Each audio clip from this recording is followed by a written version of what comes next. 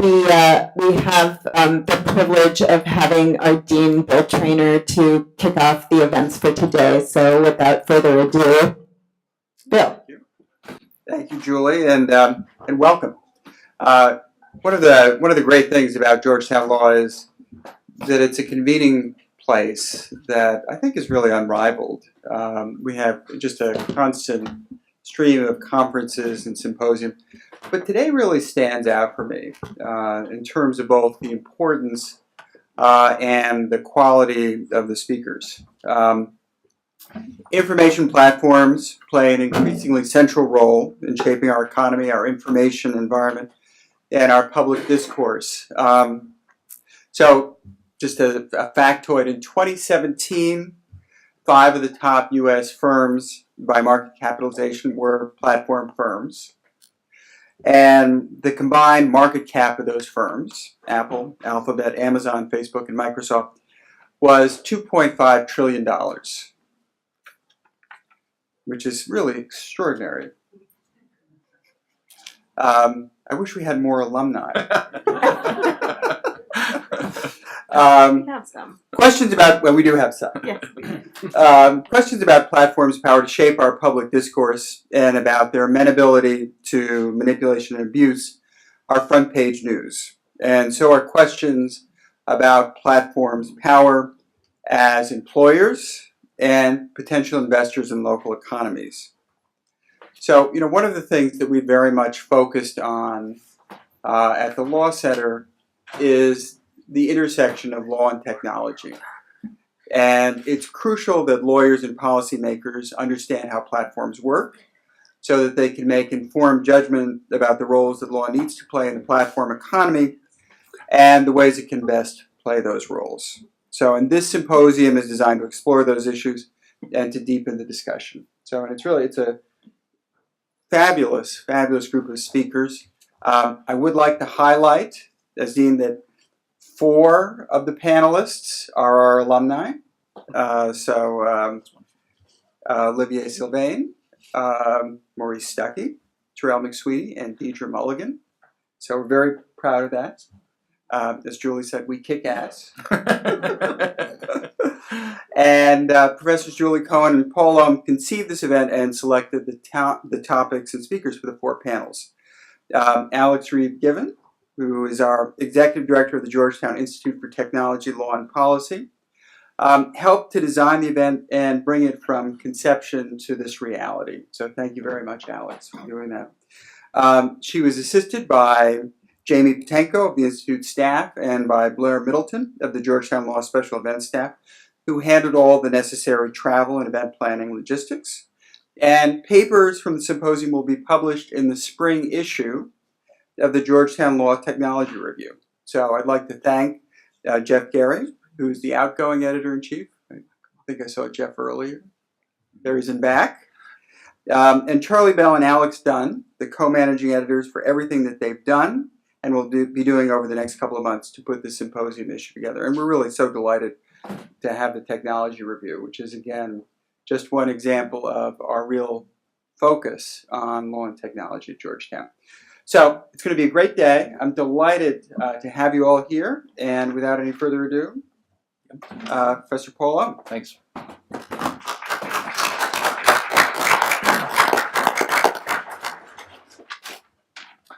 Good morning, everyone. I'm Paul Ohm. I'm a professor on the faculty, and I have the privilege of moderating this first panel. Before I begin, though, I did want to just reflect for 2 minutes on kind of the road that brought us here. And in particular, Bill, before you step out, I really have to say I've been on this faculty for 3 years. When I arrived, we didn't have an Institute for Technology, Law, and Policy. We didn't have a journal on technology. It was a large effort by many, many people, but it was always kind of overseen and encouraged and, most importantly, perhaps funded by our wonderful Dean, Bill Traynor.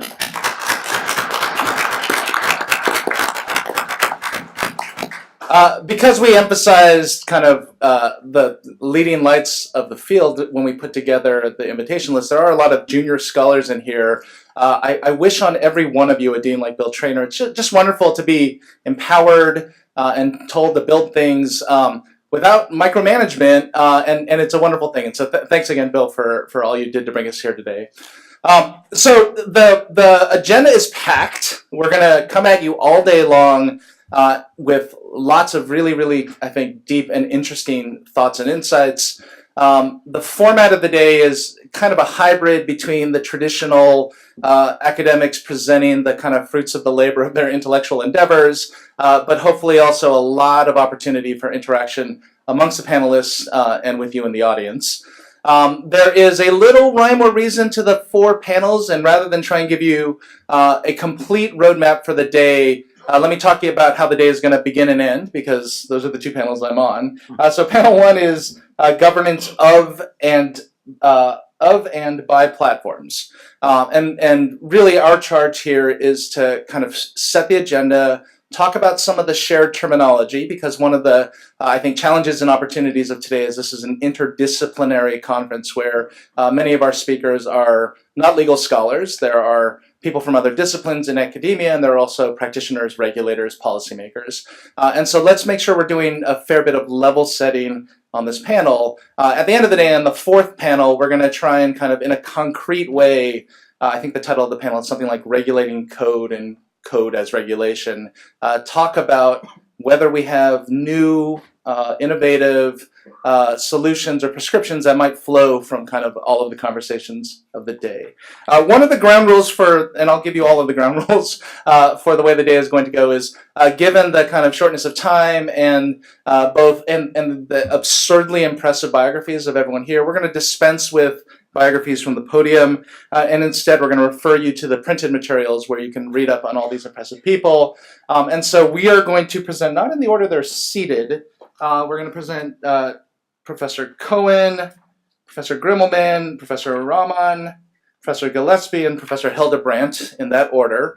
I have instructed them that I will be a ruthless timekeeper. We're going to give them 12 minutes each, and Jamie, you are the iron fist that I'm going to wield to make sure we enforce that. I don't know if I'm going to literally tackle someone when we get to 12 minutes, but if the spirit moves me, you may see that. It would be the most athletic thing I've done in 23 years. After that, assuming we're on schedule, we're going to have exactly 30 minutes to discuss this. I'm going to take the prerogative of trying to guide a conversation for the first 15 minutes or so, and then at that point I'm going to turn it to all of you. I'd like to kind of continue a tradition I started at the University of Colorado, which is for the first question for this panel from the audience, I'd like it to come from a current student. And there aren't a lot of students in the room, so if you are there, understand I am a law professor and I know who you are and I might call on you. So do please try and think of good questions if you're a student in the room. Okay, so without further ado, I'm going to turn it over to Julie Cohen. Thanks. Okay, got the slides. Hang on one second. Oh yeah, speakers, you're going to have to find your slides on the desktop. It's good. Double-click them. Okay, so we're playing. Okay, so good. So this is a town that I love, and it's a town in which conversations often are about incremental, achievable policy changes. But I want to start by framing the day and encouraging a really big picture focus, and hence the grandiose title. And so what I want to begin by doing is juxtaposing 2 kinds of narratives that we are we could tell about law and the information economy, one of which should be instantly familiar to all of you in the room, but it's not the one that I want to focus on. Okay, so here's the one that should be instantly familiar to every one of you in the room. There's a collision, right, between law and technology, and it's sort of in the pattern of the irresistible force of technology meeting the immovable object of the law. People differ on what they think the normative implications of that collision are, right? And you all know that. I see heads nodding. But then the form of the question lends itself to the form of the next questions, which, depending on your normative, priors, either tend to take the form of how should law respond, or why doesn't law just get out of the way?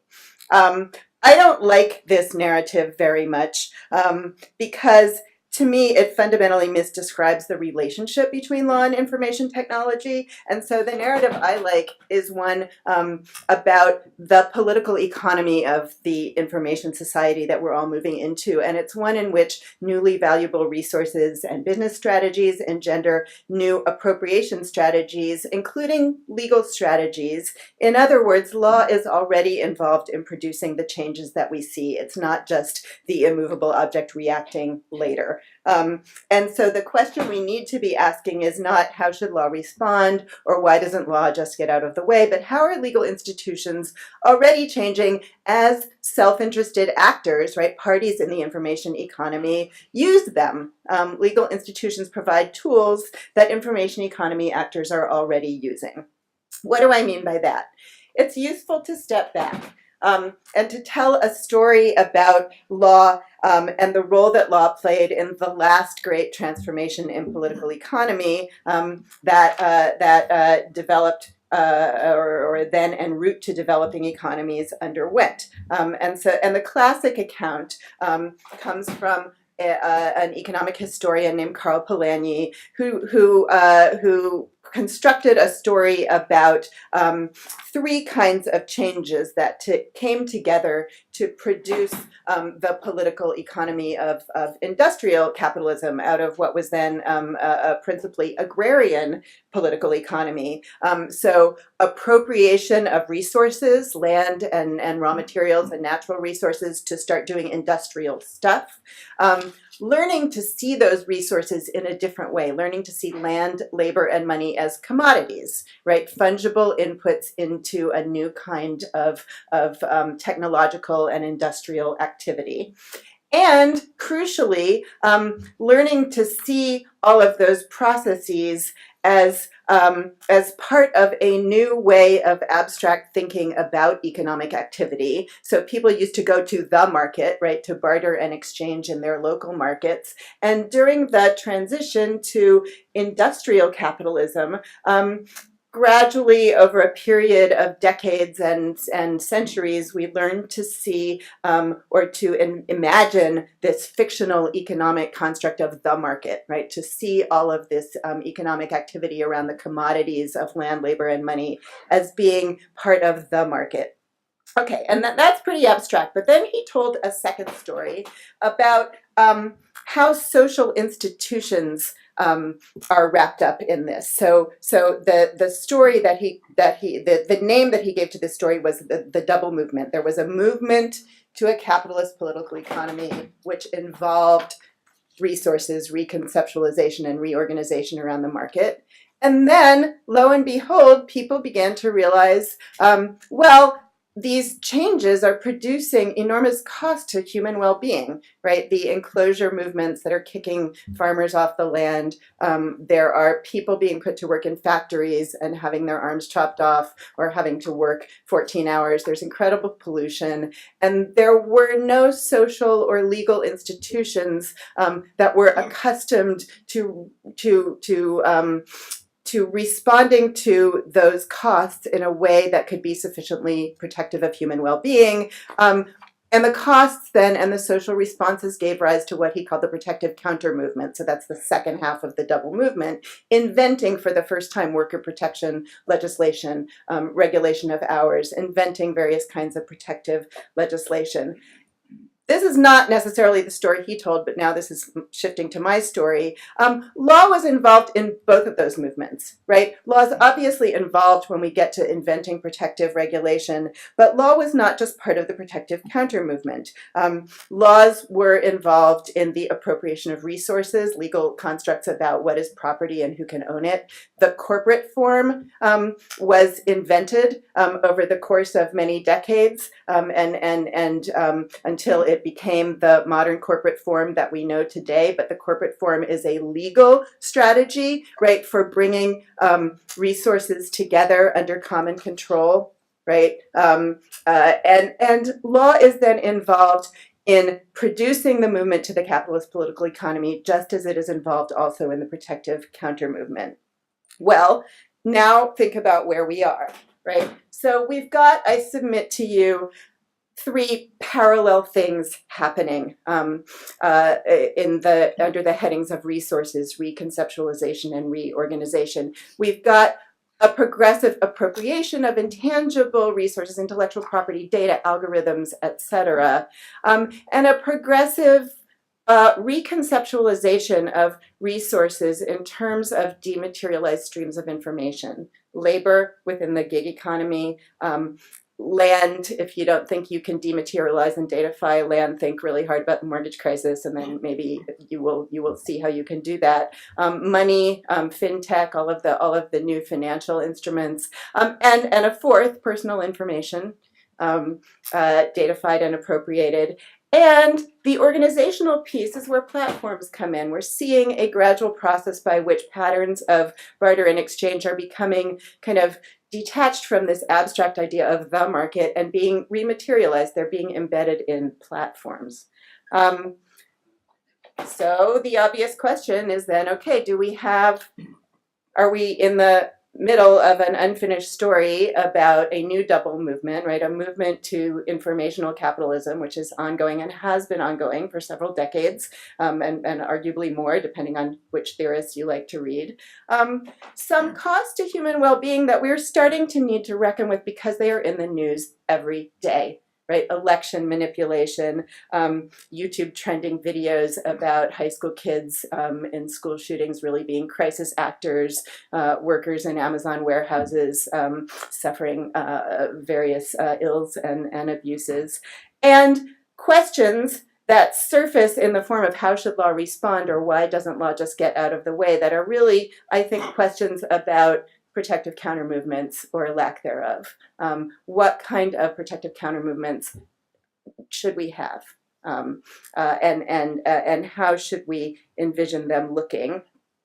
And again, this is also necessarily a story about the productive mobilization of law in both of these movements, right? There are ways in which information economy actors are marshaling law to advance the various projects that they have. Old law, right? So Alphabet and Apple are corporations, you can buy shares in them. And new kinds of law, boilerplate terms of service that appropriate data. CDA 230, about which there has been a lot of debate recently in this town, as a form of legal immunity for certain actors to engage in certain kinds of activities. And I'm not meaning to suggest anything about what ought to be done with that. I'm just drawing your attention to the fact that law is already involved in both halves of this process.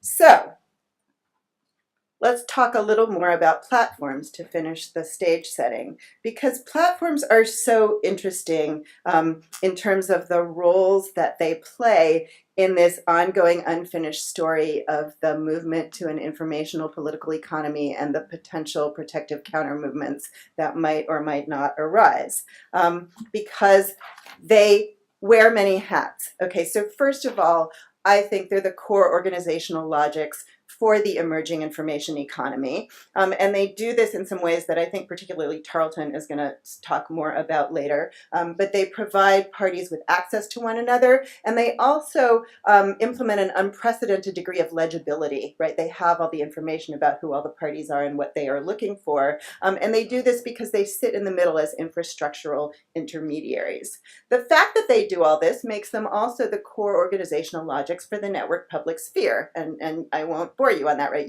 You read the papers or the online, you know. But, and here's where they differ from the fictional economic construct of the market, they are also discrete legal entities, right? Which makes them parties with their own agendas. They are self-interested legal and regulatory entrepreneurs, and they tell stories too. They tell stories about resource appropriation, about innovation and the necessity of constructing a particular legal environment for it. They tell stories about regulatory autonomy and their capacity for self-governance, and they implement strategies, right, with lobbyists. And I don't need to bore you on that either, right? You are here, you know how this town works. Strategies for maximizing immunity and minimizing oversight. And it might be that we agree with some of those strategies. I want you just, though, to pay attention to the strategies and to the fact that they are not inevitable. We are living right now, I think, through a period that will necessarily involve the re-optimization of our legal institutions for the political economy of informationalism. The legal institutions that we have, that we teach our students about as though they were here for all eternity, the Federal Rules of Civil Procedure, the Uniform Commercial Code, product liability and tort, class actions, the current structure of the administrative state, the Administrative Procedure Act, are all industrial economy institutional inventions. They're artifacts. Right? We haven't had them forever, and we don't have to have them forever. And they are under various kinds of pressures to change and to be changed. And that should be a more conscious process. So I'm going to leave you with two questions, or two challenges rather. And they are these, and they bookend one another. Don't take existing stuff for granted just because it worked last time. And don't take promises about information, progress, freedom, community, blah, blah, blah for granted just because they are shiny and new. And the problem-solving space that we confront is then in the middle. And I am done. Awesome. And I've only gone about 30 seconds. No, you're under according to my watch. Thank Okay, you.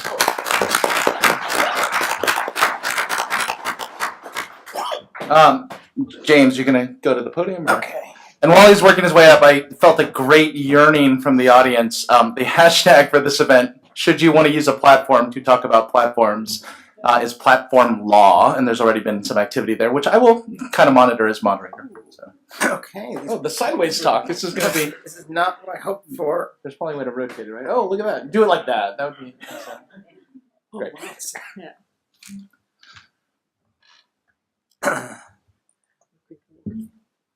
Okay. Everybody. All right.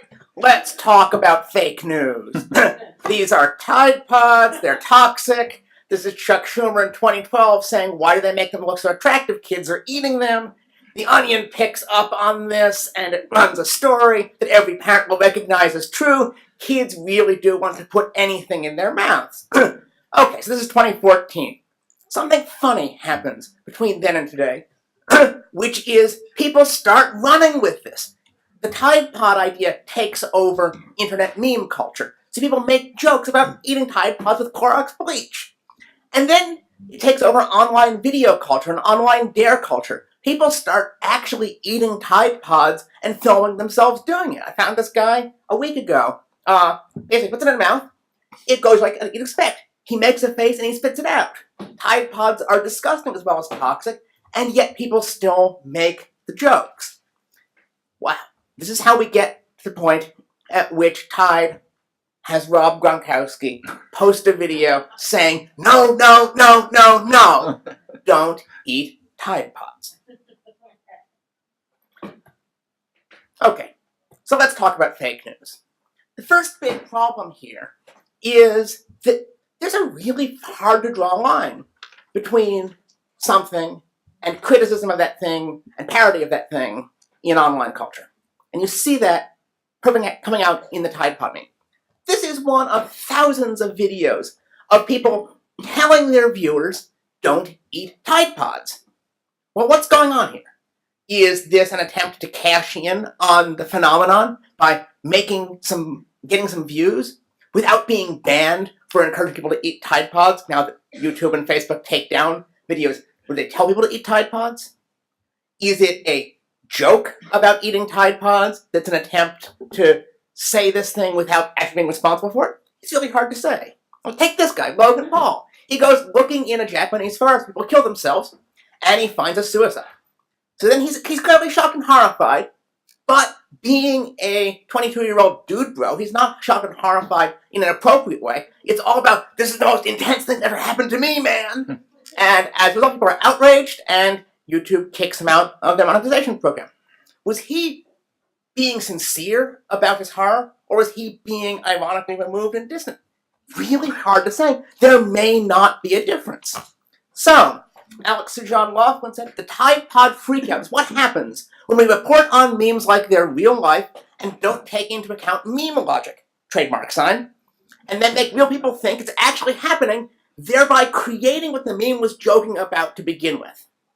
So one piece of this is the Streisand effect, that If you try to stop something spreading online by criticizing or reacting to it, you draw attention to the very thing you are trying to suppress, and thus this photo of Barbara Streisand's house is the photograph you get in the Wikipedia article on the Streisand effect. But I think it's deeper than that. There's also something going on in memes that partakes of pro wrestling, and particularly pro wrestling fandom, the concept known as kayfabe. I don't know the pronunciation, I'm not part of this community. The idea is that the unspoken contract between wrestlers and spectators. We will present you something clearly fake under the insistence that it's real, and you will experience genuine emotion. And that's what it sounds like, totally fixed. But the willingness to buy into it and take the conceit at face value and just run with it makes it into an, even if it's fake, it's real kind of experience, much like putting Tide Pods on pizza. And for people trying to do content moderation, if your laws or your moderation guidelines depend upon drawing a line between the thing, which is bad, and a parody of the thing, which is okay, or a criticism of the thing, which is okay, these lines don't exist in a world of memes. Okay, so let's talk about fake news. There's also some structural stuff going on platforms. So I don't need to run through the list in great detail. Things move fast on the internet, and the platforms operate at immense scale. You can copy something with perfect fidelity, so the meme or the content can replicate itself again and again as it's shared. It's accessible to anybody who wants to get online. You need nothing more than an internet connection, so that it reaches a huge group of people. And the platforms heavily personalize what people see. They make recommendations that are both general, like trending topics, but also intensely focused on what they think you will click on and share, as with Facebook's newsfeed. What does this do? It creates predictable pressures on anybody who wants to publish online and be seen. You need to act fast. You need to have a story on the Tide Pod Challenge up before somebody else publishes it and takes those click-throughs. And it also creates a pressure to extremes. The content that gets shared is the content that provokes a reaction. This thing is kind of okay, doesn't go viral. This thing is the best ever, goes viral. And this thing is the worst ever, goes viral. So people have internalized the sense that you have to be there fast with the most. It's basically a world guaranteed to give us the hot take. What else does it give us? It gives us videos for kids of Peppa Pig being tortured at the dentist. It gives us the Paw Patrol characters dying. Why does this happen? Because it's extreme, it's edgy. It falls into this uncanny valley where the kids can't turn it off immediately, but the parents don't think it's okay. And this stuff gets pumped out at people through YouTube's recommendation engine. It finds the stuff that draws a strong reaction and shows you more of it. As Ed Williams said, basically, the system detects people are staring at car crashes. So therefore it figures out people really want his car crashes and finds a way to make more of them. And thus, our platforms lead us down the path to the garden of earthly delights. It's not just information, either. Physical stuff too. Alexis Madrigal ordered this coat from an online store, West Lewis. Look, legit, right? Everything about it, he said, was shabbier than expected in every possible way. Why? Because the store was created by a guy who pulled art from Google Images, set up a storefront on Shopify, and then had merchants from China drop ship the merchandise directly to anyone who clicked through on it. The whole thing is automated. This guy posts videos on YouTube showing how to set up your own non-existent fake storefront. The entire ecosystem is out there building stuff in order to satisfy whatever it thinks is demand. And since you can monetize pure eyeballs, anytime you spend doing something, get you ad impressions, that means anything that causes you to stop and stare for even a moment will draw forth content to fill that attention. If you are just thinking about it, it will come into existence. So like I said, let's talk about fake news. Fake news like this is not necessarily playing a persuasive role. Instead, you can think of a lot of it as satisfying pre-existing demand on people who would be inclined to entertainment value. People who read this, they are delighted to hear that the Pope is backing Trump. Do they believe it's true? Probably not any more than pro wrestling fans think the wrestling they're seeing is true. It's emotionally true, and that's good enough for them. Now, there really are Macedonians sitting out there pumping out fake news stories to do this. It's a commercial imperative. The platforms create a way to connect that supply to existing demand. But in this world, the lines between true and fake are really blurred. So you've got Not the Onion, which is real life events people think that really happened, but that sound like Onion stories. And you've got Literally Unbelievable, which people think that Onion stories are actually true. And it eats its own tail. What you get in a world where this is happening, where you have this imperative to extremes in providing content, and where you can't tell the thing from the parody of the thing, you get Pizzagate. Pizzagate was simultaneously an actual conspiracy theory about high democratic officials engaging in child trafficking from the basement of a BC restaurant. It was a gleeful masquerade of a conspiracy theory by people who wanted to spread it, and it was a horrified but also gleeful reaction against that conspiracy theory. And unfortunately, the last two of those fed the first one, and not everyone was in on the joke. The alt-right is very good at exploiting that ambiguity. This is Andrew Anglin who says, the uninitiated should not be able to tell if we are joking or not. And this is obviously a ploy, and I actually do want to gas kikes, but that's neither here nor there. So, I want to say that fake news on platforms and all the horrible stuff they're spreading is coming out of these two deep features. One of them is that it is incredibly hard to draw meaningful lines around any given kind of content, given this intensely remixed, commenting, kayfabe world on which ideas circulate on the internet. And the other is that these powerful commercial imperatives to deliver stuff people will click on mean that there is ready supply for anything people are willing to spend time looking at, or can be tricked into spending time looking at. So, our platform ecosystem today has everybody frothing at the mouth, some of them from eating Tide Pods, others from talking politics. And I don't think that our news media is broken. Instead, our platforms are broken, and as a consequence, everything is broken. What an optimistic way to end. Thank you. So, Bill, you're just going to stay there? Yeah, I don't have slides, so... I will announce that if you're competing for the best tweet, you may have already lost. Our tech journal, in response to that talk, said, apparently Tide Pods are good on pizza. Who knew? Thereby totally understanding the point. Yeah, that's excellent. Okay, so Bill, take it away. Great. So, thanks to everyone for being here and for this already great panel. I think, yeah, I think that's appropriate for like the rest of the day. For the rest of the day, this is our, so maybe I'll pick up on some of the themes that Julie and James have already put on the table, and I think two main points that I want to put on the table for these next couple of minutes. The first is that many of the debates that we're having about information platforms and the tech economy, I think, are often at the level of symptoms, when there are deeper structural drivers that are producing those symptoms. And I think we've already sort of touched on that a little bit. That's the first point I want to make. The second point is sort of taking Julie's invitation to think about what the new legal political economy ought to be in this informational era of informational capitalism, is that we've had to reinvent our basic regulatory and legal structures before,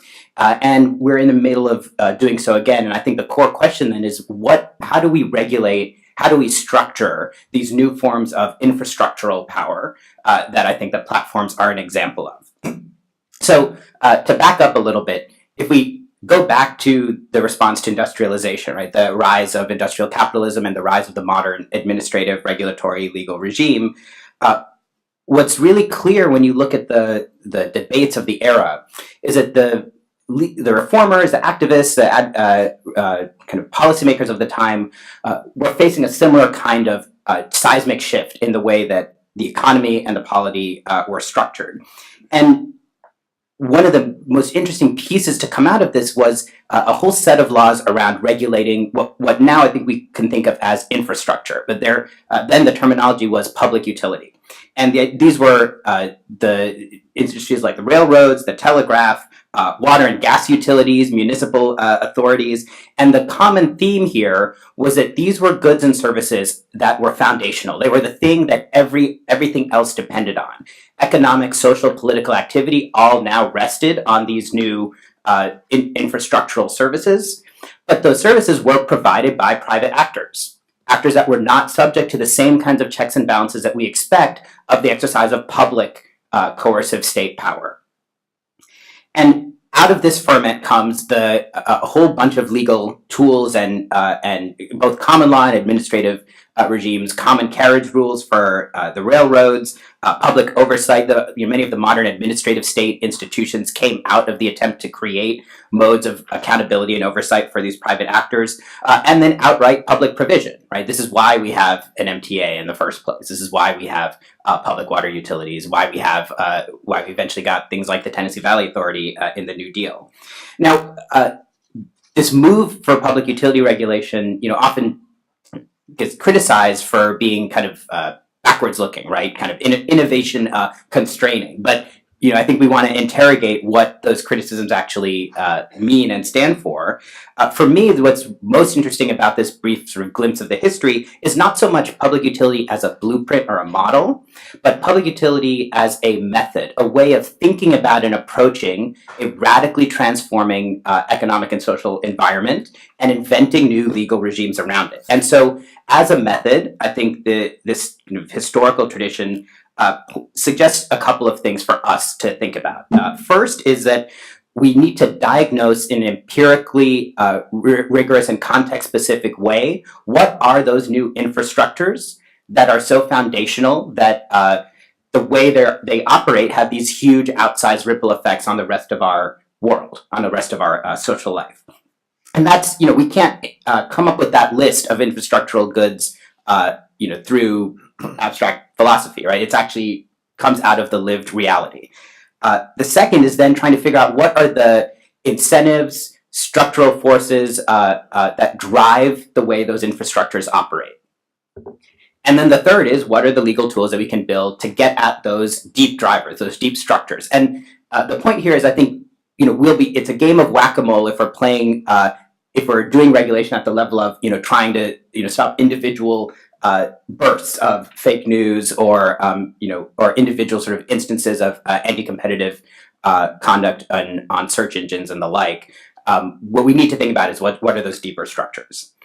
So then let me say a little bit about what I think that points us towards when we are talking about modern day information platforms. So infrastructure, we can think of modern day infrastructure, I think, as having three components. First is that they operate at scale. So classically, this was your natural monopolies, right? High sunk costs, increasing returns to scale, such that you have concentrated production. But I think it applies to network effect industries as well, right? So once Google becomes a dominant search engine, it's really hard to displace. And it's just kind of become it operates at such a vast scale and it becomes so embedded. This relates, I think, to the second condition, which is the downstream uses that these services enable. So think of infrastructure as the input to lots of different social, economic, cultural activities, right? And precisely because of that utility, the usefulness, the way in which it's the backbone of lots of other stuff that we do, that creates a third condition, which I think of as vulnerability. We depend on these services. They are embedded in our economic, social, and political life. That makes us vulnerable to the governance decisions that the people who run those services enact. And that creates a problem of power, a problem of accountability, a problem of democracy. So in context of the information economy and information platforms, I think if we take this idea of infrastructure, part of what's tricky, right, about tech platforms and information platforms is that they are both concentrated and diffuse, right? They're kind of everywhere, and yet they also have kind of control concentrated in a few hands, and so it's a bit murkier than I think the railroad analogy of the 19th century or Standard Oil, right? It's not, the kind of infrastructural power that we have in the information platform context is a bit harder to pinpoint. So I think taking this approach, I think that there are a few specific types of infrastructural power that emerge, and there might well be more, but I think it's helpful to sort of name them and map them out. So one is gatekeeping power, and this is what I think of as the case for, say, Amazon's relationship to producers and sellers, Facebook's relationship to content producers, right? The fact that here the information platform acts as the gatekeeper, the entry point to the rest of the market. That gives them a kind of infrastructural power, which allows them to bargain, to strike unequal bargains with people on the other side, people who are trying to get through the gateway, access the gateway into this new terrain. And so this is why Amazon can strike the bargains that it does with not just booksellers, but with other types of producers, or Facebook. Why Facebook newsfeed algorithms are sort of existentially terrifying decisions, right, for content producers. The second type of infrastructural power in the information economy, I think, is transmission power. So this is, I think, in part what's going on behind the fake news story that James was just talking about. It's the power over the algorithm that shapes what's the next thing that gets suggested in the autoplay? What's the next, what sets up the order of things in the news feed or in your Twitter feed? That's a sort of virtual transmission power. The real world physical analogy would be, kind of the literal transmission power of, say, Amazon as a shipping empire, right? If you can't, Amazon, by controlling the ability to ship goods from A to B, has a kind of power not unlike the railroads. This is also, by the way, I think the kind of power that is lurking, that is in the background of the net neutrality debate, right? We're part of what we're worried about ISPs is they're both gateways, but they're also the transmission mechanism, which gives them an ability to exercise outsized control over the internet information. The third type of infrastructural power, I think, is a little bit different, and this is what a bunch of scholars have talked about in terms of scoring power. So these would be rating systems, risk scores. Increasingly, as data and algorithms proliferated to other industries, I think it's important that we, while Google, Facebook, Amazon are front and center in the information platform story, I think it's important we also recognize that information platform and the power they exercise are increasingly proliferating in what we might think of traditionally as the offline world, right? So as credit ratings and risk scores start to shape, the criminal justice system, we've already had, in some ways, the financial crisis is partly a product of the scoring power of rating agencies, right, around asset-backed securities. So these are all different types of infrastructural power in the tech economy.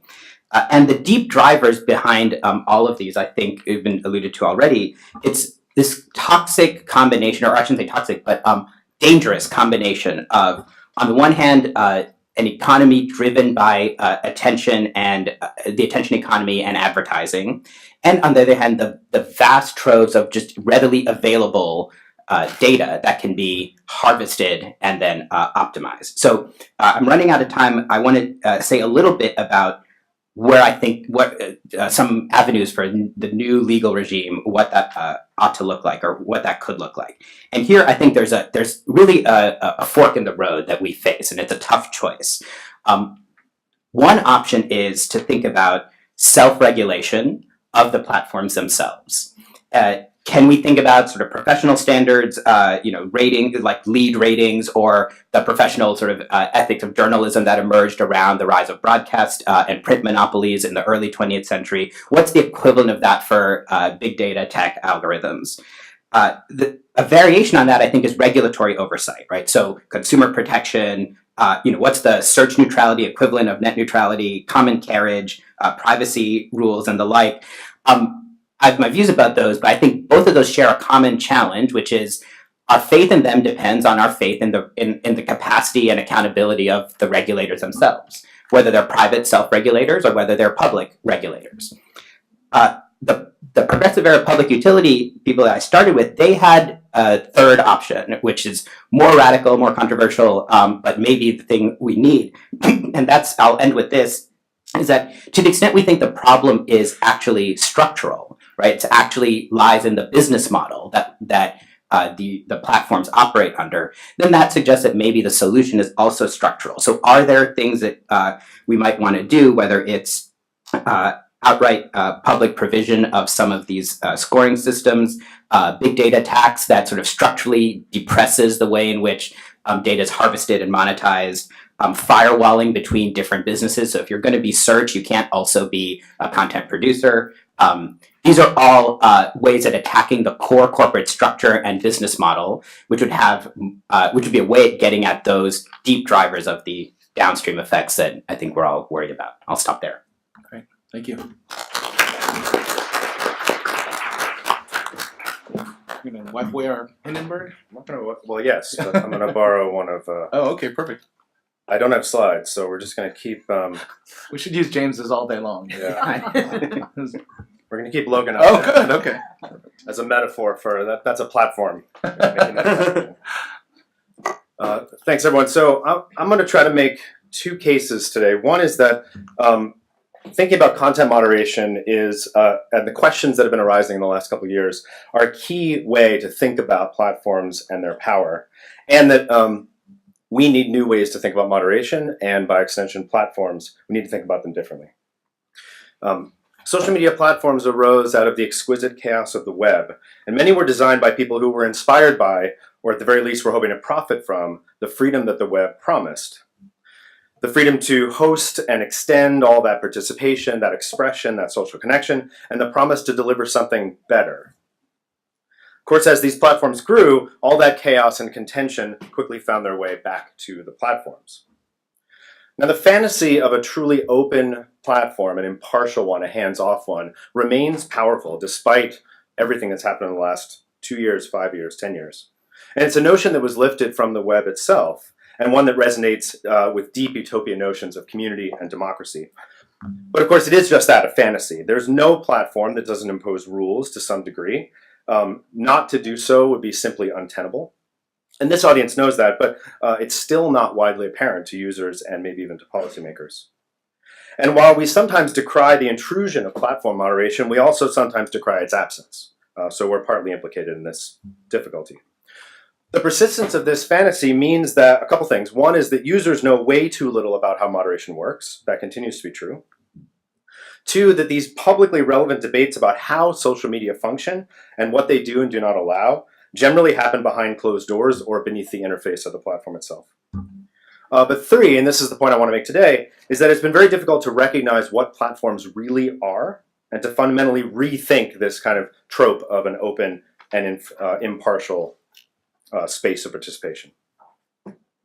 Now, while they've been maintaining this fantasy, each platform has built up a content moderation apparatus, cobbled together a very complicated system that includes rules and guidelines, the animating principles, consultation with law, complaint processes, appeals processes, a logistics for review and judgment that draws on the labor of company employees, temporary crowd workers, outsourced review teams, legal and expert consultants, community managers, flaggers, admins, mods, super flaggers, nonprofits, activist organizations, and sometimes the entire user population. And they develop algorithmic techniques for filtering, for queuing, for reporting. They've also structured other moderating choices into the recommendation algorithms themselves, into their pricing structures, into their infrastructural design, and into their partnerships with other platforms, with feature providers, with advertisers, etc.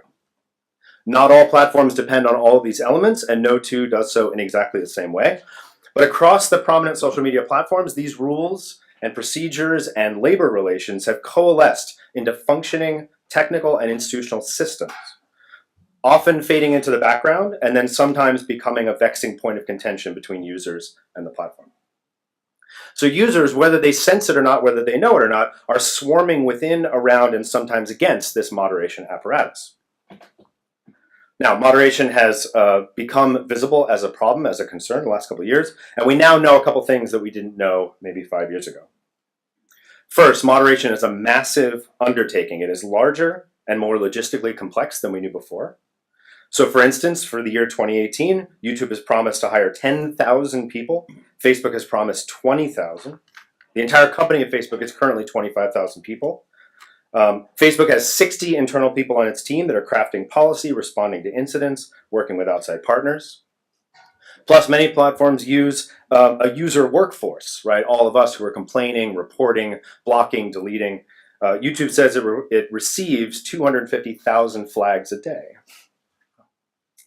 The largest platforms have left the rest of them, entering a kind of new stratosphere for how moderation works. So many of the smaller platforms are still doing this work in-house or even ad hoc.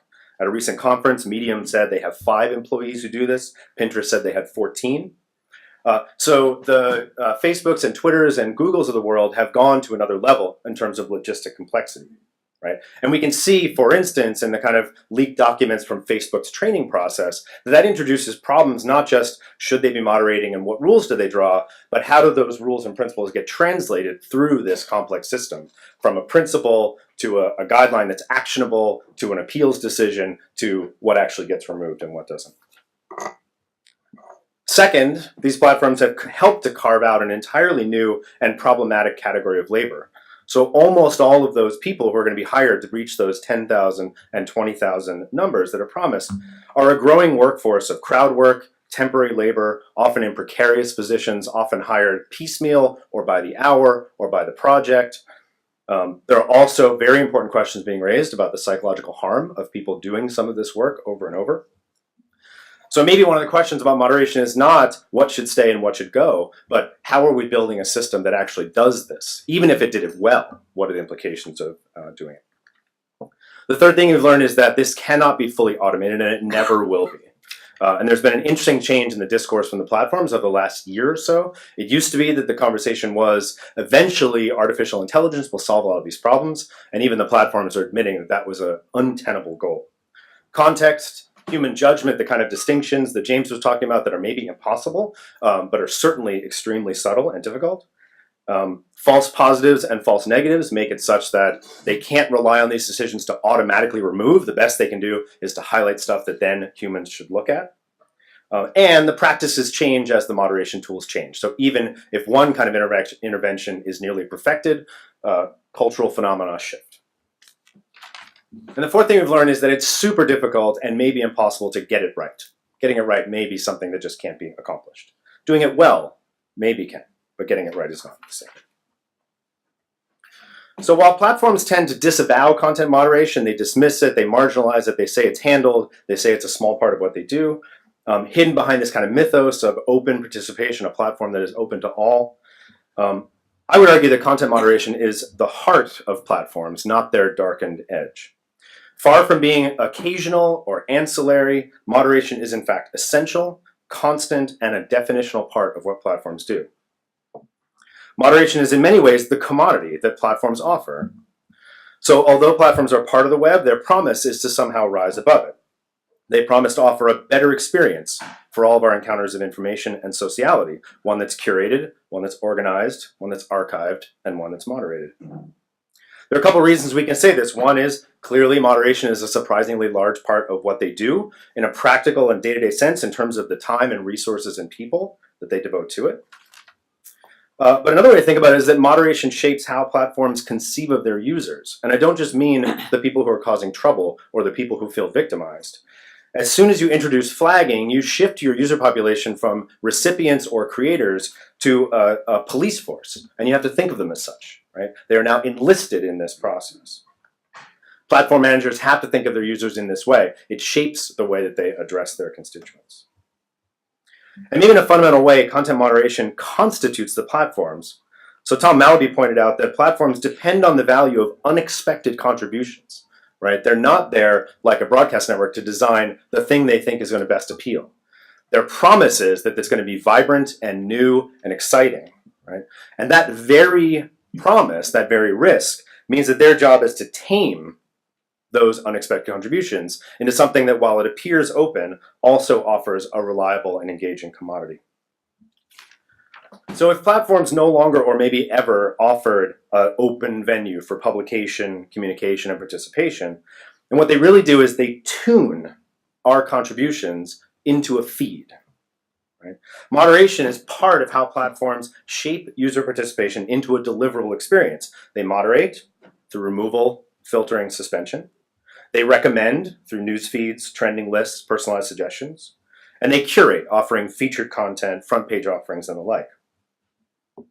Platforms use these three levers, moderation, recommendation, and curation, to actively and dynamically tune the participation of users, to produce the right feed for each user, the right social exchanges, and the right kind of community. Right here could mean ethical, legal, healthy. It also means whatever is engaging, whatever will increase ad revenue, whatever will facilitate data collection. Not only can platforms not survive without moderation, but they're not platforms without it. Now, platforms are now facing fundamentally new kinds of moderation challenges. I want to distinguish between three kinds. So we might think about one kind of moderation challenge, which is the relatively obvious and deliberate violation of policy. Someone who wants to share extreme pornography on a platform that clearly prohibits it. Right? This is child pornography, this is vandalism on Wikipedia, this is death threats, right? The things that are very clearly violations of the rules. And the challenge for platforms is detection, and it's a whack-a-mole detection, because there are always people who would like to defy the rules of the platform. The second category, and it's one that's long plagued platforms, are contributions that one party thinks is legitimate and another party finds offensive, right? So now we're talking about what's sexually suggestive, what's sexually explicit, what is public sparring, what is harassment. And it creates a different challenge, which is about drawing these difficult lines, mediating between parties, being fair and being consistent. But the third one, and I think it's the one that's most challenging to the moderation system, is weaponized contributions that are designed to look like legitimate activity. So it's not just what slips through, but what's designed to look like the thing that the system wants to circulate. Fake news is a great example. It's just one. We can think about revenge porn. We can think about virulent misogyny. We can think about white nationalism. We can even think about spam, right? The attempt to use the system as designed, but against the hopes and aspirations of the platform or the people involved. This is not only an identification problem, this is the part James raised, how you identify the thing that's exactly trying to be the thing that is acceptable, but is somehow not acceptable. And when you draw that line, what kind of other lines are you drawing? But it also, in some ways, runs counter to the business interests of the platform, right? We want to circulate engaging material, exciting material, racy material. What about the things that are exactly that? Or we want to circulate news and information. What about the things that look exactly like it? I would argue that Good Samaritan and sort of customer service style moderation isn't well suited to this third category. That the weaponized contributions exploit the structure of the system and take advantage of what it was designed to do. And these are no longer just individual harms where you could say someone was offended, someone was harassed, someone was stalked, and at least speak for or listen to that person. These are now public harms. So if I never saw a fake news headline, and I never forwarded a fraudulent link, and I never participated in that conversation, I'm still harmed because I'm part of a public where the democratic discussion may itself be corroded. And this is the very definition of a public, and it's a very difficult thing to handle. I want to leave it with one last thought, which is that there are lots of things that we could do with the existing law, like Section 230. The all or nothing notion that says that either has to stand as the protector of innovation or it's going to slip away is garbage. And there are lots of things that we can add to that discussion. I don't have time to say them all, but I will in Q&A. But I find it very compelling to take Julie's point, which is to say that we could spend a lot of time improving on the existing logic, but it may be that what's called for is a new logic. Maybe platforms are not conduits. And all of our metaphors about what gets through and what doesn't are incorrect. Maybe we need a logic that rethinks content moderation as constantly tuning the public discourse that they purport to host. And we need ways of thinking, not just policy frameworks, but ways of thinking that are attuned to the complex feedback loops of this kind of ongoing contribution to an ongoing intervention, and how the platform and the participants are both shifting in that process, and new frameworks of obligation that get that platforms are tuning people's contribution through algorithmic selection, through editorial curation, and through content moderation. Thanks.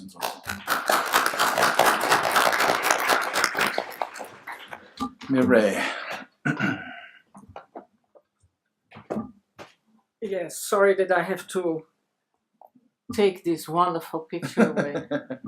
There's a mouse too. It's so inspiring. But at least I will give you one. Yes. I'll give you one picture back. Just to start, I'm not even going to say anything about it. So you immediately get what this is about. But I think after using this cartoon quite often, because it sums up what I want to say, I've added this, because I think this is the real pun. So I want to speak about particularly data-driven platforms, and I want to speak about the idea of the space for dissonance there. That means I'm first going to say something about what is platforms, once again, and what is the issue with platforms, in particular the issue with data-driven platforms. Then I will talk about, building on Julie Cohen's wonderful concept of semantic discontinuity, take that on into dissonance and dissent, and then move into not dissolution, but one way of dealing with this, which I've coined agonistic machine learning. I'm going to focus on machine learning. And that also means that I'm going to try and focus on the back end of these platforms. I want to understand for this talk platforms in two senses.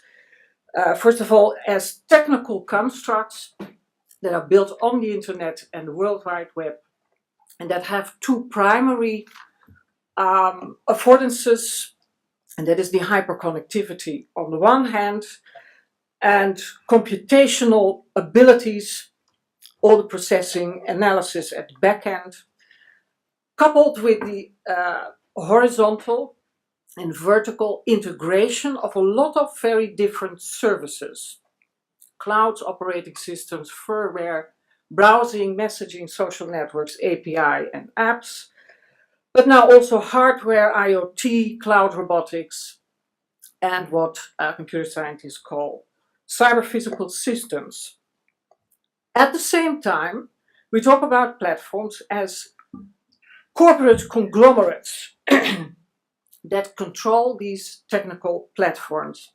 And I think the term control is not entirely on its place, and that's part of the problem, and we've heard, I think, why that is part of the problem. It's much more complex. These corporate conglomerates also move into the sharing economy. They have connections with data brokers. They move into healthcare. They move into smart energy grids. And they basically move into the car industry. We also now have new public-private governance of smart cities. I've just returned from Toronto, where Alphabet has a company that has kind of bought a small parcel of land, or bought itself into that, and it's going to build a city from the internet up, as the PR has it. So we're talking about media, we're talking about intermediaries, about advertisers, about publishers. It's sort of all there. Now, my point is that these platforms are constitutive of human society. And I think that is more than saying that they're a utility. Because the utility has sort of a beginning and an end. You can identify it. You can address it. And the problem with the platforms is that it goes much further, and I think at a much deeper level, also because of the data-driven stuff, different from electricity. So very briefly, I'm sure many people are going to talk about this. We see monopolist behavior, economic power now that destroys the salience of economic markets. I'm trying to avoid words like free and fair. Let's leave that in the middle. This monopolist abilities is connected, of course, it's already been said, with the network effect and with threshold behavior. There are attempts to do something about this. For instance, I'm looking at the European perspective via competition law. Google got fined last year. And also from the perspective of data protection law, we have two judgments in Germany and in Belgium for Facebook's dealing with privacy. What we also see is then when you look from the competition law perspective, both in the United States and in Europe, that it seems to be difficult based on the current state of competition law to do something about this, because it seems to be that the prices are kept low, consumer prices. Many people would argue that that's not the case, because you're paying with personal data, privacy, enabling all sorts of discrimination. So that means the price might actually be very high, but it's invisible. I also think that here, the way advertising is being done is one of the key problems that, as has already been discussed, plays into this situation. So a system or a network that is optimized for advertisement is optimized for a lot of other stuff. And this is not about the idea of advertising. This is about how it is actually being done. So we see at this moment also monopsonist behavior, which basically means that on the buyer side, there is a concentration of power. And we are specifically thinking of the sharing economy, but also companies like Amazon. So there is on the buying side of labor, but also on the side of small service providers that would otherwise have been employees that are in a very difficult position in terms of market power. Now, I'm not going to talk about the economic side. I'm just mentioning it because, of course, it's crucial. Basically, this is enabled by, but also produces at the same time, the fact that these platforms, because of their tentacles, are gaining ever more access to cross-contextual behavioral data. And this I want to look at as an issue of totalitarian affordances. So that means I'm not talking about the intent of some bad company, whatever. I first want to look at the underlying technology, the infrastructure, if you want. So we now have cross-contextual linkability of individuals. This implies, on the one hand, exposure, but on the other hand, manipulability. I'm not even talking about manipulation, I'm talking about manipulability, because that is a deeper concern to me.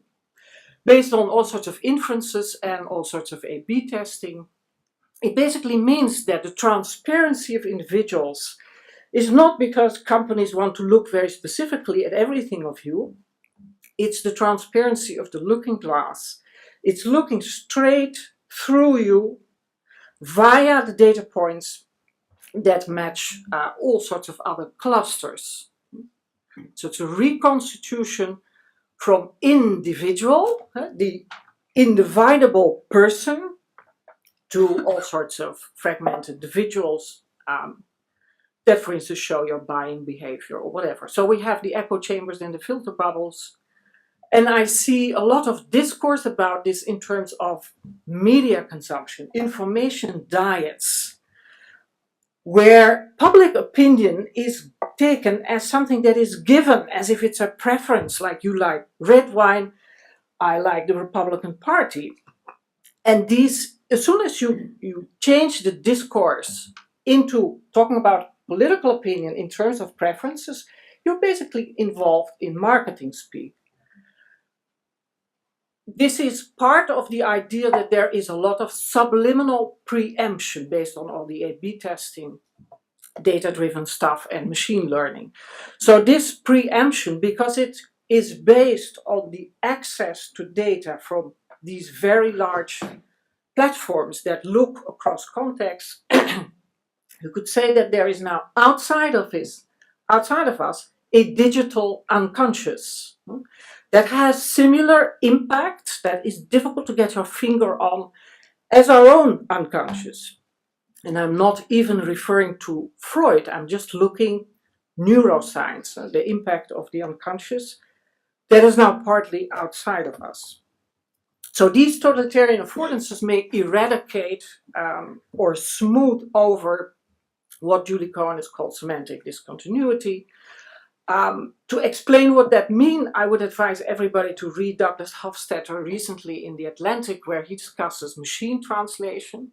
I mean, he is a person who loves computer science and artificial intelligence. He loves it, but he laughs at what machine translation is currently doing, smoothing out meaning. So I want to move from that. So that is the holes and gaps in natural language, the ambiguity that is part of natural language, towards what that affords. So it basically affords semantic dissonance. So that means it's not just a whole, but it's something that is generative, that gives you the ability to do something in counterpoint. And that means it basically affords dissent and contestability. It enables people to resist over-determination. And I want to think that in terms of reclaiming our foundational incomputability. And I've written about it. I can't now explain what exactly I mean with that, both in mathematical and non-mathematical terms. But it accords with a deep intuition that we are fundamentally incomputable. I'm going to do this very fast. This incomputability, according to some people, is countered by machine learning, because that is supposedly something very objective and etc. etc. It may have some unfairness bias.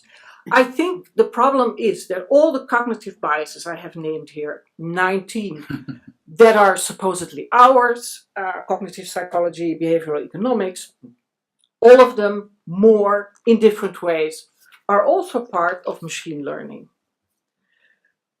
That means that reclaiming the foundational incomputability of the self doesn't necessarily mean that I'm going to reject, or that we should reject, computation, as if we could. But it means that computation requires dissenting computation. And that means we have to move into machine learning literacy. For instance, the terminology that is being thrown around to show that machine learning gets it right, apart from some incidents.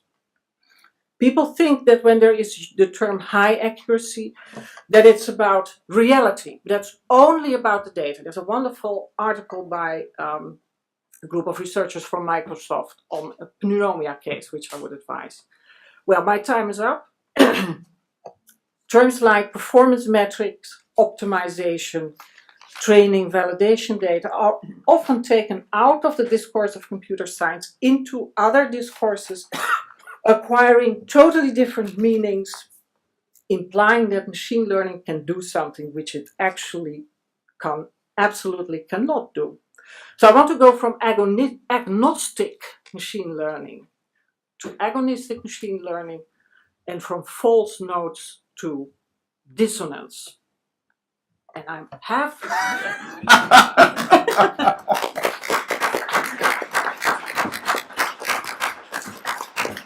Well, that was uplifting. We ended one presentation with the Hindenburg and the last with this, and I'm going to keep this up to set the mood. I learned a lot. I judge conferences entirely selfishly. Did I get something out of it? I've already gotten more out of this one panel than I could have asked for, so thank you so much. One really unimportant thing I learned is that if a slightly or maybe incredibly overweight Asian man threatens to tackle you, you stay under time. And so we have plenty of time to have a conversation. And like I said, I'm going to, in about 15 or 20 minutes, ask for a student to volunteer to ask a question. But I'm going to take a lot of moderators' prerogative to try my best. I mean, it's actually not that difficult to weave together themes from all 5 of these. But because there's so much richness, I'm going to leave a lot on the table as well. So let me start with this. And I think I was inspired by Tarleton's, one of the first things he said was, we're not living up to the exquisite chaos of the web, which I thought was a wonderful formulation. So 3 weeks and 2 days ago, John Perry Barlow died. 22 years before that, almost to the day, he wrote the Declaration of Independence in Cyberspace. And for those of us with gray hair in the room, we remember what those heady days were like. Even the younger people probably remember a prior time when the internet seemed so kind of full of promise and excitement and energy and generativity. And there's an argument that we've lost something, right? And I heard this in a lot of the comments. James ended his talk by saying everything is broken, right? And so what I want us to do is to see if there is a shred of optimism among any of the panelists about the state of kind of information technology to uplift, to help us fight against totalitarianism, to protect human rights, or instead, in these dark days when everyone's in a dark mood, if the diagnosis is no, everything is broken, like James said. And maybe I'll start with Tarleton and James, since you kind of teed this up, but I want to hear from the others as well. Yeah. This often gets framed in a sort of pessimism and optimism question, and I get the feeling of it, right? There are a lot of people calling on this panel and more broadly for a deeper concern than we're already feeling, right? The concern has to be deeper. But with all respect to John Perry Barlow, I think one of the things that we are dealing with now is that there was a lot of what worked in the early web had to do with the relatively small population of people who were there. And what worked in the earliest days of Facebook had to do with the relatively small population. And I mean that to say that, like, when you start with a bunch of people who are more homogenous, more shared in aspiration, more familiar with a set of norms, that work does some of the work. And so it might seem like, oh, you can just open up a chat space and everyone will just like move towards consensus and there'll be kind of this open sharing of dialogue. That sometimes happens, but it might have been that there were all sorts of things in place, familiarity, common purpose, that helped that grow, that isn't in place when you have 1 billion people on a platform. So it might be that that rather than pessimism and optimism, it's like there's a much bigger challenge, and the challenge is somehow to think about serving a global public, or to recognize the kind of challenges that come when people don't share intentions or don't share a common background, and that those are just bigger challenges. So I guess my optimism is that in the last 2 years, this conversation has sounded very different than it ever did before. And I think the kind of room to hear the criticism, some of the things that Mirella is saying about machine learning, like being able to push that conversation, not just to how do we resolve the problems of the last 10 years, but how do we get better at answering those questions for the technologies that are emerging. That excites me. I'm very optimistic about that. That there are better questions about ML and AI starting early enough that weren't starting when platforms were beginning. So that's a kind of optimism. And James, when you say everything, I mean, is this everything, or is this Everything. Like,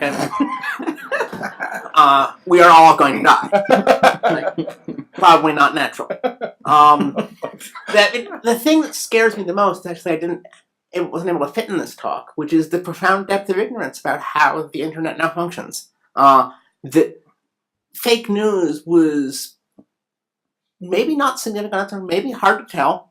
The fact that we can't get to a definitive answer about that question, and the fact that it took everybody so much by surprise, and the internet keeps on throwing up these terrifying things that are apparently been happening extensively and people had no idea about, speaks to a fairly deep ignorance, even among the people in this room who ought to be the best informed about what's happening, what the forces that are leading to particular things appearing, to try and figure out whether something as simple as this hashtag is the result of a groundswell of independent thought, a coordinated campaign by a group of actors trying to push an agenda, or something created by bots.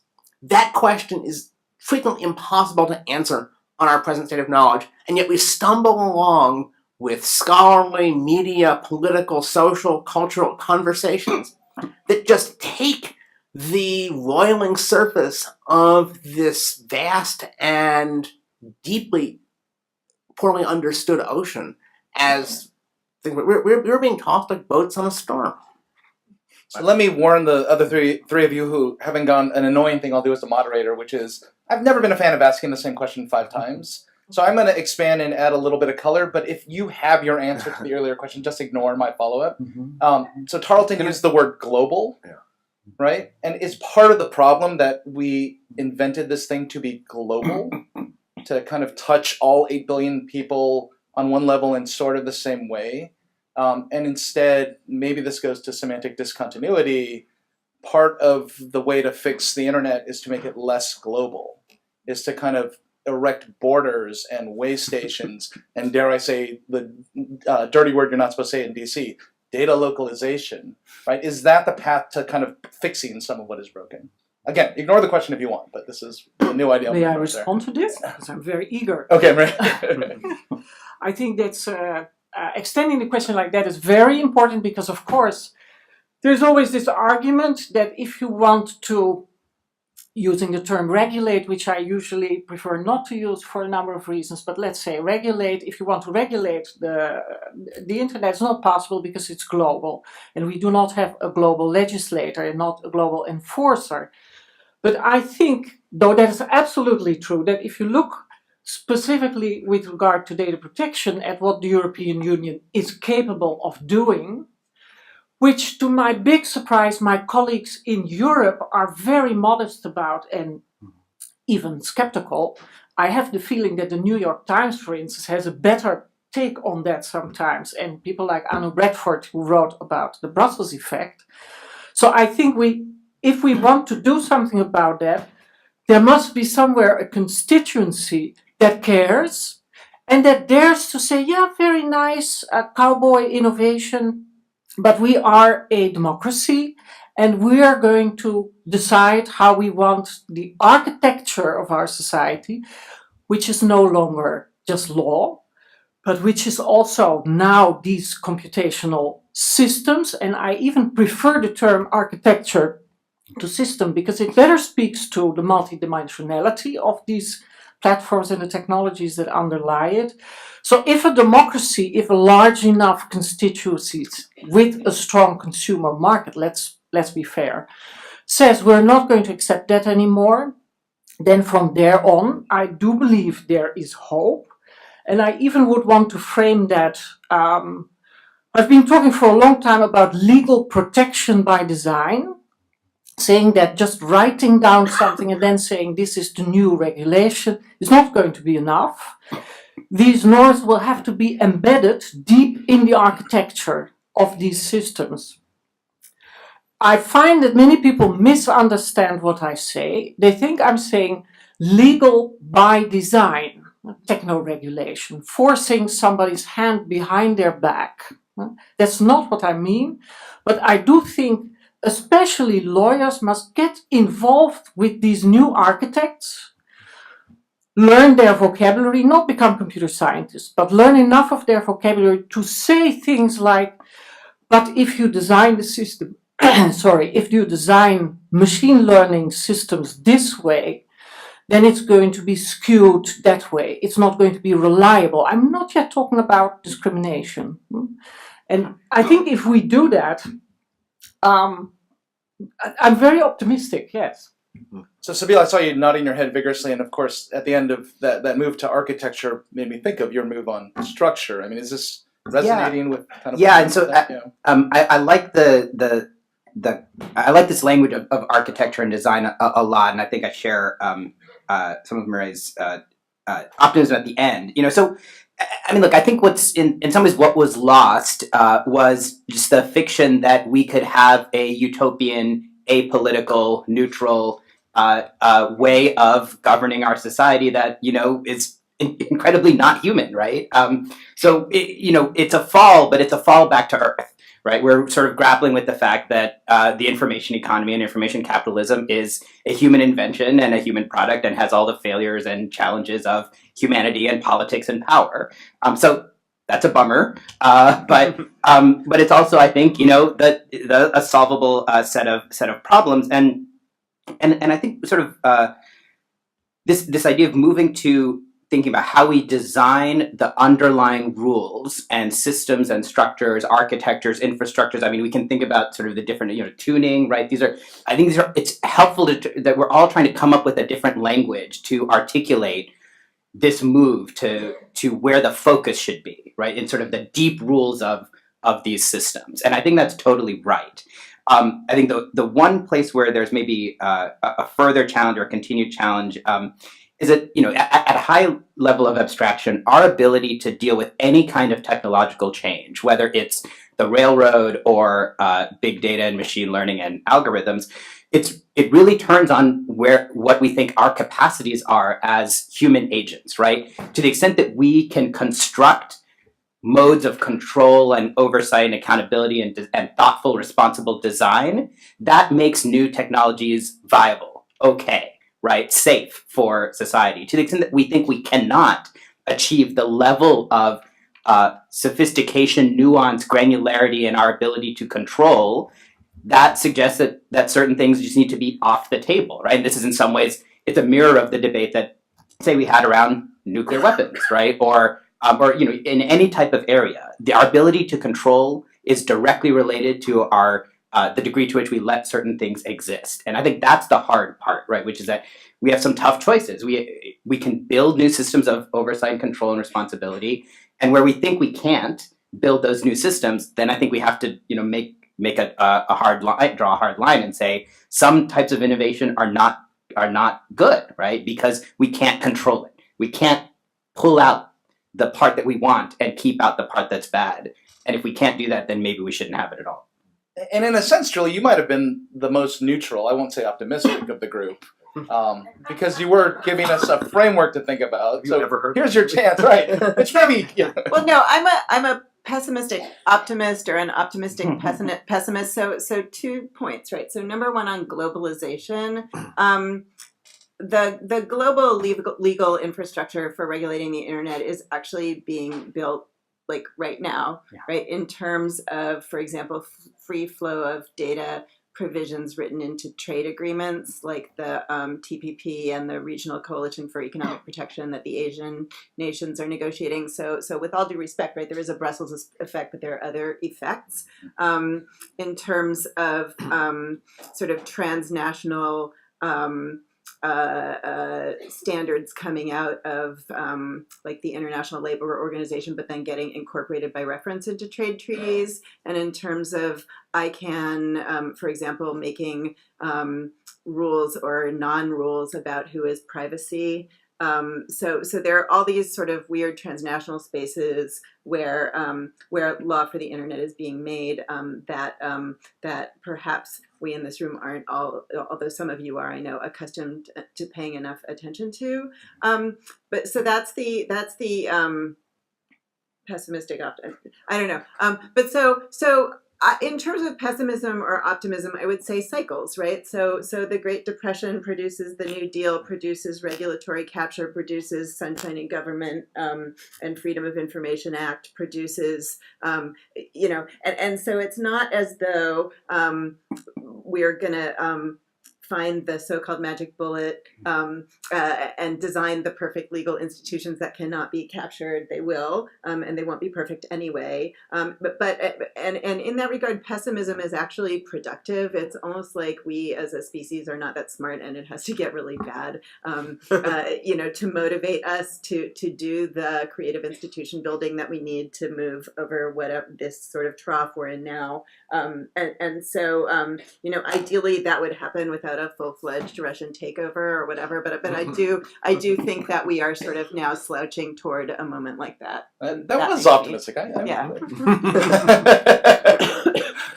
Okay, so we have been given 5 extra minutes because we started a little late. I really do want to extend this to the audience now to remind those of you who weren't in the room at the time. And I forgot to name this. This is named in honor of my dear friend and former Dean of Colorado, Phil Weiser. He used to do this at every conference. So the Weiser rule says a Georgetown law student has to ask the first question. And there are others with mics. I reckon. Oh, and someone stepped up to save the rest of you. And so if you have a microphone, does someone have a microphone? Where's that? Okay, up here, Jeff, at the very front, or Chris. That's Eddie. Eddie.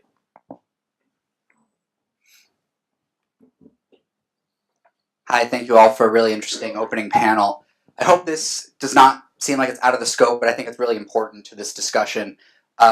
Professor Cohen at the outset analogized what's happening now to what happened during the Industrial Revolution. I think there's 2 important differences that have sort of been alluded to in this discussion that I'd like to draw out specifically.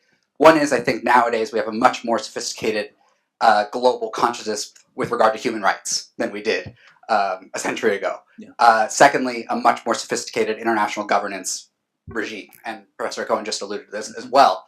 So I'm wondering if the panel can talk a little about to what extent you think the way we think about human rights now differently from before might, I'm trying to be optimistic, positively impact global governance of information platforms and also just other international governance mechanisms. That's great. Thank you. Yeah, and it certainly is true, right, that the human rights discourse is a powerful one when we talk about anything on the internet. So how does this play out, Julie? So I'll start because I wrote a little essay about this. Although it was a review essay on Mireille's book, so she may want to say something as well. But there are actually competing paradigms for human rights discourse. There's the traditional kind of liberty-based rights. There's capabilities, right, and development discourse, which have to do with equal access to resources. And there's been for some time now even a struggle between those two discourses, right, which I assume a number of you are familiar with. But I think to that we have to add a third, which is this notion of affordances, right?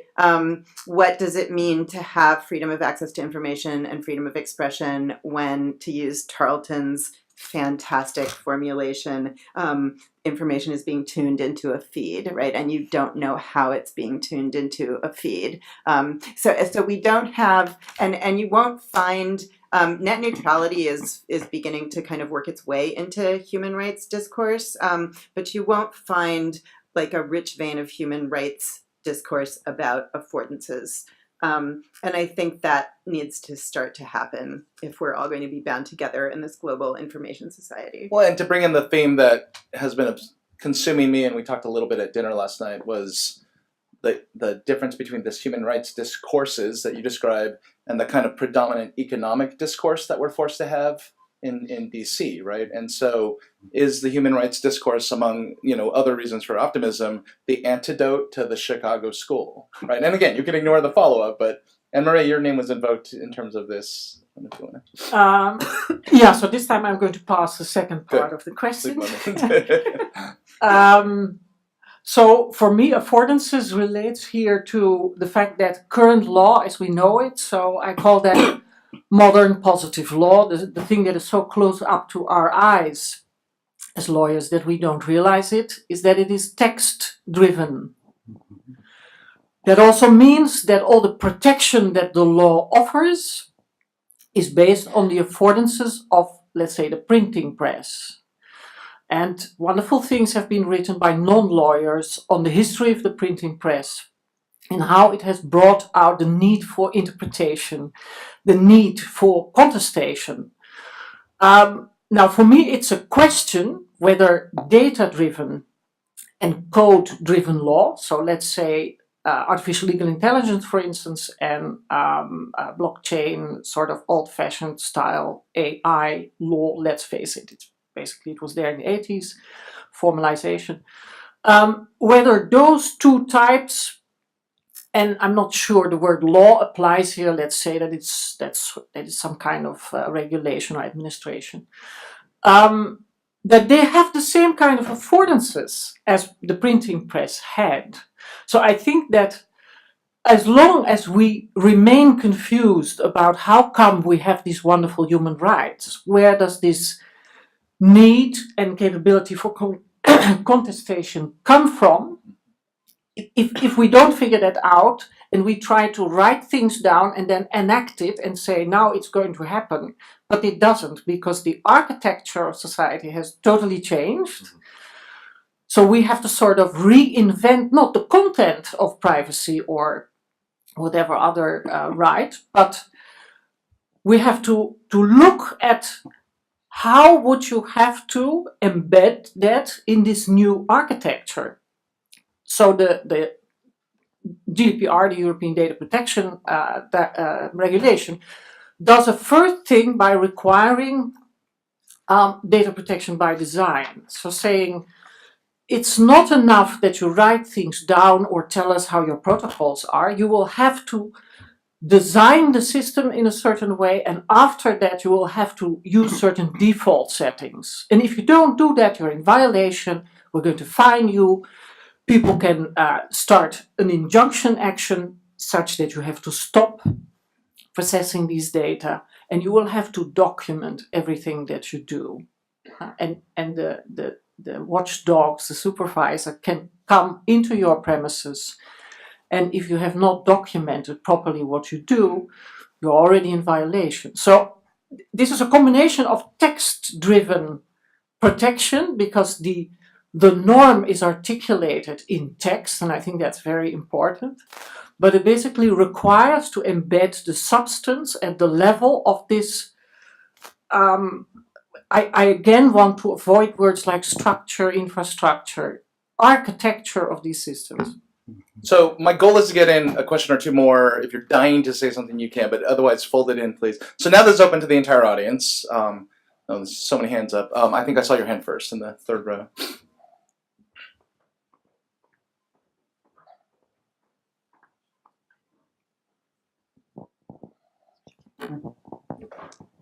Thank you for a wonderful panel. My name is Mark Caneas. I work at the office, I work in Congress in the Office of Representative Derek Kilmer.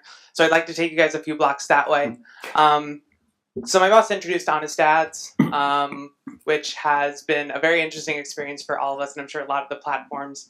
But even that has been a battle, as I'm sure you're very aware.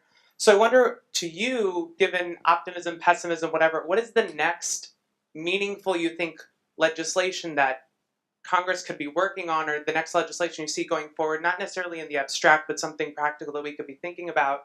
And just to give you some context, we usually, I think the issue outside of Honest Ads dealing with elections, there's a lot of political will there.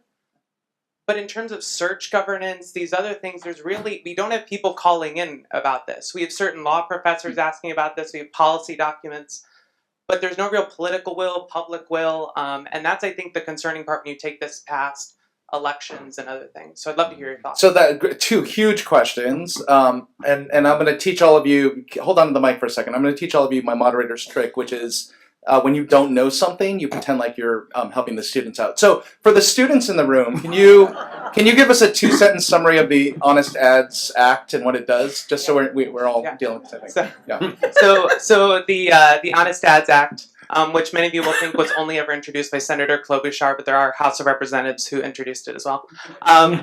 So it essentially tries to treat online advertisements regarding elections on Facebook, Twitter, as the same you would on TV. So they'd be regulated by the FEC.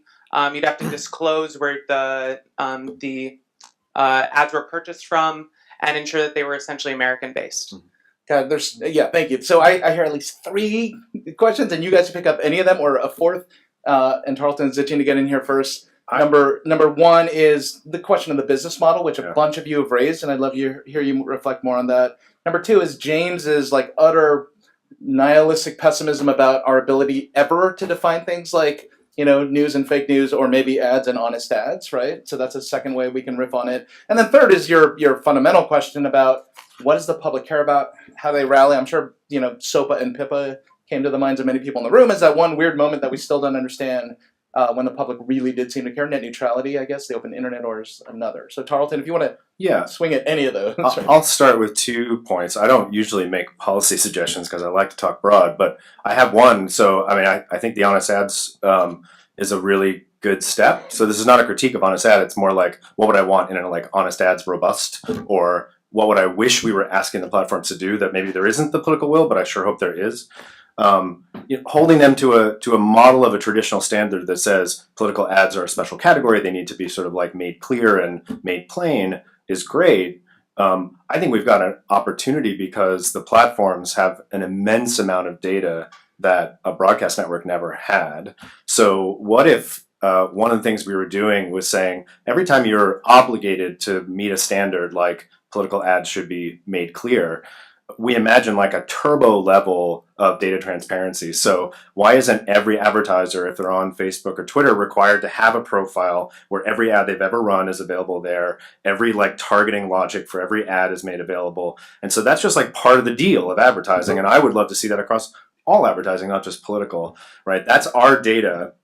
We've handed it to them for free. And so one of the things that a policy environment could say is you owe us something for that data, right? We haven't figured out how to charge people for their data. You've built really powerful systems on them. So here's where you owe us something. And delivering that data back in a robust way every advertiser's got to have a public facing page, every ad they've ever done. So some of these things where it's like the targeting is unclear and the specific landing is unclear, and you may have seen one ad, but you didn't see the other 10 they did. It's really easy to imagine a Facebook profile for that advertiser that puts all of that on the table. And I would ask for all of it so that they could back off and then give us some of it. The other thing I would say is the question of like, there aren't constituents kind of asking to like imagine things for search. I'm not surprised. I think that's right. But it was the point I was trying to get to. John Dewey has this great line where he talks about the very nature of the public. And he says, the public consists of all those who are affected by indirect consequences of transactions to such an extent that it's deemed necessary to have those consequences systematically cared for. So it's exactly the people who aren't saying I'm harmed, right? Because then we have direct models. We say like, oh, you're harmed. You have a claim against this platform, or you have a claim against the bad actor. It's everyone else who are like, I think something's slipping, but I'm not the one who was like hurt. I didn't get, violated in some specific way. And that's exactly who we have to be speaking up for now. And we could have a long talk about standing and lots of other related legal issues. Okay, so we are almost out of time. I want to give each of you, if you want it, and feel free to say no, 30 seconds to answer anything, including that last great question. So James, you look like... So, on your question, I think of honest ads a bit like bump stock ban. It is something that by itself is going to do almost nothing and is so easily circumvented in an age when we have 3D printed gun parts. And yet, you have to start somewhere, and the failure to do anything just leads to even greater chaos and tragedy. So James said one optimistic thing. Greater tragedy. It wasn't even that Maybe a optimistic. sentence with greater tragedy. But yeah. To the remaining three of you, Sabine, Murray, Julie, any parting thoughts?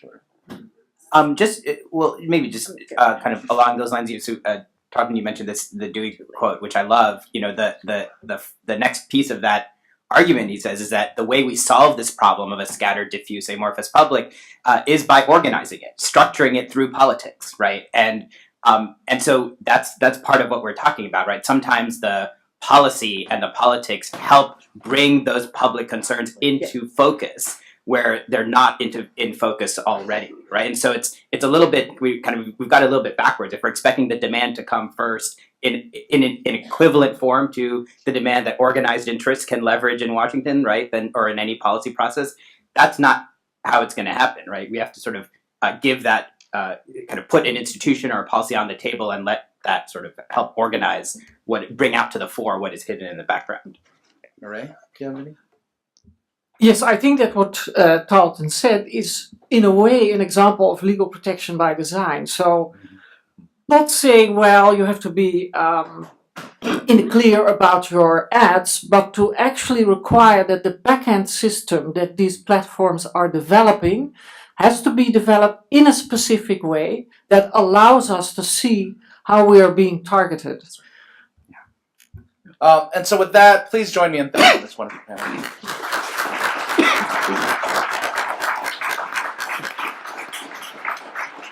So we're giving you your first somewhat short break. Apologies for that, but we are going to give you the extra 5 minutes we took on the panel. So please reconvene at 11:07 for panel number 2. Thank you. I love this thing. Everyone will come take their seats. At the end of it, that was Professor Chris Martin.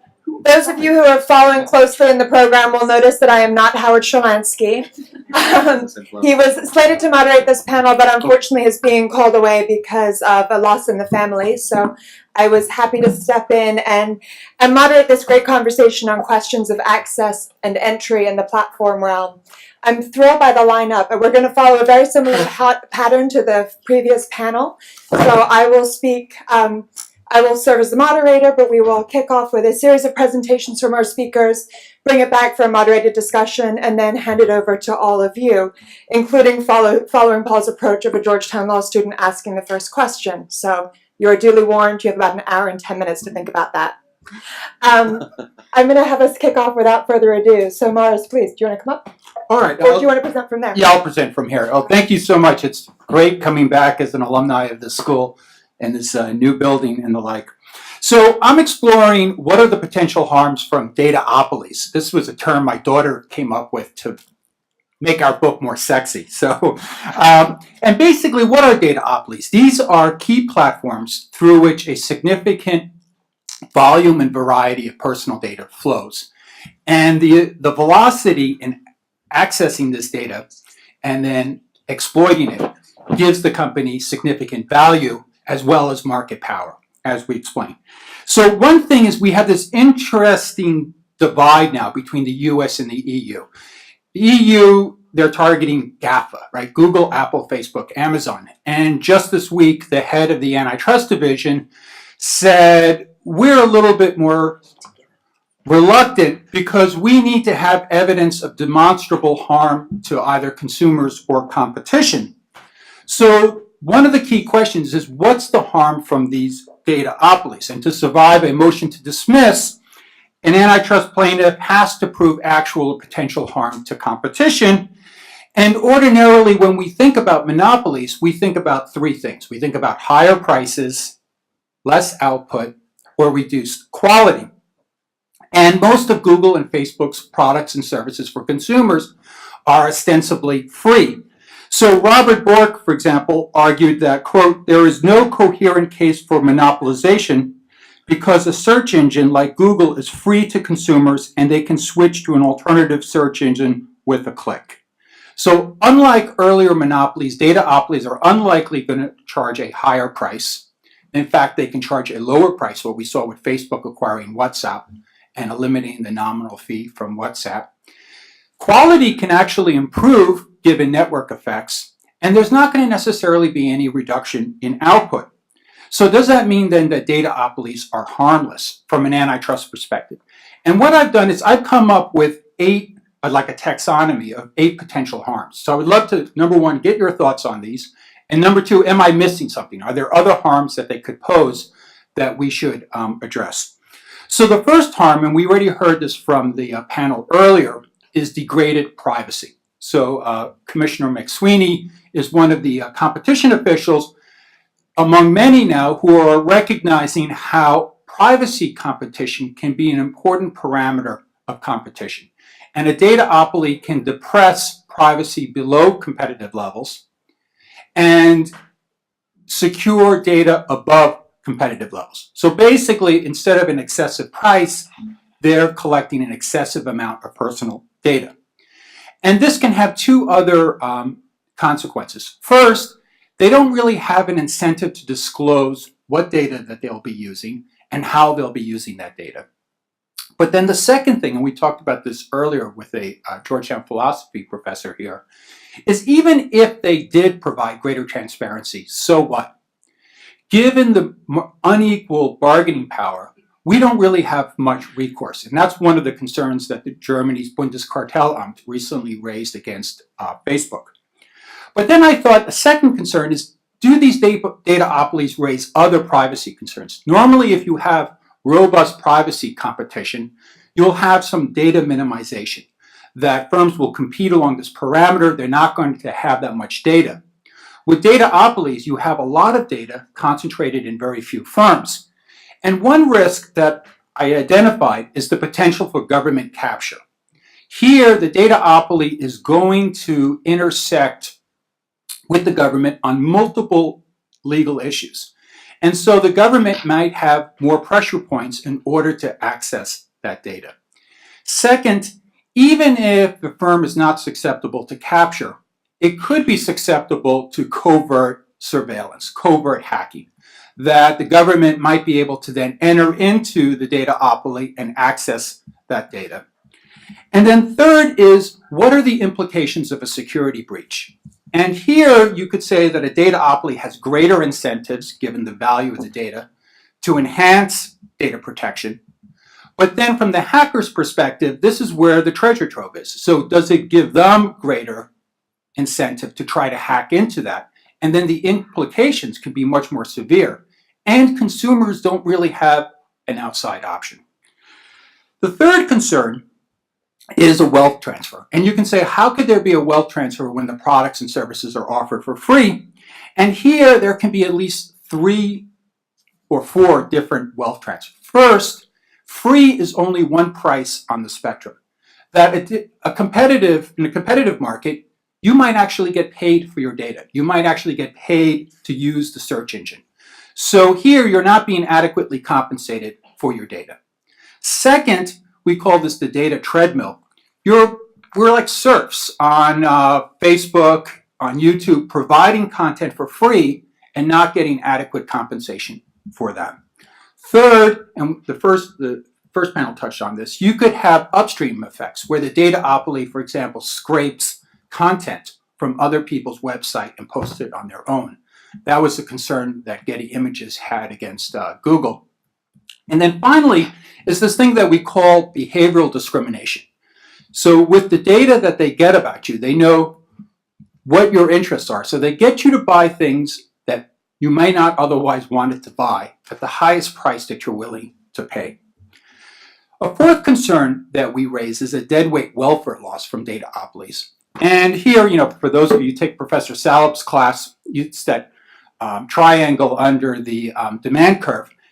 Here, the deadweight welfare loss would be loss of trust, that any economy relies on trust. And once you have this data degradation, consumers might then forego technologies that they otherwise might have used if there were more robust competitive privacy protection.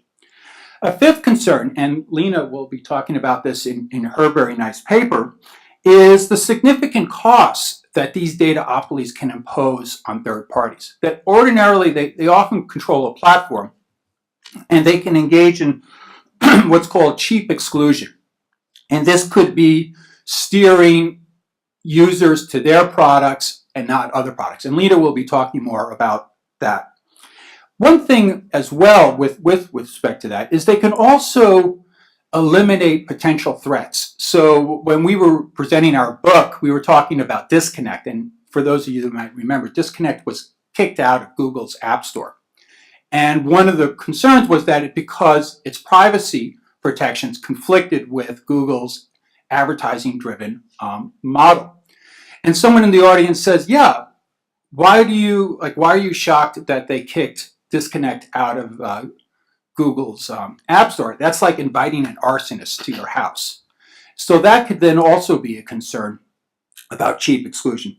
The sixth concern is less innovation. And here, one of the interesting things about these dataopolies is that they have a tool that earlier monopolies lacked, and we call it the nowcasting radar. Is Microsoft in the 1990s didn't really know exactly where its users were going, what other products and services that they were using.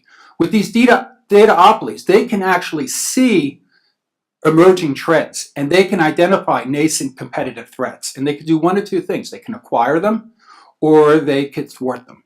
And that gives them a tool that earlier monopolists lacked. The seventh are the social and moral concerns of these dataopolies, including hindering individual autonomy. So one thing I was thinking about is, why do dataopolies make their products intentionally addictive? You could see that in a competitive market where each company is trying to get users to come onto their product. But with a dataopoly, you don't really have any other recourse. But I think the distinguishing feature here is that the more engagement that the user has, the more data it can collect, the more it can target that user with behavioral ads, and the more profits it could generate. So they have every incentive then to make their products addictive for users. And then the final concern, and this is a tribute to my antitrust professor here, Professor Batalski, who wrote the seminal article, The Political Content of Antitrust, is what are the political concerns about these dataopolies? And here we can see how economic power often translates into political power. And their ability differs from earlier monopolies in the way that they can help shape the debate and our perceptions of right and wrong. So the first panel talked about how news just isn't passively consumed.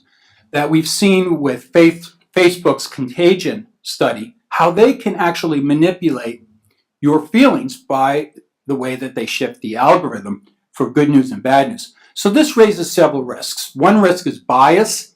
They'll keep feeding information that may lead to echo chambers and the like. A second risk is censorship, whereby they can control what information you receive, either on their own behalf or on behalf of government agents. And the third risk is manipulation, giving you news that might help advance their political agenda. So in conclusion, there are several themes that run through my paper, and I would love to get your feedback on this. First, the harms from a dataopoly can be as great as, if not greater, than monopolies of old. Second, the market will not necessarily self-correct, given the network effects and other entry barriers in this market. And then third, antitrust can play a necessary but not sufficient role to have robust privacy competition. That antitrust needs to work with privacy officials as well as consumer protection officials in order to have an effective marketplace. So I'd be really interested in your thoughts. Thank you. Wonderful. Lena?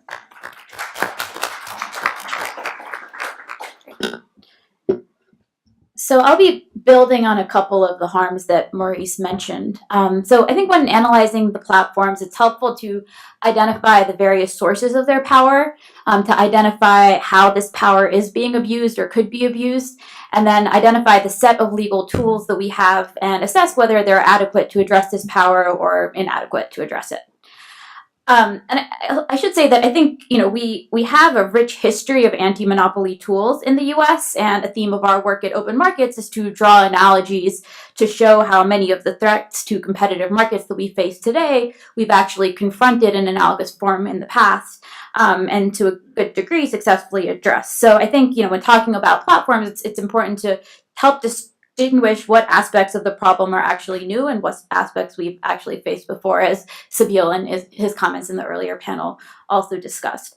So briefly, I'm just going to first go through the sources of power. First is the gatekeeper power, as we've heard several people discuss. The source of the power is the fact that these companies serve effectively as infrastructure. They've captured control over technologies that other companies rely on to do business. So with Amazon, I think you can think of at least three distinct pieces of infrastructure. One is its online platform. The second is its physical logistics. The third is its cloud computing. Over 50% of online shopping searches now begin on Amazon's platform. Amazon has also invested heavily in building its physical capabilities, which means that Amazon's effectively the 21st century railroad, and all these other businesses are now dependent on it. How does this gatekeeper power get used? In part to extort, to discriminate. Amazon can hike fees overnight, effectively charging more for the same services, and other businesses are now increasingly paying a tax to Amazon. I think an analogous, though slightly different dynamic is at play with Google and Facebook, but you do similarly see this kind of gatekeeping power. The second is leveraging power. The source of this power is the fact that these companies are not only infrastructure, but they're also integrated across markets. So they're able to leverage dominance in one market to establish a position in a separate market. This creates a core conflict of interest that we also see prominently in the case of Google. This is kind of the key concern underlying the Google shopping case in Europe. The European Commission fined Google for using its control over the search platform to privilege its own shopping comparison services over rival ones. And this was also the issue at stake with Europe's investigation into Android, the question being whether Google is using its control over the operating system to unfairly privilege its own service.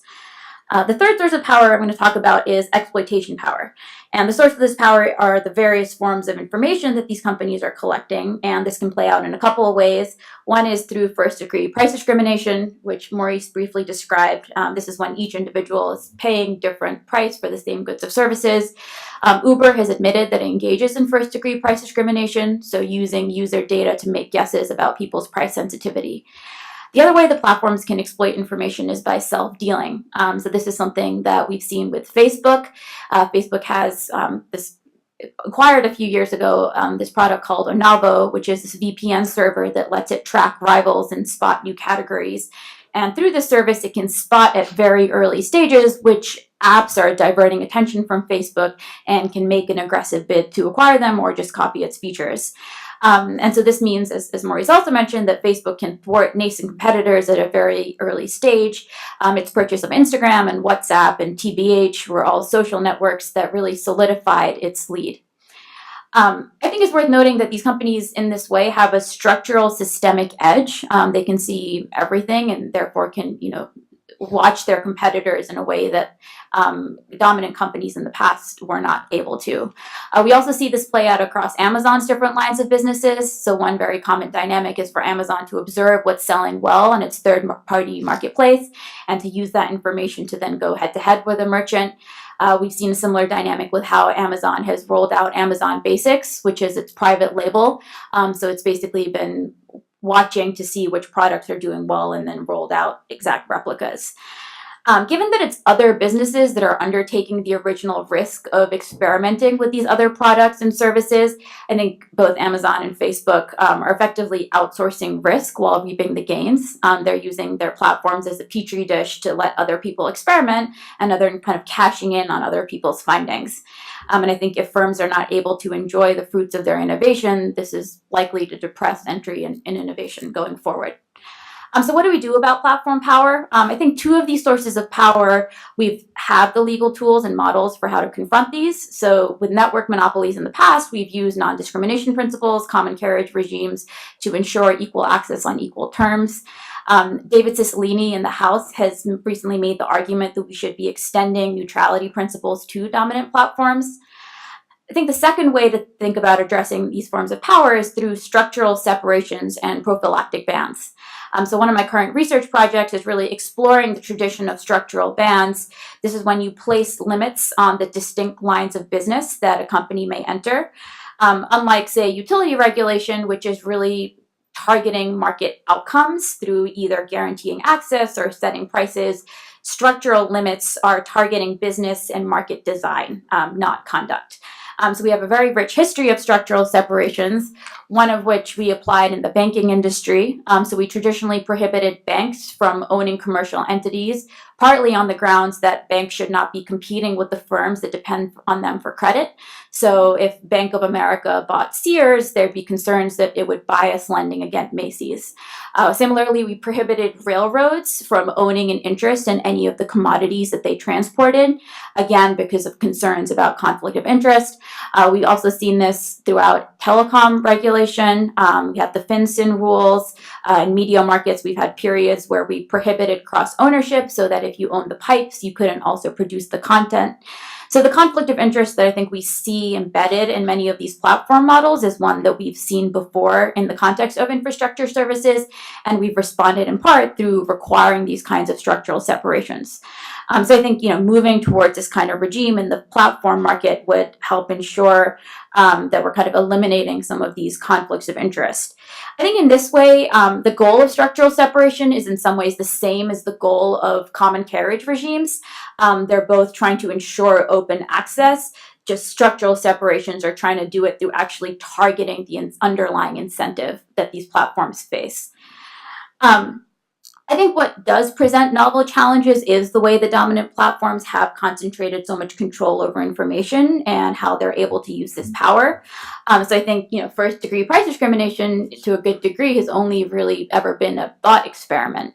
So I think the social and political implications of wide-scale implementation of price discrimination are largely unexplored. What would it mean for us as a public if each of us is paying a different price for the same good?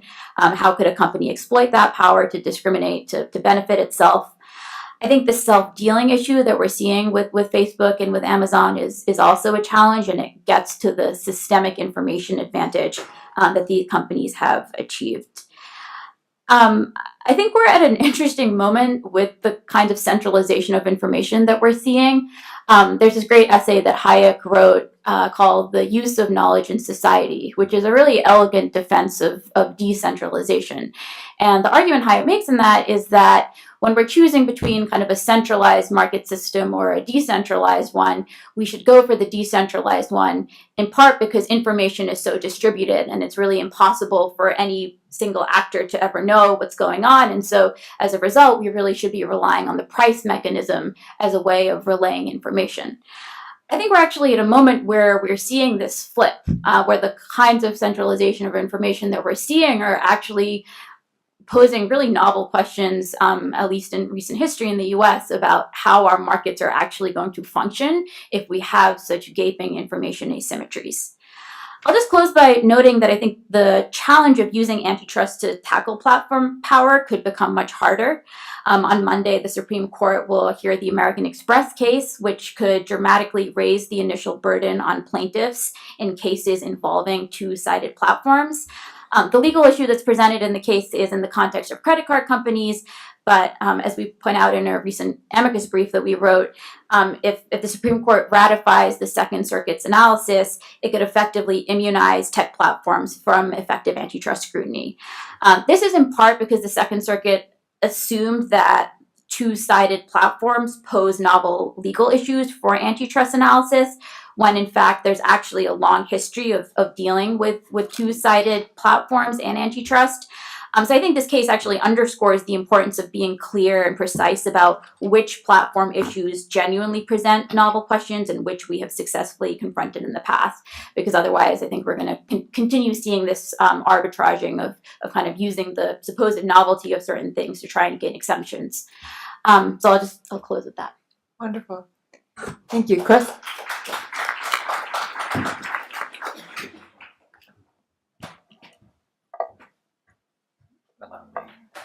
Yeah. Okay. You got that? The English guy. Apologies to those of you in that corner of the room. You're not going to see any of these slides. I will put them on SlideShare. So later on, you'll think he may have been talking sense. It sounded like rubbish at the time. Apologies for the font on this slide. We don't do biographies, but I have got a few books, one of which forms a really interesting title for the final panel, Regulating Code, which I wrote with Ian Brown. Those of you who know Ian may not know that he's no longer a professor at Oxford. He's now the principal scientific advisor at the gloriously titled Department of Digital in the UK. So Ian is now making policy instead of writing about policy. I've also got another few books, and apologies to Rick and Harold and some other people in the room. There is a new net neutrality book which came out relatively recently, which I wrote in Brazil, where Harold and I talked about things, so I plagiarized you shamelessly. There's also a book in the middle about co-regulation, which I will bring up again a couple of times this afternoon. Between self and state regulation is co-regulation, or co-regulation, as it was originally. So I'm from the University of Sussex, which is in Brighton.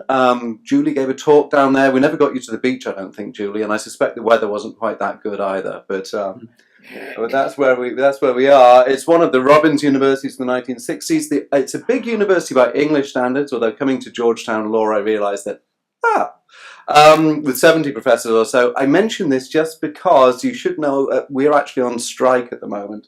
I won't tell you about the details, just to say that is a UK academic strike placard from a picket. You will notice it has a footnote. Because that's how we roll, right?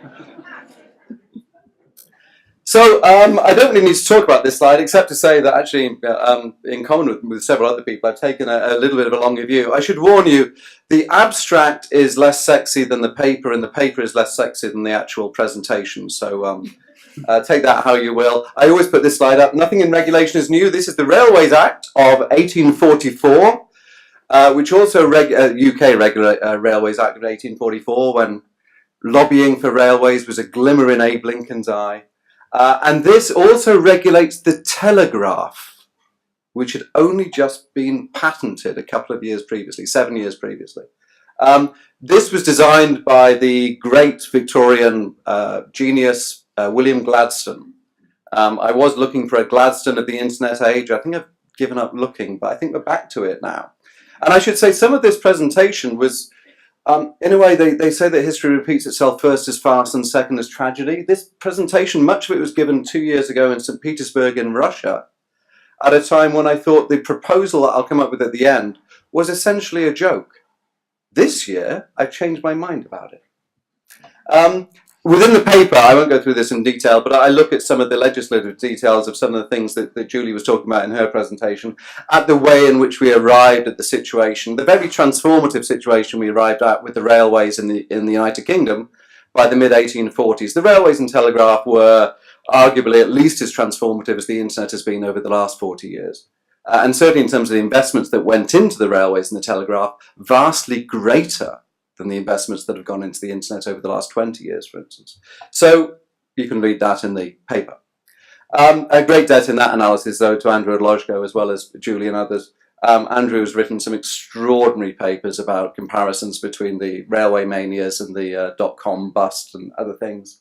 I didn't mention, by the way, on that slide with the terrible fonts and the regulating code book. I have at various points been a regulator, also worked in policy advice to government, and worked in what I shall call an internet shutdown rather than a startup, because that's what it was. As well as, as some of you will know, and apologies to some people in the audience, I did also work for WorldCom for a period, which was an interesting battle. Okay, so we owe a lot to the past, and of course the past is repeating itself in many different ways. Marie Antoinette did not have a Motorola pager, but if she had, she may have received this message. And of course we return to issues around pirates today, and this is a very old-fashioned view of how the world used to work. I always put up this slide. This slide is showing you the web science components. You may be familiar with web science as a concept. And Francis Bacon, of course, always talked about how we try to integrate the natural and social sciences in a way that we still haven't achieved. I put this up partly because the European Commission paid myself and 37 other institutions to work on something called European Internet Science. Think web science, think data science, think internet science. Of course it didn't work, but it was a really interesting attempt to try to integrate computer science with social sciences, humanities, evolutionary economics and other things. And I think we need to keep thinking about this as we move towards looking at platform regulation. Okay, the internet is of course for everyone. This is Tim Berners-Lee's tweet from the London Olympics, you may remember. I'm not going to talk about net neutrality for those of you who were expecting me to, but I am going to talk about prosumers. We are in an interesting instance of the regulatory policy cycle, as Julie described, coming around, and those of us who've been talking about things for many years are now finding that our apparently heretical thoughts are suddenly being taken seriously by policymakers, which is either fun or scary, depending upon your perspective. There have, of course, been attempts at regulation that have been seen as over-regulation. Fake news in Germany, I may refer to, I certainly refer to in the paper, I may get a chance to refer to it here. We do know that platforms result in dramatic issues when it comes to consumer protection. And apologies for stealing that particular cartoon. And we know that regulatory responses are emerging, driven by competition, as has been described by Lena and Morris, and also by data protection issues, which Mireille and others mentioned as well. And so what I'm arguing is needed is a comprehensive prosumer law solution, drawing on human rights, drawing on competition, drawing on technology regulation. Example, tackling fake news in the European Union. This is a timeline of how the European Union is dealing with these issues. I just want to draw your attention to the fact that imminently there will be a communication on fake news emerging from the high-level expert group. We call everything a high-level expert group in Brussels. But there was a high-level expert group that was formed about 5 seconds ago and will report in 1 second's time on fake news. Be aware of this. It will face this problem. Here is a graphic that hopefully shows the problem. On the left are specific rules on electoral law and particularly broadcasting law in elections. On the far right is advertising self-regulation. Fake news seems to encompass both of those things and therefore draws upon a whole set of regulatory issues which are mutually exclusive, or at least have been until now. How we square that circle will be very interesting to see. It's also worth noting that the age of data consent, we do not have a federal policy in Europe. These are the ages of data consent across Europe. This will have to be tackled with our new European General Data Protection Regulation, which comes into force on, I'm sure everyone's got it in their calendar, 25th of May of this year. And it's also worth noting that autonomous vehicles, which will never happen, if they did happen, would create interesting problems they will happen, they just won't happen on public roads, open public roads with idiots like me driving on them. And I think it's already been said this morning that, of course, we're not necessarily looking at regulation of platform content via AI. A lot of it is, that is, of course, the Mechanical Turk, and a lot of it is, of course, Mechanical Turks. I hadn't realized quite how many people are being recruited by Google and Facebook. That's a lot of Mechanical Turks. But we do need them because, of course, all kinds of things are happening with social media that we just didn't imagine would have happened before. We are getting to the point where we are not quite sure how people are going to react to each other when they meet each other. And it may well be that, I say, you think this is just a joke cartoon, My colleague Andres Guadamus has written a huge amount on the monkey selfie. We are entering a strange new world of non-human copyright at the moment. I will move over that just to say the title there, you can't read the rest of it. Some of the tech bro solutions, not so much. Blockchain in Costa Rica, anybody? Sounds like fun? Not if you're Costa Rican, I don't think. I'll skip that one as well. Here's the highlight. Brussels effect we've talked about already. I'm going to talk a little bit about the Port Arlington effect. No one's ever heard of Port Arlington? That's where data protection in Ireland used to subsist. It's moved back to Dublin now. Look up Port Arlington. It is a very small town. A couple of people in this room might have actually been there. It's not a glorious place to be exhibiting the Brussels effect. But it is true that we are in a really serious situation in terms of the way in which big data is being gathered by platforms. And this is where I think the regulatory moment happens, without talking about it in specific elements. We've already, I think, talked about the fact that social search engines, social media, obviously have a huge trawl of data, which could mean they are able, I'm not saying they do, but they could be able to do things with platforms downstream, which are a major issue for the way that we work. It's also worth saying that governments very much rely upon big data brokers to support the services they offer online, and this does compromise regulatory independence in ways that we haven't, I think, fully thought through. It's no longer just no one ever fired you for choosing IBM or choosing Microsoft. It's becoming a much more serious issue than that. And competition law, of course, faces existential crises. I created this slide before I knew who was on the panel with me. You may know some of these people. I will skip beyond this. So we need a more holistic framework. And I should say I spent a book review. It's not just Julie who's written book reviews expressing somewhat novel theories in Common Market Law Review 2 years ago, which essentially said that we need a sector-specific regulatory regime here, not some kind of attempt to overhaul competition law, which may be achieved once the patient's dead. And so I'm suggesting we need to govern big data platforms in the public interest. Part of that is letting users take back control individually and collectively of their own data. It's being whispered in Brussels and London. In London, we have something called the Turing Institute, named after Alan Turing. And there's a proposed, it's not a regulator of big data. It is a center for data ethics and innovation. Why innovation, you ask? Because it turns out that sounds less scary than saying Center for Data Regulation. However, what we actually need is a prosumer law agency called Offdata.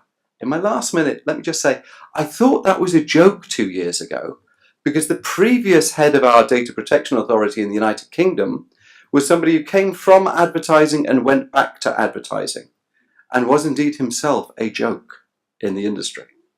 We now have actually imported a real regulator, somebody who actually tries to enforce regulation. Inevitably, she is Canadian. Our central bank governor is Canadian. We have actually taken regulation seriously of personal data. I think they might just crack it. With Ian at the Department of Digital, who knows what could happen? So I look to the future with great optimism. Having assumed this was a joke 2 years ago, I think we may be moving into the off-data era. I'll leave you with that.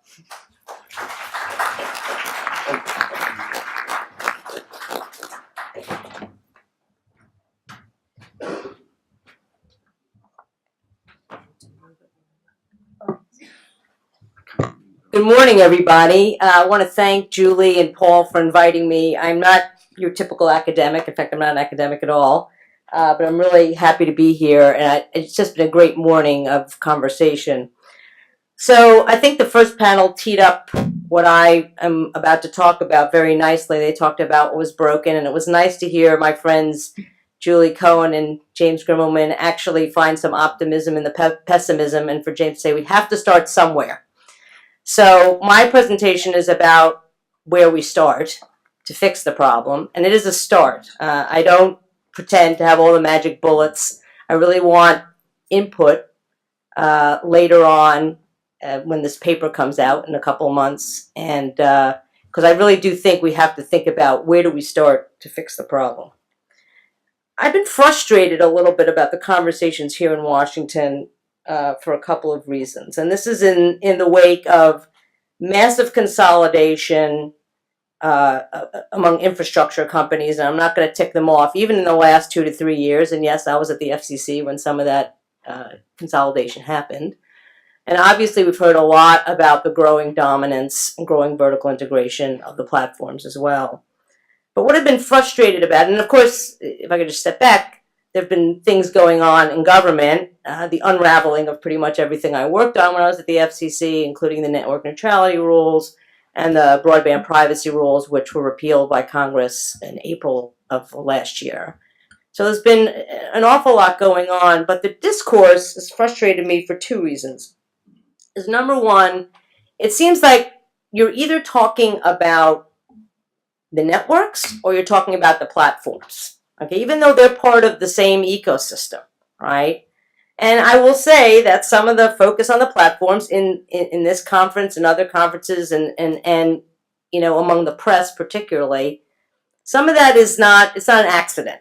All right, there is an active campaign by some companies to highlight the problems with platforms. So that's frustration number one, is why aren't people looking at this together? Frustration number two, and this I would say, with all due respect to my public interest community, there is a laser-like focus on network neutrality and nothing else. And it's obviously critically important. I've spent half of my career working on network neutrality, but there's a lot more that's wrong with the broadband market than just no blocking, no throttling, no paid prioritization. So I want to kind of broaden the conversation and talk about, you know, what's the world we want? What's the internet we want? And talk about, you know, how do we get there? So 3 things before I start. Left one. No, not wrong one. Here we go. So again, this is the beginning of a conversation. I don't pretend to have all the answers, but I do think somebody needs to put down on paper what's the world we want to see. I don't pretend that this is going to solve the internet ecosystem's problems, all their problems. There are many. And some of those problems don't necessarily have to be resolved by the federal government. You know, I don't think everything needs to be regulated. That might come as a shock to some people in this room, but it's actually true. And the third thing, I think this is important. I mean, I'm not going to address all the other things that are coming down the pike that might moderate some of the problems. I'm very proud this is the 2nd conference in a row where I'm the first person to mention blockchain. And if you haven't read the article Beyond the Bitcoin Bubble, you should. I'm not sure that blockchain is the panacea to an increasingly centralized internet ecosystem, but I think it's a very, very interesting possibility for sort of opening up some of the centralization problems that we have. We are starting to see some advertiser pressure on some of the platforms to moderate their platforms more heavily for hate speech and other speech that is distasteful. So I think that's kind of interesting. Unilever has said that it's going to stop advertising on some of these platforms unless there's a little bit more moderation. So that's kind of interesting. And also public pressure obviously is coming to bear. Industry is slow to do anything about to self-regulate, but I think it's starting to get in the mix. So again, but these are part of the mix. They're not the entire answer. I don't think you'll ever hear me saying that I'm a self-regulation is the be-all, end-all, but I do think it's something that we have to take note of when we're talking about regulation. Oh, wrong way, Gigi. Okay, so I do think that when we're actually talking about what kind of policy do we want, we have to talk about, first principles. What do we want our internet ecosystem to look like? Well, we want it to be decentralized. Power not in the middle, at the ends. We want it to be non-discriminatory. We don't want there to be gatekeepers in the middle favoring content application services, favoring their own sellers. We want the systems and products to interoperate. We want them to work together. We want the system to be accessible and affordable. This is something that doesn't seem to come up in the platform conversation because the platforms are free. But when we're talking about infrastructure, when we're talking about broadband, it comes up a lot.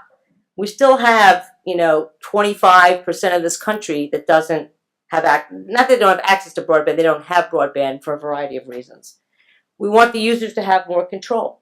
And we want it to be safe and secure. And I don't mean safe by, somebody should be, taking out dirty words, but I'm talking about people should be able to feel like their personal information, they aren't being surveilled, their personal information isn't being used without their permission, and that they feel that they can actually go online. One of the interesting stories from when I was at the FCC was I went to Kansas City, and Google was giving away its fiber product to poor folks in housing projects, and people wouldn't take them, even though it was being given to them for free. And the main responses were, number one, well, nobody gives anything away for free, so I don't trust it. But number two was, is Google or the government going to spy on me? Are they going to basically, are they going to take away my privacy? So this is something that, people really, really need to feel like this is something they can use without being surveilled or their privacy being upended. I'll get it eventually. Okay, so this is very wordy, so I'm going to go through it very, very quickly. I think the most important points are that policy has got to address gatekeepers both at the platform level and also at the network level. And again, these separate conversations need to come together. And for many years, I was an open internet advocate, and I would say things like, the concentration's at the network level, but you can look what happened with MySpace. They went away, Facebook came and took over. I don't think you can have that conversation anymore. I think if you're talking about an open-ended ecosystem, you have to talk about both the content layer and the infrastructure layer. Competition, there's a competition crisis in both areas. The most recent FCC Internet Access Report shows that 43% of Americans have access to 0 or 1 broadband provider, and 3/4 have a choice of 0 to 2. That's not competition, that's oligopoly at best. And by the way, those numbers overcount how many people have access to 2 providers or 1 provider, because the FCC looks at census blocks, and if one person has broadband in a census block, that means everybody does. Okay, which is, particularly if you think about tribal lands and other places like that, it just doesn't work. So it actually overstates the amount of competition in the market. Both bias and platforms collect huge amounts of personal data, which most, there's a meme out there that people don't care because they freely give their data to these platforms. Well, a Pew study about a year ago found that 91% of Americans care deeply. They just don't know what they can do about it. They don't know how to control the flow of their personal data. Last 2 points I'll just say, there's an argument that the infrastructure providers and the platform providers should be regulated the same, this notion of regulatory parity, but they are very different companies under very different regulatory structures, and I don't think it's either necessary or desirable to have them regulated similarly or certainly identically. So I'm not going to propose that. Well, I will propose it in one area. And then finally, as Lena and others have written, I think so eloquently about, is that our current laws are either not being enforced properly or they're wholly inadequate to solve some of these problems. So I've got 5 categories for policy recommendations: regulatory oversight, privacy, competition, access, and affordability and transparency. And let's start. It's not going to surprise you. The very first one is that we need to restore and clarify the FCC's authority to oversee the broadband market. Now, when people talk about the repeal of the net neutrality decision, what they forget about is that it's not just the repeal of the rules that prohibit blocking, paid prioritization, and throttling. It's also about the complete abdication of the FCC's role overseeing the broadband market.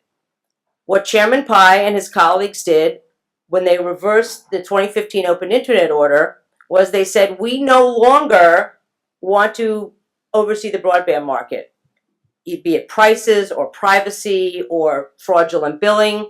We are going to give that to the Federal Trade Commission. And I can talk all day about why that's not adequate, but I won't. But the FCC is a rulemaking body. It has been an agency since 1934 that has overseen networks, and it should be overseeing access to the most important network of our lifetime. So that needs to be restored. Number 2, the FTC's common carrier exemption, which prohibits it from overseeing broadband when it was a common carrier for 2.5 short years, and telephone networks and railroads should be repealed. I mean, I don't see any reason why when you're talking about an industry that is so critical to our culture, to our economy, to participation in society, why there shouldn't be more than one regulator overseeing that market. Secondly, it should expand its Section 5 authority. So there was a great presentation at the Silicon Flatirons conference a couple weeks ago. Bill Kovacic, who was a Republican FTC commissioner, called Section 5 and Section 2 of the Sherman Act zombie provisions because they're basically hardly ever used to do anything significant. And the FTC has so cabined its Section 5 authority that it really does nothing more than go after companies when they lie to their customers. So there's definitely a need to expand that Section 5. If you actually read Section 5, it's quite expansive. But the FTC itself has cabined it so severely that it really doesn't use the power that it has. The last point I just want to raise, because I have to say I've made up my mind. I mean, should there be either a special tribunal at the FCC to oversee platforms or a separate agency? Harold Feld, my former colleague at Public Knowledge, is writing a paper, and he talked about a digital commerce commission. He and I talked about this. I'm not sure that's a great idea, but I'm not sure it's a bad idea either. So it's just something I think we ought to think about. Privacy. This one's really simple. I think we should restore the 2016 broadband privacy rules. They were extremely strong. They were based on the Obama administration's Consumer Bill of Rights. They were based on FTC practice, although they were stronger to the extent that the kind of information that would have to be opted into would include web browsing, app usage, and content.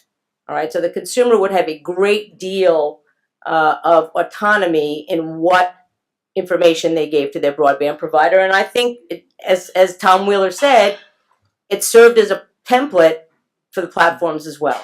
Now, I don't think, just to make perfectly clear, I don't think the FCC should have any role in regulating the platforms. It is a network oversight agency, and I think we ought to keep it that way. So I think this will indicate how much problem there is competition in both broadband internet access services and the platforms. There's an awful lot of work. In some ways, Lena's, I think, recommendation is a lot simpler. Structural separation, I guess I'm not ready to go there yet. So I've got a whole lot of ideas on how to strengthen the competition, both for broadband and for platforms. For broadband, no surprise, restore the net neutrality rules, preempting state restrictions on community-run broadband networks. That's actually deregulation in my mind. Okay, it's regulation that it prohibits it, and to me, it's a no-brainer that communities should be able to decide for themselves whether their communities need a broadband network. The third one is probably the one that's going to make some heads pop off, but I think it's time to throw it back in the mix. In the dial-up era, the average American had access to 13 dial-up ISPs. Why? Because the dominant telephone companies had to make their networks available to competitors. And you had this just blossoming competitive internet service provider market. As soon as the FCC deregulated broadband in 2002 and got rid of that requirement, the industry dried up literally overnight, and the Europeans basically borrowed that from us. And it's the reason that the numbers that I ticked off before, that 43% of Americans don't have any choice at all, a broadband provider. That's the reason we have that. I think we need to start talking about that again. It's been a political third rail in this city anyway, but I think it's time to open it up again, because all the new technologies we've been told we're going to resolve the competition problem haven't happened. Broadband over power lines, satellite. Okay, now we're talking about 5G, right? 5th generation wireless, by forgetting that it's AT&T and Verizon and T-Mobile, Sprint, the same companies. So we're not talking about any new competition here quite yet. And then the last thing is, I don't want to get into the weeds on this. Read all of Susan Crawford's stuff about why it's important to get access to the telephone poles and why competitors have trouble doing that and how that impacts competition. So for the platforms, just very quickly, if you haven't read Amazon's Antitrust Paradox, you should. The one thing you should read, okay, because it really talks about this disconnect between current antitrust law the digital and the internet ecosystem. And I do think there needs to be a brighter light shown on it. So I call for an investigation because I don't know how you change 30 years of jurisprudence, okay, other than to start to talk about it, okay, and to really have a major focus on it here in DC and elsewhere. I think you also have to have a non-discrimination requirement as well. It's not net neutrality, it's not the same thing, but platforms ought to be prohibited from favoring their vertically integrated content from their own sellers or anybody that competes with them with their vertically integrated entities. They should be prohibited from favoring them in their search and elsewhere. And finally, this is an idea that's popped up a lot. Tim Berners-Lee, Brad Burnham has talked about it. People ought to be able to take their data with them, okay, in an easy read-write API and be able to take it to any platform they want. It's our data. I'm not saying take the data away from the platforms, but it should not be exclusive, all right? So both the consumer and the platform can have it, but the consumer should be able to take that data elsewhere. Brad Burnham talks about a data store where a third-party agent, be it software or a cloud provider, actually negotiate with the platforms for the terms that people would want for their data. So I think it's a very interesting idea and one that should be explored more. Finally, there's a lot of problems with antitrust laws. We talked before. I think one of the big problems is that it's it's actually almost impossible to bring a private antitrust case. And part of the problem with that is Supreme Court precedent. So we need to figure out how to reopen the door to that. Amy Klobuchar has a really interesting bill that would make it, would shift the burden of proof on mergers to the companies trying to merge, which I think is really important. Would also raise the standard or lower the standard, whatever way you want to look at, make it mergers that are materially likely to harm consumers and competition rather than substantially, which is actually a material change. And then also, I think importantly, codifies the intent to look at vertical mergers as well, which, people have seen in this AT&T Time Warner merger, people saying, oh, that one should just sail through because nobody has enforced anything like that in years. Well, that's not a good enough reason. And then I just want throwing out another question, is the law flexible enough? Terrell McSweeney, who'll be speaking later, thinks the law is flexible enough to deal with some of these problems. Other people don't. I just think it's an interesting question. Yeah. Okay, I'm going to wrap up really quickly. Access and affordability. This is mostly about broadband. We need to make sure that the subsidies that are currently for telephone service can be used for broadband service as well. We did that. Ajit Pai is taking that apart limb from limb. Read my piece in Wired that came out earlier this week. And some of these are just the same as I said before because they're both about competition and about access. And the last point is used to be some great government programs that help people get online. I mean, a lot of people focus on access and deployment. I think we also need to make sure that there are resources that help people actually afford to get online. Transparency, I think, is also important really quickly.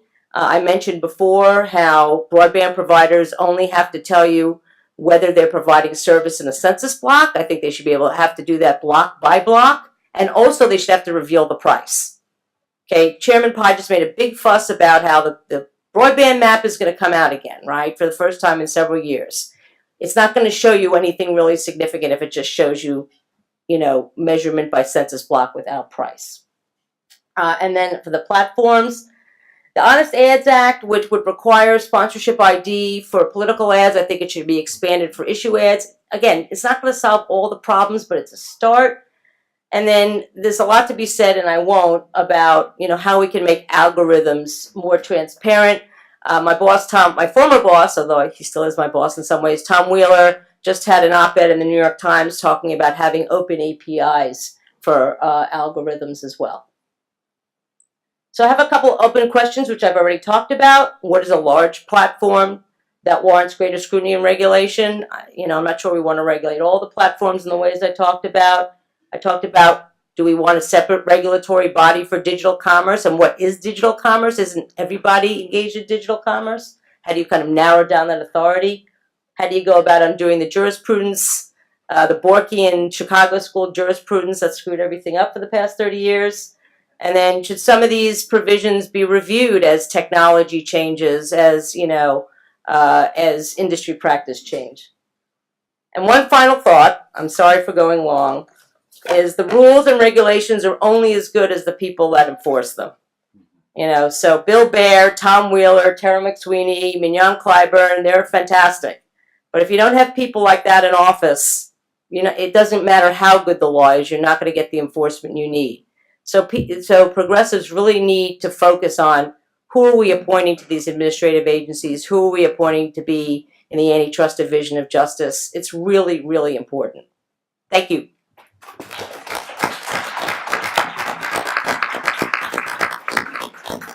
Thank you, Olivier.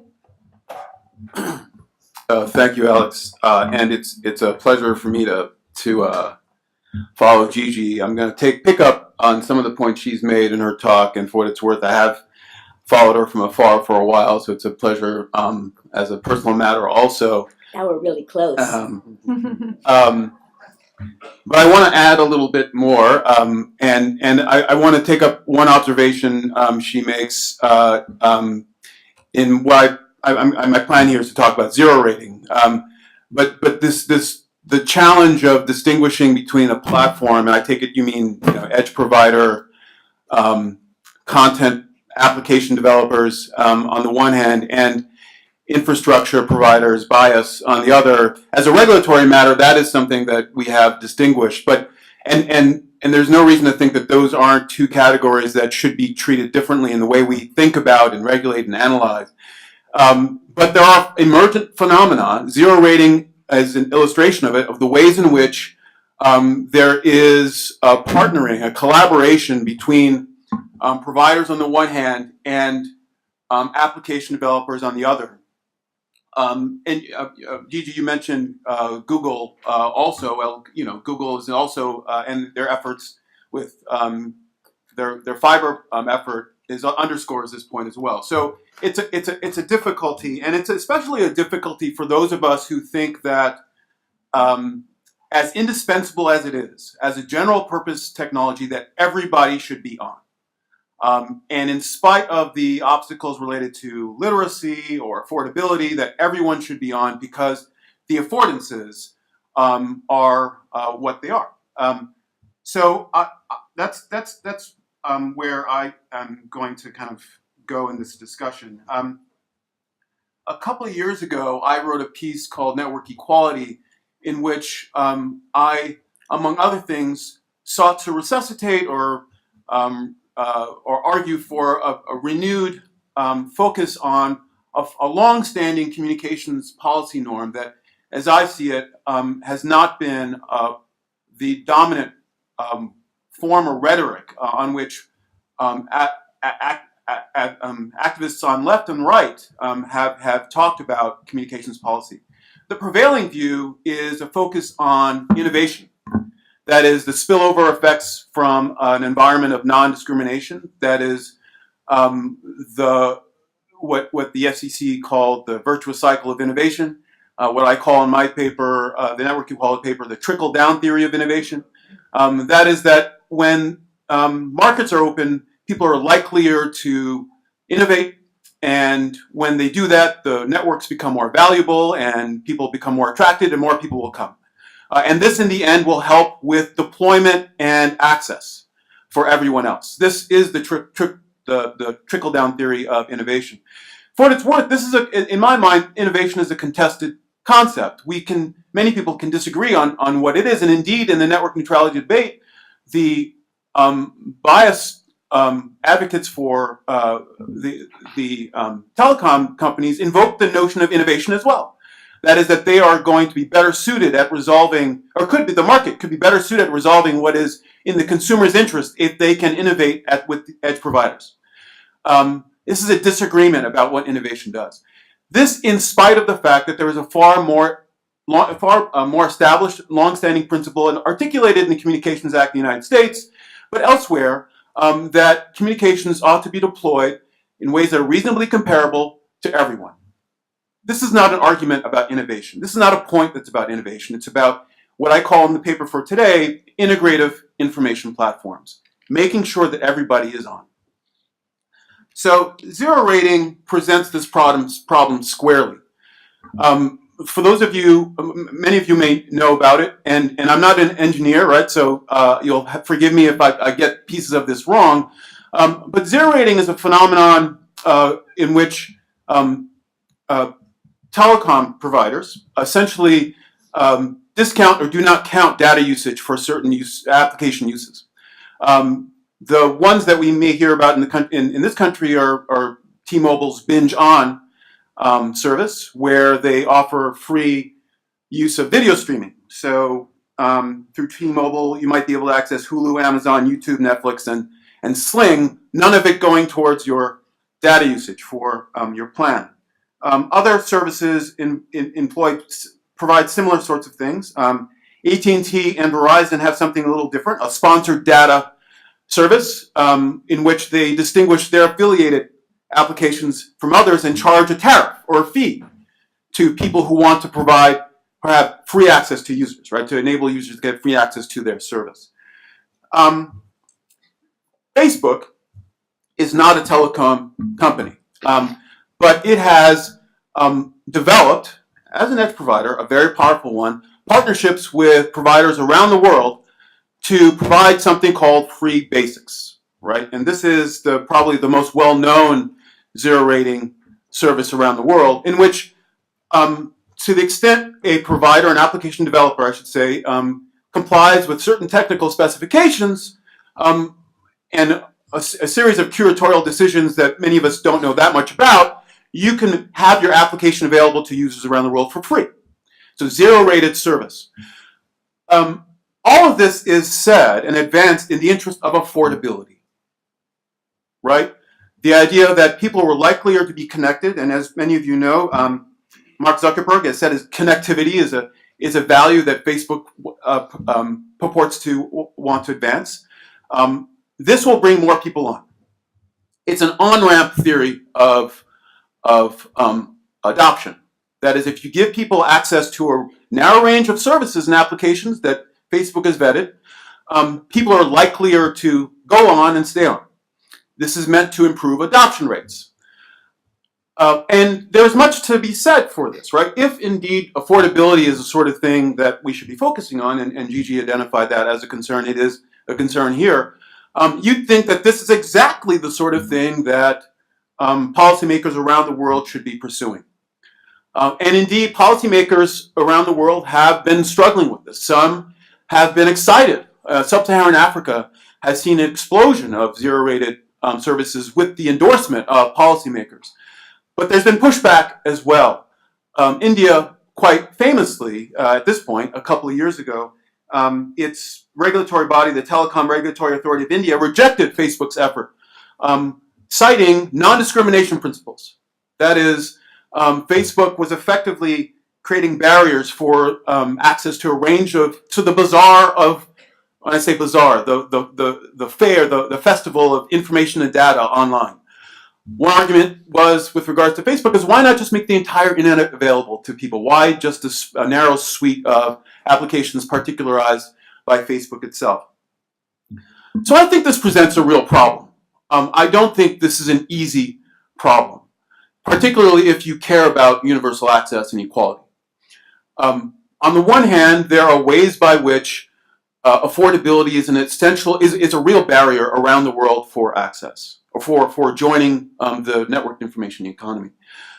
On the other hand, what we are essentially seeing is a mobilization of an effort by dominant companies to be loss leaders in markets that are, for which many people are desperate to enter, right, and gain information about. So developing relationships within people in the subcontinent, developing relationships with people in sub-Saharan Africa, in South America, and the first to do it creates substantial opportunities for these firms, for these companies. I want to offer that there's another way to think about communications policy that is not tied to questions like adoption rate or even rate of return.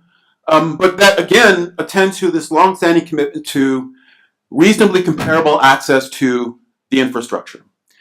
And if that's true, it can't be right that the zero-rated walled gardens are affording the same sort of access that everyone else around the world anyone in the United States, for example, or anywhere else around the world has access to. It violates a core notion of citizenship in any given country where there is the presumption that there are minimum capabilities that might be necessary. Free Basics invokes this in its title, but that everything else is extra, right? That is not what the gathering conversation that people in the heady times, late 1990s, talked about with regards to the internet. This was to be a space and environment in which anybody can contribute and innovate. So one way we might think about zero rating is something that Facebook has done, and it's encouraged local entrepreneurship.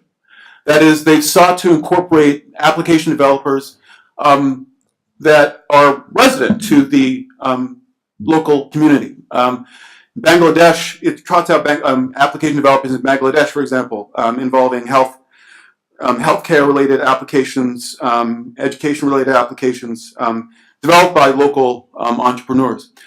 I think there's something to that. The other is the possibility of sustained user engagement. This is where zero rating has come into trouble. That is, there is no evidence, there is no strong evidence, and I haven't seen any to suggest otherwise, that user adoption has increased substantially. What we've seen instead is a phenomenon of people who use zero rating as a stopgap measure. People who already have access to zero-rated service for a couple months and go back to their first service when it's appropriate.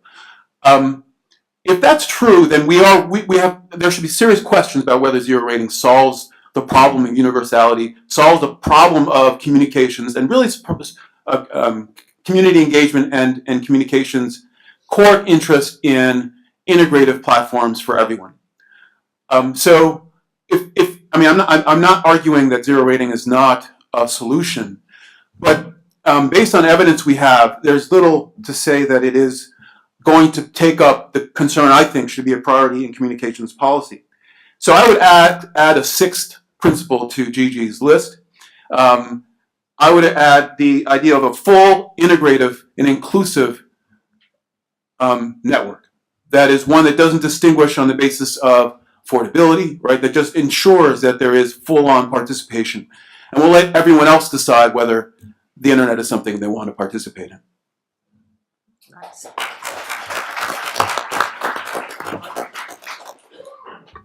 Excellent. Well, thank you all for these wonderful presentations on the range of questions relating to access and entry that are swirling in this space, showing both why the challenges are new, and then in the case of some of your presentations, why some of these challenges aren't that new. We've seen the history before.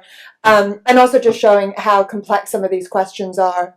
I'm going to ask one question just to kickstart the discussion and then hand it over to some audience questions in our last few minutes before lunch. Again, I'm invoking Paul's rule of starting with a Georgetown Law student, so guys get thinking. My question is really, there is an active debate swirling here in DC as well as around the country about whether our current laws for antitrust are strong enough to grapple with the new challenges presented by the platform ecosystem, or whether we need to be rethinking that approach altogether. A number of you touched on these in your presentations, but I would love just to tease that out to have a little bit of a discussion around it. You know, we know the arguments on both sides. Our antitrust laws were purposefully written to be broad and to evolve over time. So my question for you is, how well equipped are we to deal with the current situation? Is it a question of enforcement, as Gigi alluded to at the very end, or do we really need to be thinking about new policy solutions in this space? Open to anyone. Okay, so just a quick refresher, the three key provisions of the antitrust law. First is Section 1, unreasonable restraints of trade. Second, Section 2 is monopolizing or attempting to monopolize markets. And then third, Section 7 of the Clayton Act may substantially lessen competition or tend to create a monopoly. And then also fourth, Section 5 of the FTC Act, which deals with deceptive and unfair practices. So can the current legislation tackle many of the problems? Yes, maybe with the exception of behavioral discrimination. So what stands then in the way? Well, one thing, and I think that came out in the panel, is some bad law that came from the Supreme Court over the past 30 years. That's one problem. And then a second problem is political will. I mean, there's been one Section 2 enforcement by the Department of Justice in the last decade. Just think about that. And that was a small market in Texas involving healthcare. So there hasn't been, and you know, the zombie, what came out, zombie enforcement. Section 2 is a classic example of that. So I think you need a couple things to have effective antitrust enforcement. First, you need to get leadership, and that's one of the themes that we heard from this panel. Second, you might need to get some legislative changes in order to kickstart enforcement. And then third, you need greater accountability by the agencies that they're doing their job. So I think it's both. Oh, Lena, you go first. Okay. I think it's both. You know, the political will, greater enforcement. But I also think one other thing that we ought to think about, and this is, I don't want to presume that everybody is a progressive or a Democrat or what have you, but, you know, take this for what it's worth. The reason we have the antitrust jurisprudence we have today is because conservatives, backed by major funders, funded think tanks, funded universities, funded funded advocates, and they took their time and they were patient and they bought impact litigation and they changed the law. Progressives don't do that, okay? And because everybody wants immediate satisfaction, and it doesn't work that way. I mean, conservatives are kicking our ass all over the place, okay? And so, you know, my advice to anybody who will listen is that the funders need to step up and fund long-term thinking and change in this area by funding people like Lena, by funding the public interest groups, by funding places like Georgetown, and starting to change the conversation around this.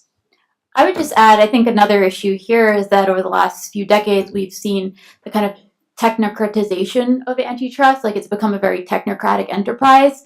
It's partly because, as we've seen more economic analysis dominate, it's become something that people don't feel like they have an entryway into talking about.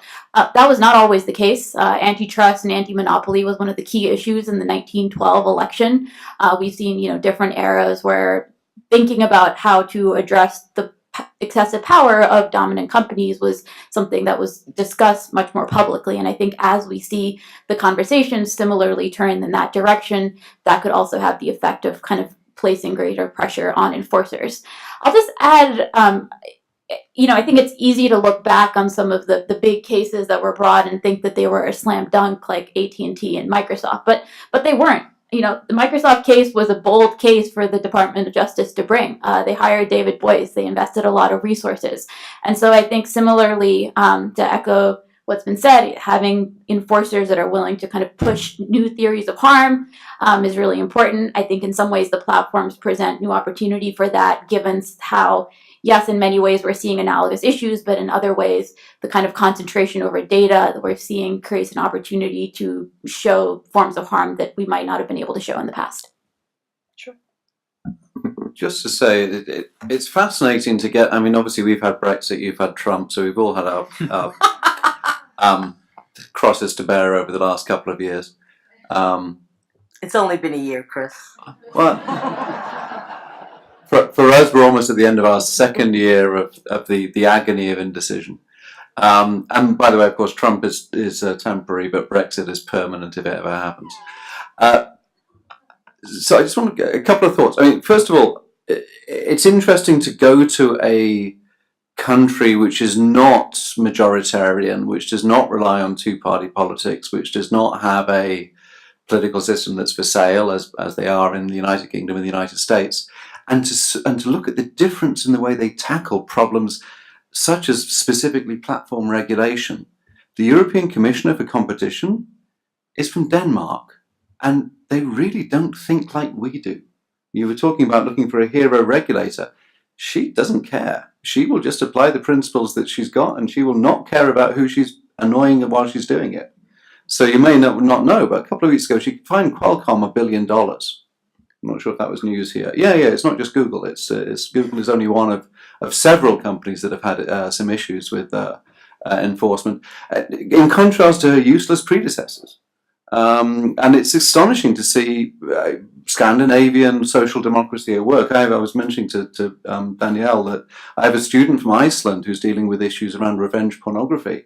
Small countries where people really care about how communities work and really have a strong community sense, boy, do they have a stronger attitude towards platform regulation than we do. And it's really worth thinking about the fact that sitting in Washington or London, we may not realize many of the possibilities that are taken as common sense for people in smaller communities where they understand the damage that's being done. And that may include smaller communities in our own countries, by the way, of course, where people just think that it's insane that we're not regulating in the way that they think we should do. All right, we're in the 7-minute countdown to lunch. Are there any questions from the audience? Everybody's hungry. Oh, you're not a Georgetown Law student, honorary, but I'll give 1 minute for any more, if there are any students in the room. They have to, right? This is a test, guys. This is not an option. If Phil Weiser was here, it would be mandatory. Paul, step up. I do too. I'm deciding how mean I want to be.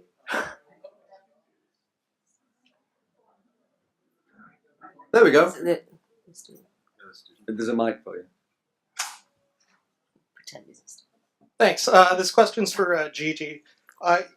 You mentioned you wanted a holistic conversation about regulation of platforms and broadband companies, but when you were at the FCC, it seemed like the FCC only dealt with broadband companies. Was that because you feel like the FCC doesn't have a legal mandate to regulate broadband companies, or was it something that like the FCC might have been a little too cozy with broadband companies or with tech companies under the Obama administration?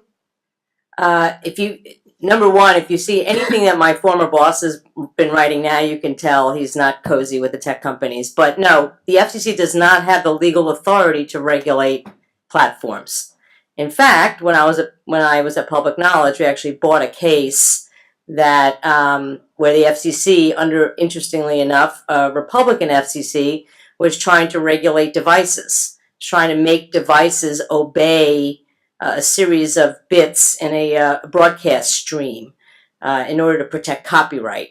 And we actually bought the case where the DC Circuit said, no, you can't regulate devices. You can't, and EFF was very involved as well, you can't regulate anything but networks. So, Google, Facebook, Amazon, as powerful as they are not networks that get you access to the internet. And I would not argue, as some people in the progressive community think the FCC should regulate that. I think that would be a terrible mistake.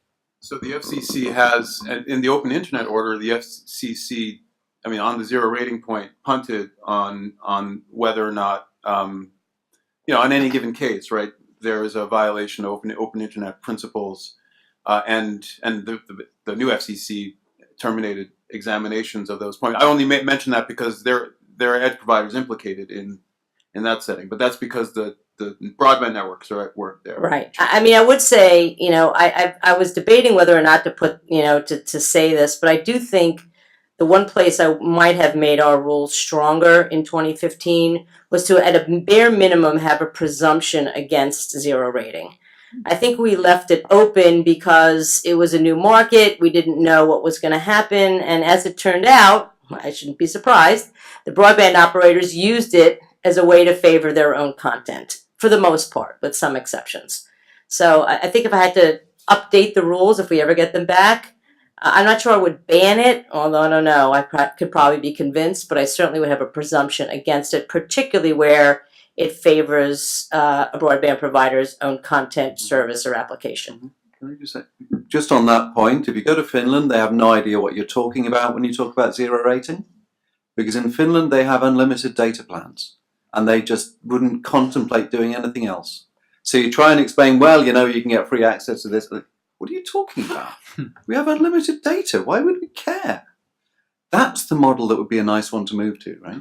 Well, and you have to ask yourself, right? So T-Mobile, which is my carrier, they were zero rating all video services, right? Or all video services that, you know, met their technical specifications. And you have to ask yourself, if you're putting out of the data cap, if you're not applying the data cap to the most data intensive applications, what do you need a data cap for? Right. Just a thought. James's hand over there. Sure. Okay, so now I'm interested by this.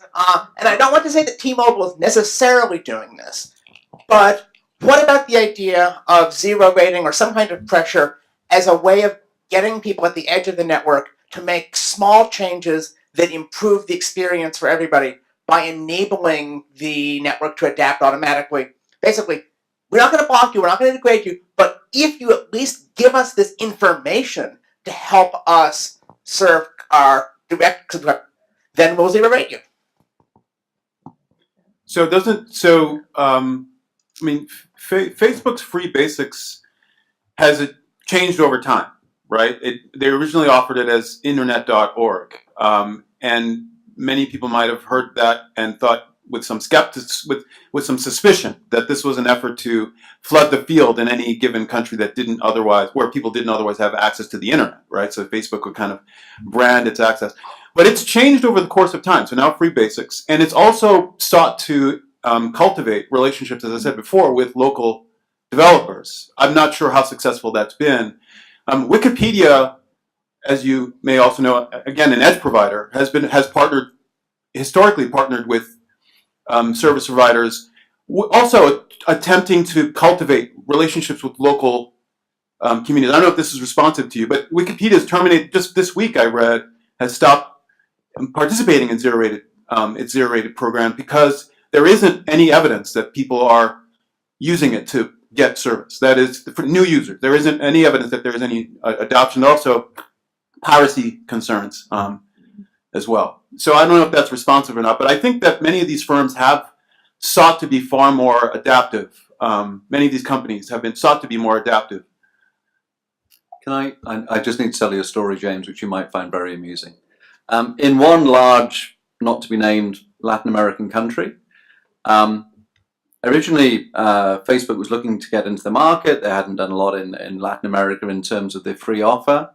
And this small company wanted to get involved. It wasn't even a network carrier, it was a virtual network carrier. And they wanted to get involved in the market and to appeal to the young. And so they said, we want to carry your service. And rumors have it that they paid Facebook for the ability to carry free basics. And then along comes the largest carrier in the country, and they say, oh, how interesting. You'll pay us, and we'll do it as well. And rumors have it, Facebook said, well, hey, you're the largest carrier, you're pretty much the monopolist in this country. Fine. So there were two versions of free basics running at the same time. And it turns out the smallest network operator was paying, the largest was at least getting a neutral offer. So it's just an illustration of the kind of thing that can happen. Admittedly, this is in a data poor market at the time that this was taking place. But I can extend that argument, and I can extrapolate a little bit to ultra high definition TV, and I can see how you might try and do the same thing. And of course, the regulator's answer should be, this is not the internet, guys. And if it's not the internet, then there's a whole different set of rules that apply. And if you do want to set up proprietary protocols, which is essentially the kind of thing they're trying to force on operators, well, then you get involved in a whole different set of arguments which you might not want to get involved in. So I don't know if that's a cautionary tale or if that just seems far-fetched. Of course, the data that we would like to get from out there is data which belongs to, as Gigi said, platform operators aren't required to cough up that data. So this is rumor and innuendo, and I hope it's not actionable. I'm leaving really soon. All right, I'm going to wrap us up there. Before we thank our panel, I just want to let you know what the game plan is for the rest of the day. So we have lunch, box lunches are available at the back of the room. The third panel will reconvene sharply at 1:45, so you get a little bit of a break to mingle and walk around. And we will be back again this afternoon. But in the meantime, thank you so much for this wonderful panel. Point. So in the U.S., in the past, they had a law that basically prohibited discrimination. No, really, Now, why you're right. In terms of access providers? No, just generally. So if these laws. Okay, I think people are still going to be trickling in, but let's go ahead and get started. I'm Kyle Brennan Marquez. I'm a research fellow here at the law school, and I'm really pleased to be presenting this panel. I think it's going to make for a very interesting discussion that's going to circle back a little bit on some of the themes that were brought up actually in the first panel. Kind of broadly speaking, as we face the problems of this sort of content moderation problem writ large, as platforms increasingly play a prominent role in our lives and our politics and so forth. The questions, some of which especially I think were raised by some of James's remarks about can we draw the kinds of distinctions that feel kind of intuitively urgent, but then on scrutiny somewhat difficult, and maybe it in some sense impossible to really figure out and operationalize in practice. What kind of news is fake? What kind of news is real? What kind of online expressions are so harmful that we shouldn't tolerate them and we should filter them out? And what kind of marketplace of ideas are we talking about in the platform world? So I'm going to encourage and even embolden the panelists to keep their remarks on the shorter side. I mean, you all have 12 minutes, but err on the side of brevity, because I do think that this is going to be particularly sort of interesting to the entire audience, because this question has been, I think, on everyone's minds in the recent, recent events, the last year especially. So with that, we'll start, and we have, we're going to go just in the order, the alphabetical order in which they're sitting here. So we'll start with Derek. Thanks so much, Kyle. This means that I have the much envied spot directly after lunch, which I assume is some sort of hazing by Paul and Julie. And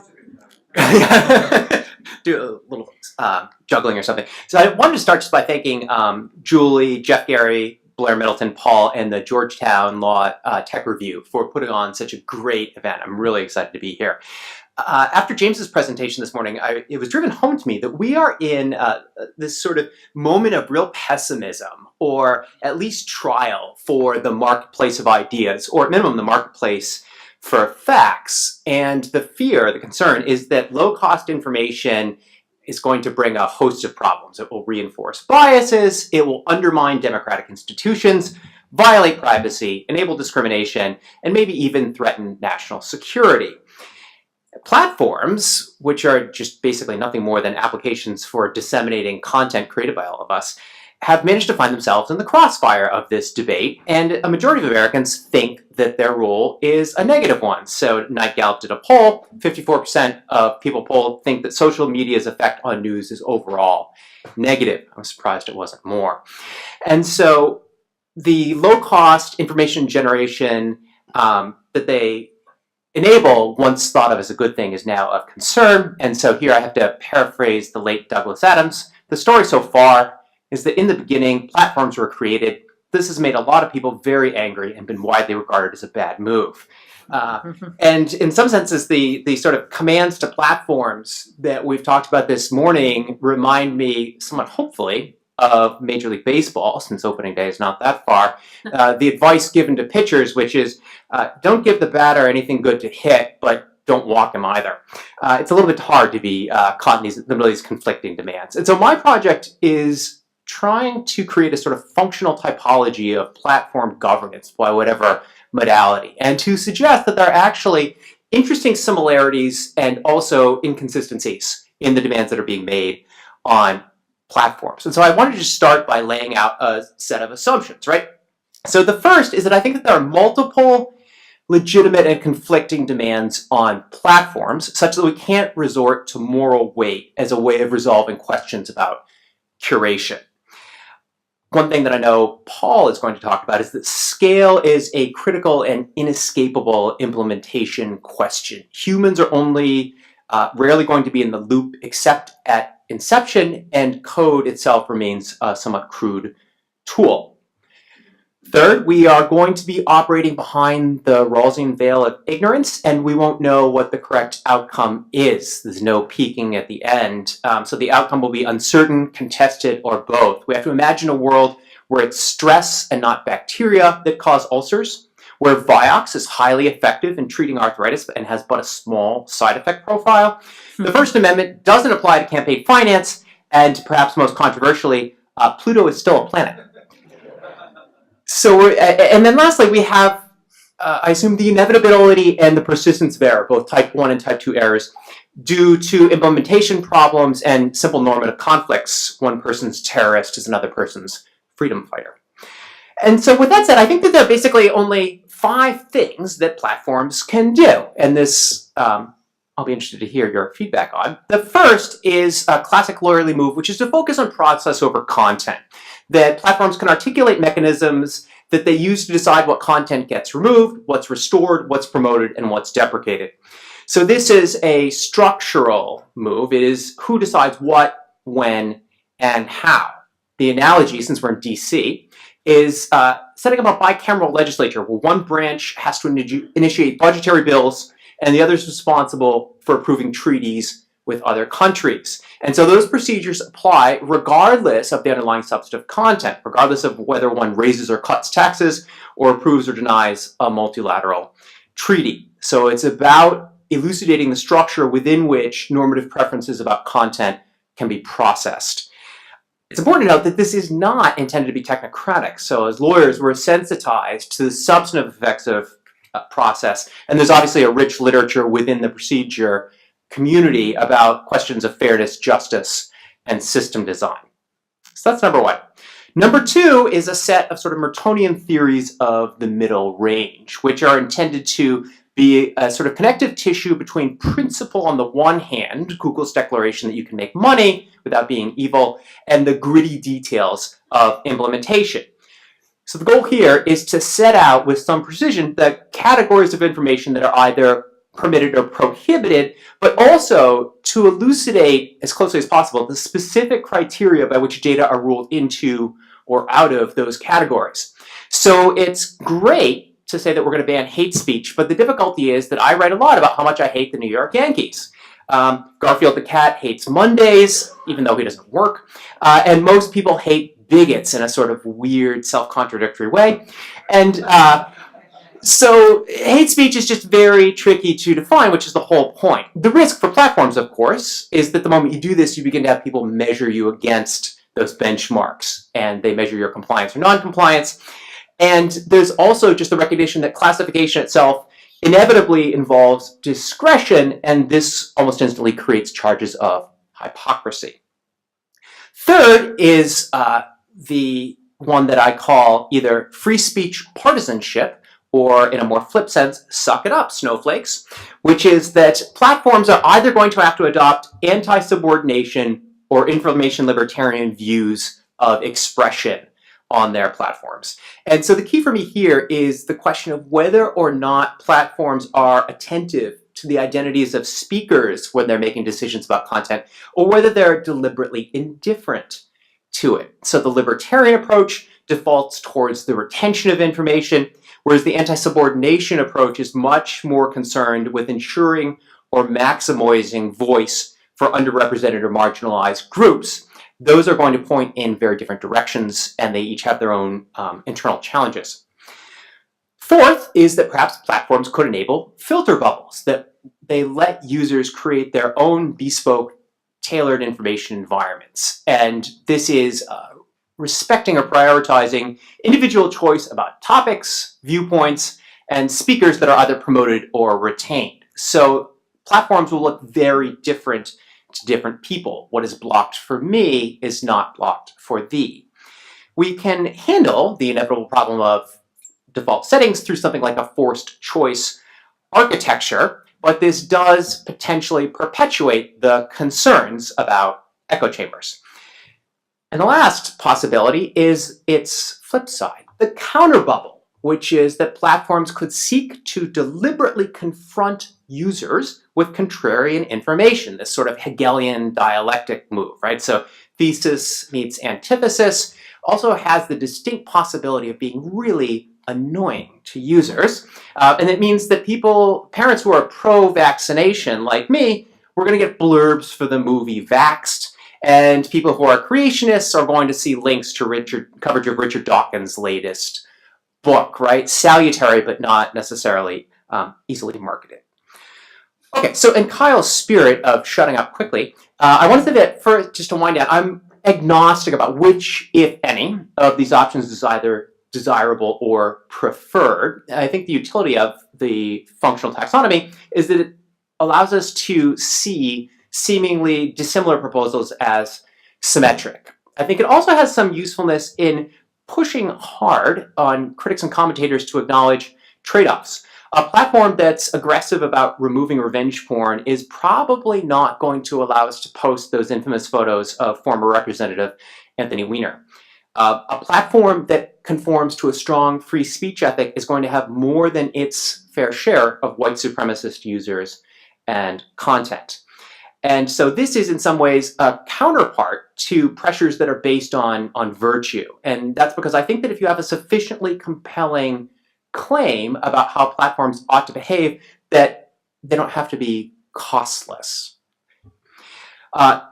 Third, I hope that this is a move beyond regulation by anecdote, that calls for systemic redesign by powerful private firms necessitate, I think, some proof and some detail about systemic problems. And it requires that we accept the inevitability of imperfection. And I think at base, it's a question that's slightly differently focused. Not only what do we want platforms to be, but why do we want them to be those things? At base, this is actually a debate about human capacity and goals. We wouldn't worry about fake news if voters were impervious to it as utilitarians, unless we had and evinced some really strong deontological commitment to truth. And so in the end, this typology, I think, is about recognizing that shaping platforms is actually an effort to shape what we think the information environment ought to be, and perhaps more prominently, what people ought to be. Thanks.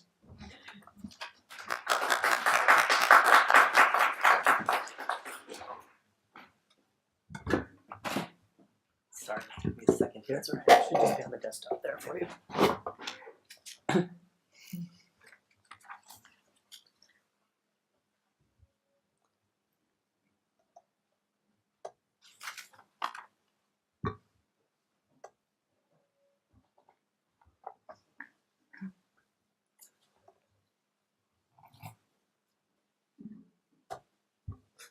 Sorry about that. Hi, my name is Anupam Chander.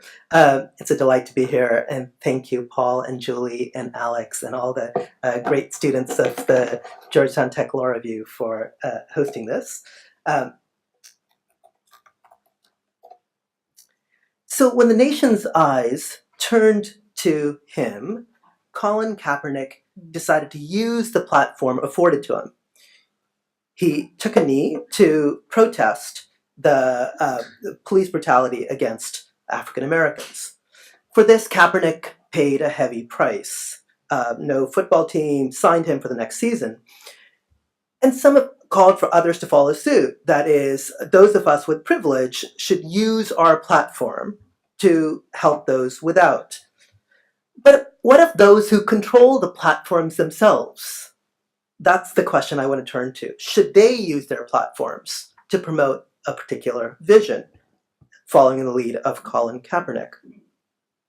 Governments, corporations, civic society have increasingly demanded more removal of content. Here's something yesterday Amazon targeted and calls a Drop NRA TV app, right? And others have decried the extraordinary powers over discourse wielded by information platforms, or I want to mention just one of their users here. A tweet by Kylie Jenner wiped out $1 billion of value in Snap stock yesterday. So many are alarmed at the gatekeeping role played by unelected censors, and understandably so. Internet platforms thus face calls to both increase censorship and also to yield control. The operators often express leeriness of pressing any worldview through their powerful platforms, worried that to do so might jeopardize either their political neutrality, their legal immunity, or both. So this is what you get when you search for neutral platform, by the way. So maybe that's just my search results because it's tailored to my shopping. I don't know. We're Try really your getting a quote from Julie, or we're playing here. So Julie has drawn attention to the economics underlying these platforms and underlying the politics of the proclamation of neutrality. Here, the economics of this answer is to the search query is also quite visible. So I want to argue here that given their increasingly critical role in contemporary society, the operators of information platforms are not digital Switzerlands. They aren't neutral bystanders to allow others to make use of their platforms. Engineers, of course, have long asserted their neutrality with respect to political actions. Our role is to build infrastructure and tools and let others do what they wish. The tools themselves, we're told, are not good or bad. It's the people behind them. It's the person holding the gun, not the gun itself. What you do with them is your fault, or perhaps the fault of rotten governments. That's the typical approach of engineers. And I want to challenge this. The history of technology shows that this has always been a useful but false myth. Langdon, the winner in the politics of artifacts in 1986, published in a book, observed that the usefulness of technologies made them appear morally neutral. Because technological objects and processes have a promiscuous utility, they're taken to be fundamentally neutral as regards their moral standing. But he said, technologies are not merely aids to human activity, but also powerful forces acting to reshape that activity and its meaning.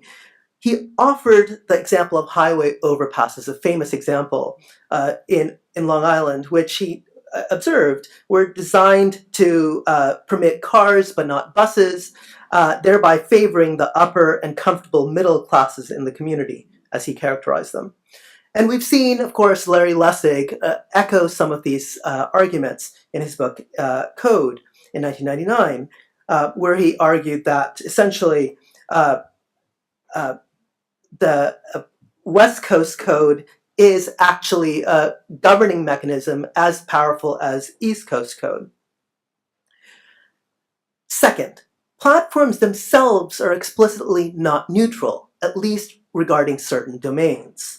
And this is, of course, expressed in their community guidelines. Community guidelines differ across the platforms. One of the fascinating kind of questions that remains that I don't believe has been well studied is the differences among community guidelines in the biggest platforms. I reviewed these guidelines in preparation for this, and they're actually remarkably different. What exactly kind of hateful conduct they might prescribe varies by platform, how it's expressed. There's not a kind of some exact same framework that is used across the platforms. So now, of course, this rule require interpretation, and so if we have community guidelines, they have to be interpreted, and the interpretation of these guidelines itself requires judgment and actually non-neutral actions. So imagine this: Twitter has an anti-hate speech policy, Facebook has an anti-nudity policy, but both were not enforced with respect to Donald Trump or the picture of the young girl fleeing a napalm attack.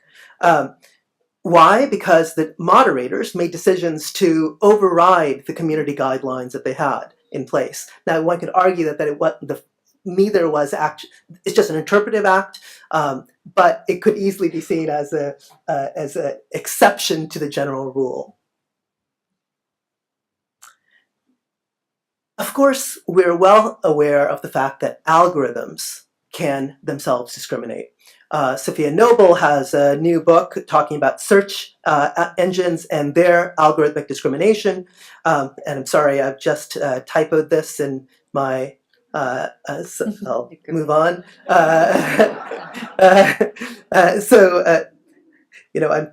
This screen is not big enough to type all these things, and so it's easy to make typos.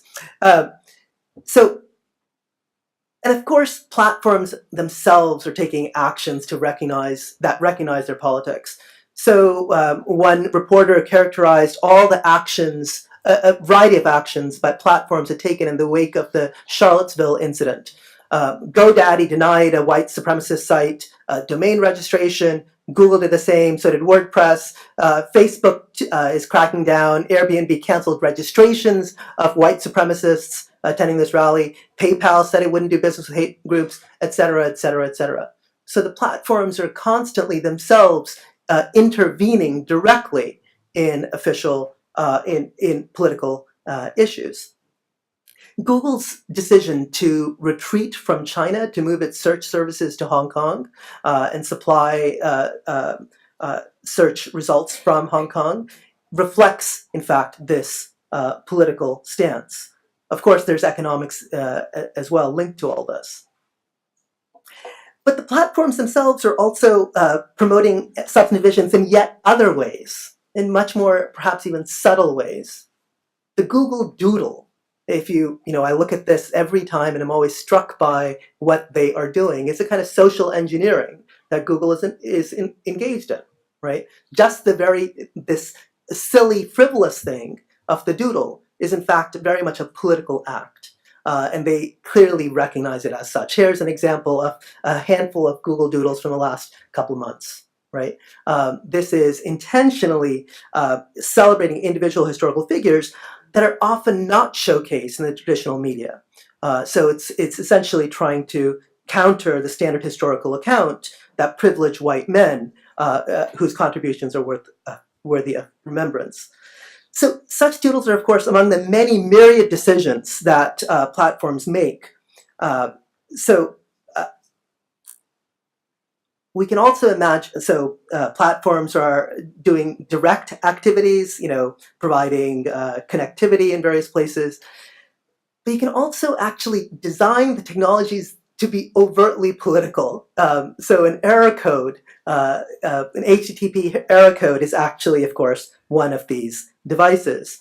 So this is error 451, named after Fahrenheit 451, about book burning, to actually tell users that their site, the resource that they're trying to obtain, has been blocked because of legal reasons, because of a censorship order.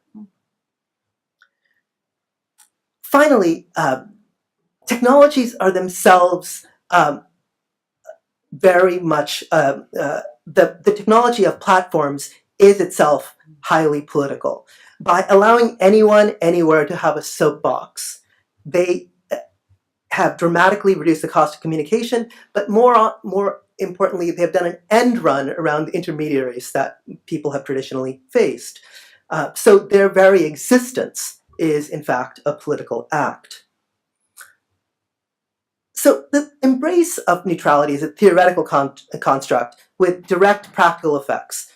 So this happened with respect to Facebook's trending topics decisions. So in 2016, there were complaints from conservative groups that conservatives were being discriminated against by Facebook's trending topics. Facebook responded by firing their trending topics team, replacing it with automated algorithms. And of course, those automated algorithms ended up surfacing a lot more hate speech than the humans who were otherwise curating those trending topics were doing. Tarleton Gillespie called this the weaponization of these devices this morning. So some have argued that we should move beyond neutrality at the network layer to search and other forms of neutrality at the application layer. But essentially, we should worry that if we declare these to be public forums, that they can only institute the internet version of time, place, and manner restrictions. We don't need to ensure the right of Nazis to march on Snapchat. And so if we were nervous about elected officials censoring speech, and I'm mindful here of the time here, or tipping the scales to favor one side or another, should we not be even more nervous about unelected corporate titans doing so. So I'll offer two quick responses. First, content regulation by social media platforms is very different than government censorship, which removes that material entirely from availability of the local population. So when Twitter banned some hate speech sites, they moved over to Gab, which is a right-wing hate speech platform. And so it's very different than a government censorship order. Second, I just want to make one important thing that we don't talk about is old media. Old media, of course, always exercised an editorial role, even in its reporting. The decisions to select the reporters, to choose what stories to assign, to edit the stories, to write the headlines, to decide where and when those articles will be shown, are all political decisions, and so we should be cognizant of that. So this means that we have to have some theory then of how we go about doing this content moderation. And it can't be this Cloudflare CEO terminating the neo-Nazi neo-Nazi site because he woke up in a bad mood this morning. Rather, it makes more sense to, I think, have processes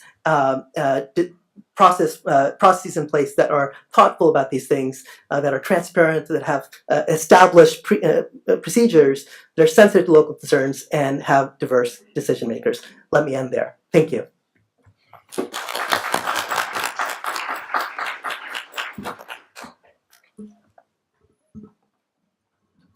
I'm gonna stay where I am. Whoa, so sorry, guys.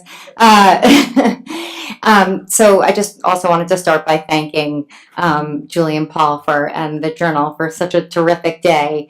And if you haven't figured out already, the privacy speech surveillance community we love each other. It's a very close community, and we can disagree with each other, but with love. So this is by way of preparation for my speaking, and then someone I admire greatly, Cindy, who's going to say everything I say is wrong, but with love, right? Of course. And it is really fun actually sit right next to I each know. other. Look You at how know, they did this. Totally. This was like, thank you, Kyle. Good job.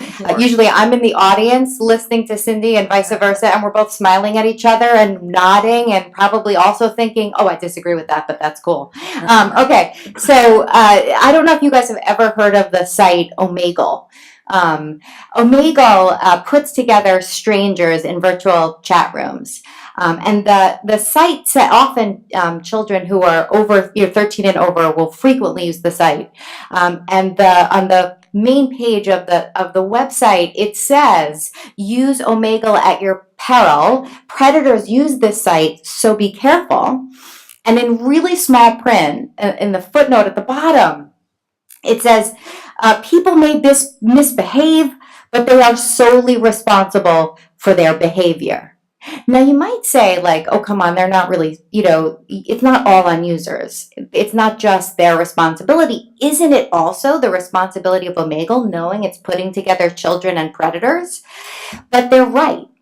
I'm going to talk about the law passed in 1996 that makes clear that Omegle would be free from responsibility.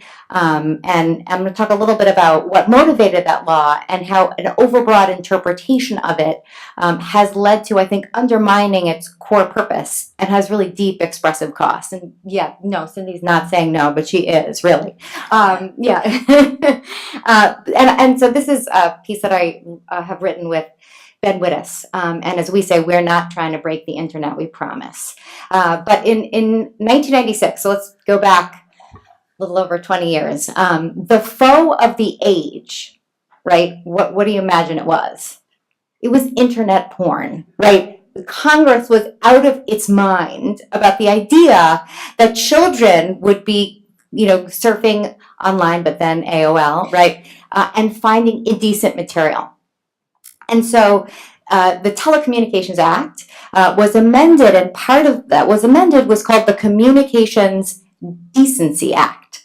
And most of that law was fairly hideous. It criminalized the knowing transmission of indecent material online, essentially trying to make the internet for what was fit for children. And most of that law is struck down, and rightfully so. But what was left was Congress's or lawmakers' attempts to enlist private providers because they knew that law enforcement agencies would certainly be outgunned. They wanted private providers to help monitor and filter indecent and offensive behavior. I'm using Congress's words. The case that prompts Section 230 of the Communications Decency Act was one in which Prodigy had tried to filter profanity on its chat rooms. And the filtering software certainly didn't catch defamation. And so, as it turns out, a boiler room operation run by Jordan Belfort sued, which just seems it's ironic. He's suing for defamation that he was running a boiler room, which he was. You know, we've all seen the movie. And the New York State Trial Court finds that Prodigy is not a distributor, but rather a publisher, strictly liable for user-generated content because they were acting like a publisher. And lawmakers, that result was an anathema to Representatives Cox and Wyden and folks on the Senate side because their response was, we want providers to monitor themselves. There's no way we can do this on our own, and publisher liability would make sure they do no monitoring. They were going to sit on their hands and then wait for content to come to their attention. So they included a provision, Section 230C, which the title was Protection for Blocking of and Filtering of Offensive Material. And there are two pieces of it. One part of Section 230 says that no internet service provider will be treated as we're good. Really was. No, that wasn't mischievous, I don't think. And even if it was kind of fun. The part of Section 230, it says, no provider or user of an interactive computer service shall be treated as a publisher or speaker of content provided by someone else. And there's another provision that sort of barred from telecom law, which said that if you overfilter or you filter too much, then you're not going to be penalized. You enjoy immunity from liability so long as you did it in good faith, that you were removing offensive, harassing, material. And the goal was to encourage self-regulation so that if you filter too little or you filter too much, you would enjoy immunity from responsibility. And so 20 years later, where are we? Section 230 has done a lot of great things, right? We have, I say this with great enthusiasm for sites and platforms like Facebook and Twitter. I think they have great potential to put so much, we're seeing social movements thrive online, and despite all the fake news that we're seeing in the cyber mobs going after these young kids, we are seeing a pushback, and we're seeing really important speech. But at the same time, the same cyber mobs that go after the young, young people who are engaged in the battle against guns are different. But nonetheless, there are cyber mobs that come together online to silence. And so what we've seen, and that's just part of a broader problem, is that Section 230 has led to an immunity that lets revenge porn operators brag to the press that they're untouchable, right? Because they do not enjoy immunity from liability, and so they'll encourage their users to post exes' nude photos. And if they're not charging money for the takedown, they're right. They are immune from liability. Same is true for Nick Ritchie, who proclaimed himself a life ruiner. He ran a site called thedirty.com, and he encouraged his dirty army or trolls to send him salacious gossip, usually about just ordinary college students or ordinary people in their 20s. So salacious photos, gossip, suggestions someone had herpes or AIDS or was a prostitute. And then what Nick Ritchie would do was look at the emails, decide what he wanted to post, and then he would put subjects home addresses, and hometown. Sometimes their cell phone numbers. He enjoyed immunity from liability. A hookup site enjoyed immunity from liability, even though it was told over 100 times that there was a user on the site impersonating a man and saying he was interested in anonymous sex, and the man received like an outrageous amount of text saying, "I'm coming over and having sex with you tonight," but people coming to his door in a terrifying way. And he told the site over 100 times this was happening, and they did nothing. And Section 230 is why Backpage was immune from liability for sex trafficking ads on their site that they didn't just know about, but they designed their speech rules, policies, and the design and architecture of their site to ensure that sex traffickers couldn't be caught by law enforcement, right? And Section 230 is why eBay and Amazon have been found immune from liability for the sale of products that have hurt people, like poisoned them, on the grounds that it's just a platform. Users are coming together, even though what they're being immunized for is not for speech, right, but for commerce. So what we've seen is a really broad interpretation of Section 230, which has led to, if you think about it, really perverse results, right? Section 230's purpose was to incentivize either self-monitoring and responses to indecent and offensive material, but it is sheltering sites that are trafficking in indecent and offensive material, right? By design, that's their business model. And so I think the overbroad reading of Section 230 has important costs that I think we've got to wrestle with. The first is that platforms are what we might understand the cheapest cost avoider, right? They're in the best position to most efficiently either prevent or minimize harm. But victims, and I've done a lot of work on cyber stalking and revenge porn, when victims go to platforms, especially platforms whose whole business model is abuse, they can't put any pressure on them, right? Because they can't sue them, and there's nothing that they can do. And I think what we have failed to bring into the picture are the expressive costs of Section 230, right? So in the face of online assaults, and what I mean by cyber stalking is usually a perfect storm of threats, privacy invasions, and defamation. And threats are usually rape threats. The defamation is usually accusing someone of having herpes or some other sexually transmitted infection, or is available for sex on fake ads. And lastly, when I say privacy invasions, I mean a very particular form of privacy invasion, the posting of nude images without the person's consent. So in the face of those online assaults, victims go offline. They shut down their blogs. They shut down their platforms. They feel like they have no other option because to stay online is a provocation in and of itself. And this is not just anecdotal evidence from my book. There are studies that make clear from Pew, from Harvard, that show that over 40 to 50% of people who face online stalking completely shut down and leave online life. And it's not just expressive costs, right? When you feel like you can't communicate online, in some fields, that's a killer to your career, right? Like in technology and journalism, you can't say to a journalist, just don't tweet, right? You can't say to people in the open source community or engaged in computer science, like, don't bother, having a blog. It's not an option, right? And so there are tremendous costs to expression and other crucial life opportunities. And so what Ben Wittes and I came together and proposed is not the elimination of Section 230, right? But rather one that would bring it into alignment with the statute's purpose to incentivize self-monitoring.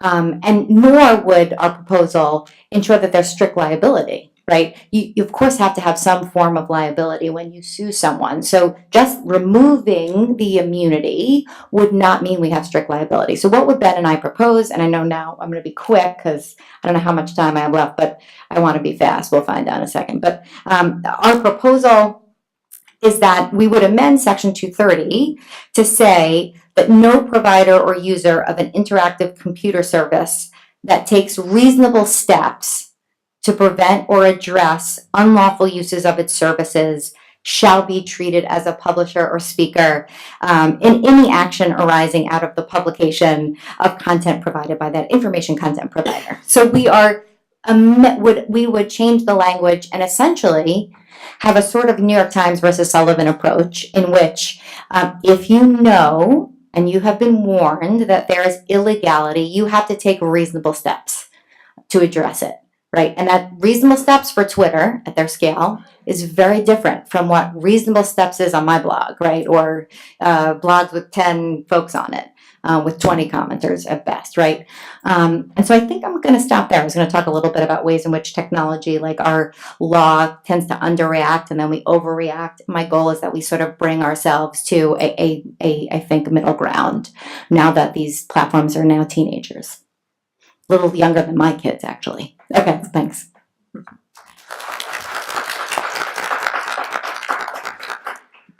So now I'm facing a choice because I wrote a paper about something else. I didn't realize that. And so I could talk about CDA 230 or I could talk about what I wrote my paper about. I'm going to try to do a little of both, but I apologize for the CDA 230 part because that's not what I wrote my paper about.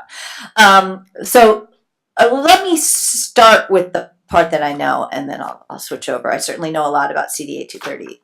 But what I wrote about was whether we should encourage platforms to engage in more censorship in response to the harms that we're seeing from neo-Nazis, especially, and other kinds of hate speech going on.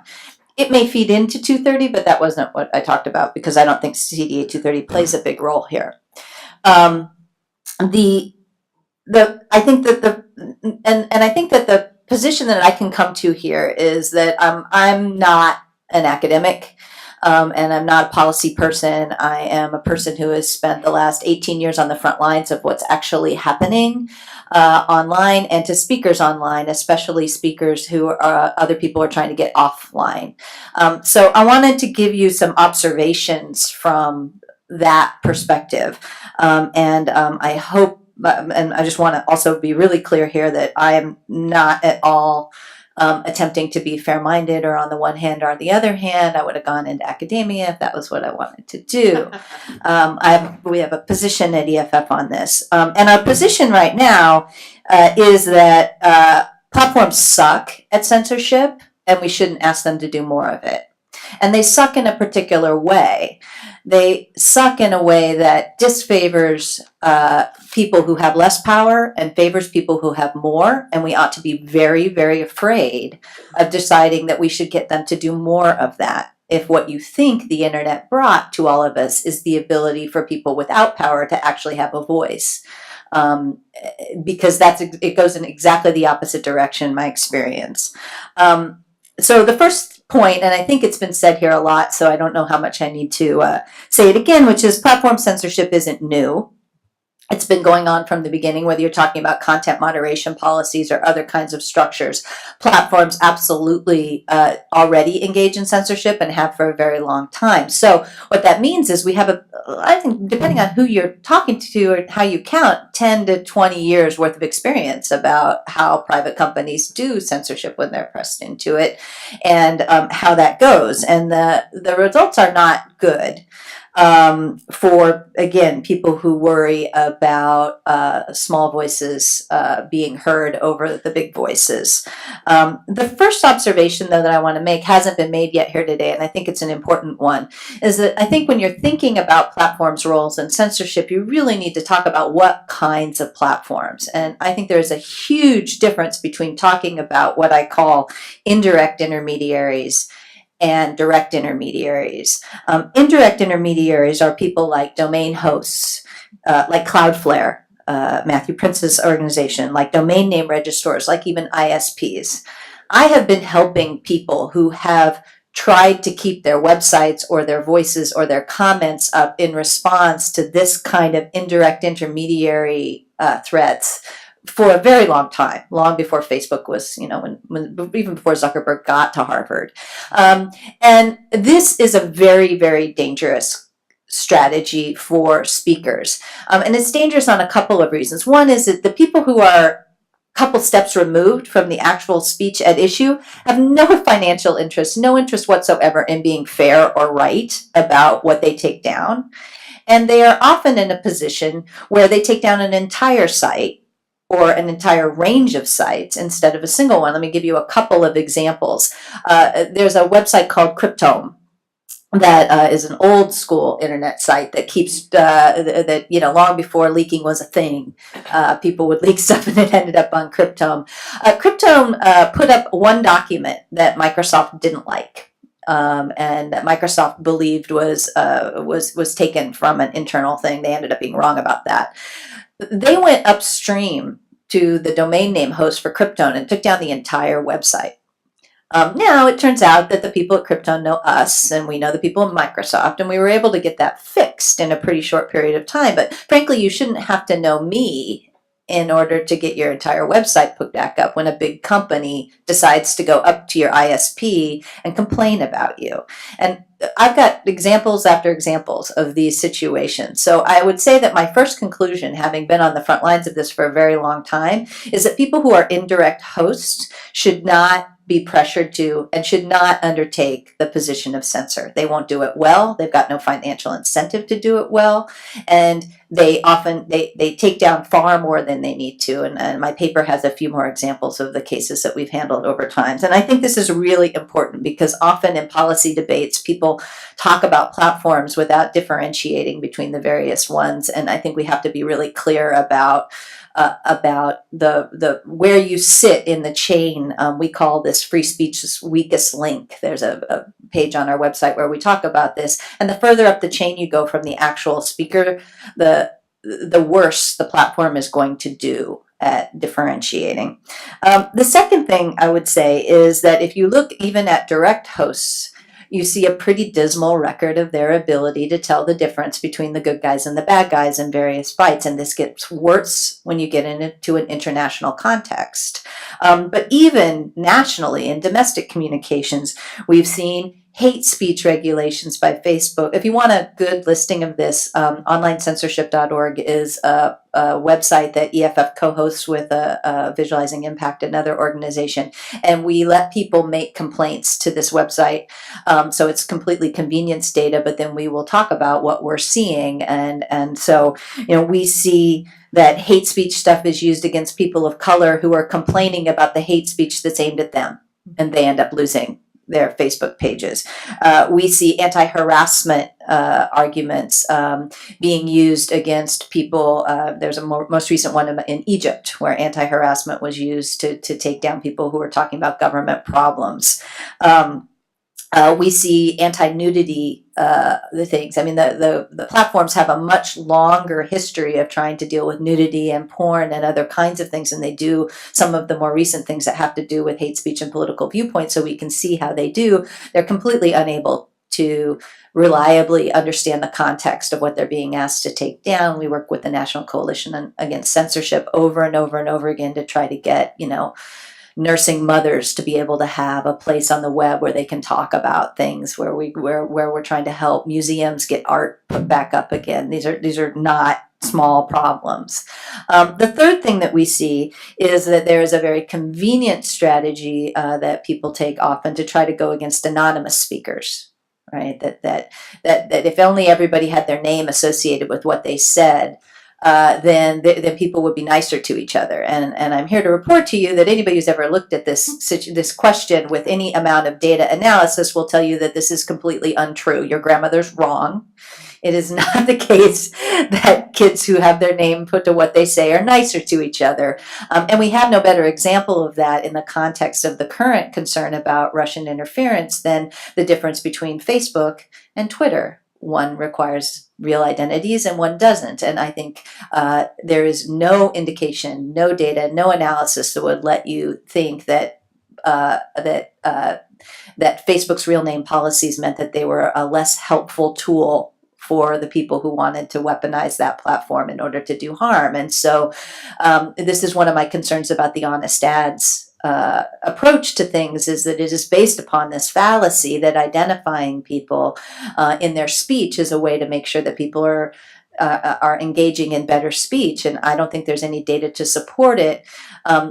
On the one hand, and on the other hand, the work that we do with groups all around the world who are desperately trying to get out from under oppressive regimes who will actually die if their names gets identified with the information that they're providing are all the kinds of dolphins that get caught in this anti-anonymity net. And I think, again, this is why I got into the internet to begin with, so I get a little passionate about it. If we can't help those people, then access to printing presses was something that powerful people already had. We didn't need to create the internet to let powerful people have more ways to make their voices heard. So if we're going to I feel really strongly about some of the propositions that I hear in this town that don't have any science behind them, and also will end up undermining, I think, one of the core values that an internationally networked world could bring to us. The next thing I think we should look at is something that we at EFF called shadow regulation. We've been talking a lot about to regulate or not to regulate here, and I think that is missing a whole thing that is happening online right now, which is governments going to companies and strong-arming them into engaging in voluntary practices for censorship. This is one of the many techniques that was borrowed from the intellectual property debates that we're now seeing spill over into straight-up free speech debates. And I think it's something that people in this town need to pay pretty close attention to, because if you're really only focusing on affirmative regulation or not, you may be missing one of the more important things that is happening around the world, especially that ends up pushing companies into a role of censorship with even less accountability than a public regulatory scheme might have. So these are all the ways in which I'm like, no, don't go there. Let me tell you some of the things that we've seen that really do help in situations in which direct intermediaries are trying to do moderation in a way that is sensible. The first one, and the most important one, I think, is due process. If you're going to act like somebody who's deciding whether somebody gets to speak or not, then you have to take on the responsibilities of figuring out what your rules are, making them available to people, making your decisions in a transparent way, making sure there's a right of appeal, and listening to the appeal. And if you're not willing to undertake the basic due process, I use a version that was in something called the Manila Principles that EFF and some other organizations put together for intermediary liability, but it has a nice layout of what due process should look like if you're if somebody's trying to go to an intermediary and get something else taken down. It was written in the context of government attempts to censor, but it works pretty well for most of the private attempts to censor. I think if we're going to ask intermediaries to censor, or they're going to continue to take up this measure, if they don't put in due process, then they're just going to continue to do what powerful people want and stomp on small, powerful people. Due process is one of the few protections that people have. And then I think that we should talk about non-censorship options. There's a lot of ways, and some of them have been discussed here today, but really meaningful transparency about how decisions get made, better tools, and better tools, not just the ones that Facebook or a platform might provide to you to decide what you want to see, but allowing third parties to develop ways to interoperate with the data that the big platforms have gathered. That's opening up APIs, letting other people decide how to present the information that social networks have about you back to you. And that involves a whole set of laws and processes that EFF has long history with, things like the anti-circumvention provisions of the Digital Millennium Copyright Act, which help protect these closed platforms, has to do with the CFAA, the Computer Fraud and Abuse Act, which gets used against people who are trying to build interoperable products. It has to do with end user license agreements that prohibit interoperability. There's a whole set of things that we should really pressure these companies to do to open up their systems so that the only people who get to innovate about how you interact with their systems aren't them. And then all the way to, I think somebody referenced this earlier, data portability and the ability to vote with your feet if you don't like the way a platform's working. These are all the ways in which people are feeling stuck in platforms that are making decisions that aren't in their interest and subjecting them to things that they don't want to see, that if we began to put some pressure on, I think we might be able to create a world in which the need and the pressure on the platforms to censor would be reduced quite a bit, and that, you know, until we try those things, I worry that pressuring the companies to censor won't go very far. Now, I don't know how much of my time I have left to talk about Danielle's, or I'm happy to do it in the Q&A. I guess a couple of things that I want to say about Section CDA 230 is that I do believe that Section CDA 230 was created in large part to make sure that people were willing to be platforms, so that there were people who were interested in hosting other people's speech and wouldn't be responsible for every single thing their users said. And if we start reducing those rules, you're going to end up in a situation in which the only people who are willing to be platforms to host other people's speech are the people who already are. And those people aren't doing a very good job right now. So I worry that this is creating a huge barrier to entry. I will also note that the guy, you know, there's a guy, and people have gone to jail for revenge porn. The Backpace guys are going to jail for the steps that they took in addition to things. I guess my time is up, and I'm happy to do more of this later, but I really think CDA 230 isn't the problem, and weakening CDA 230 isn't the solution.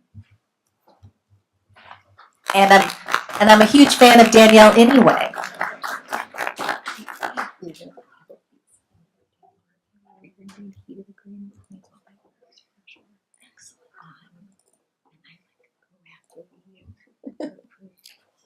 Okay, this is going to be a little bit different. I'm a communication scholar. I'm an ethnographer of social media.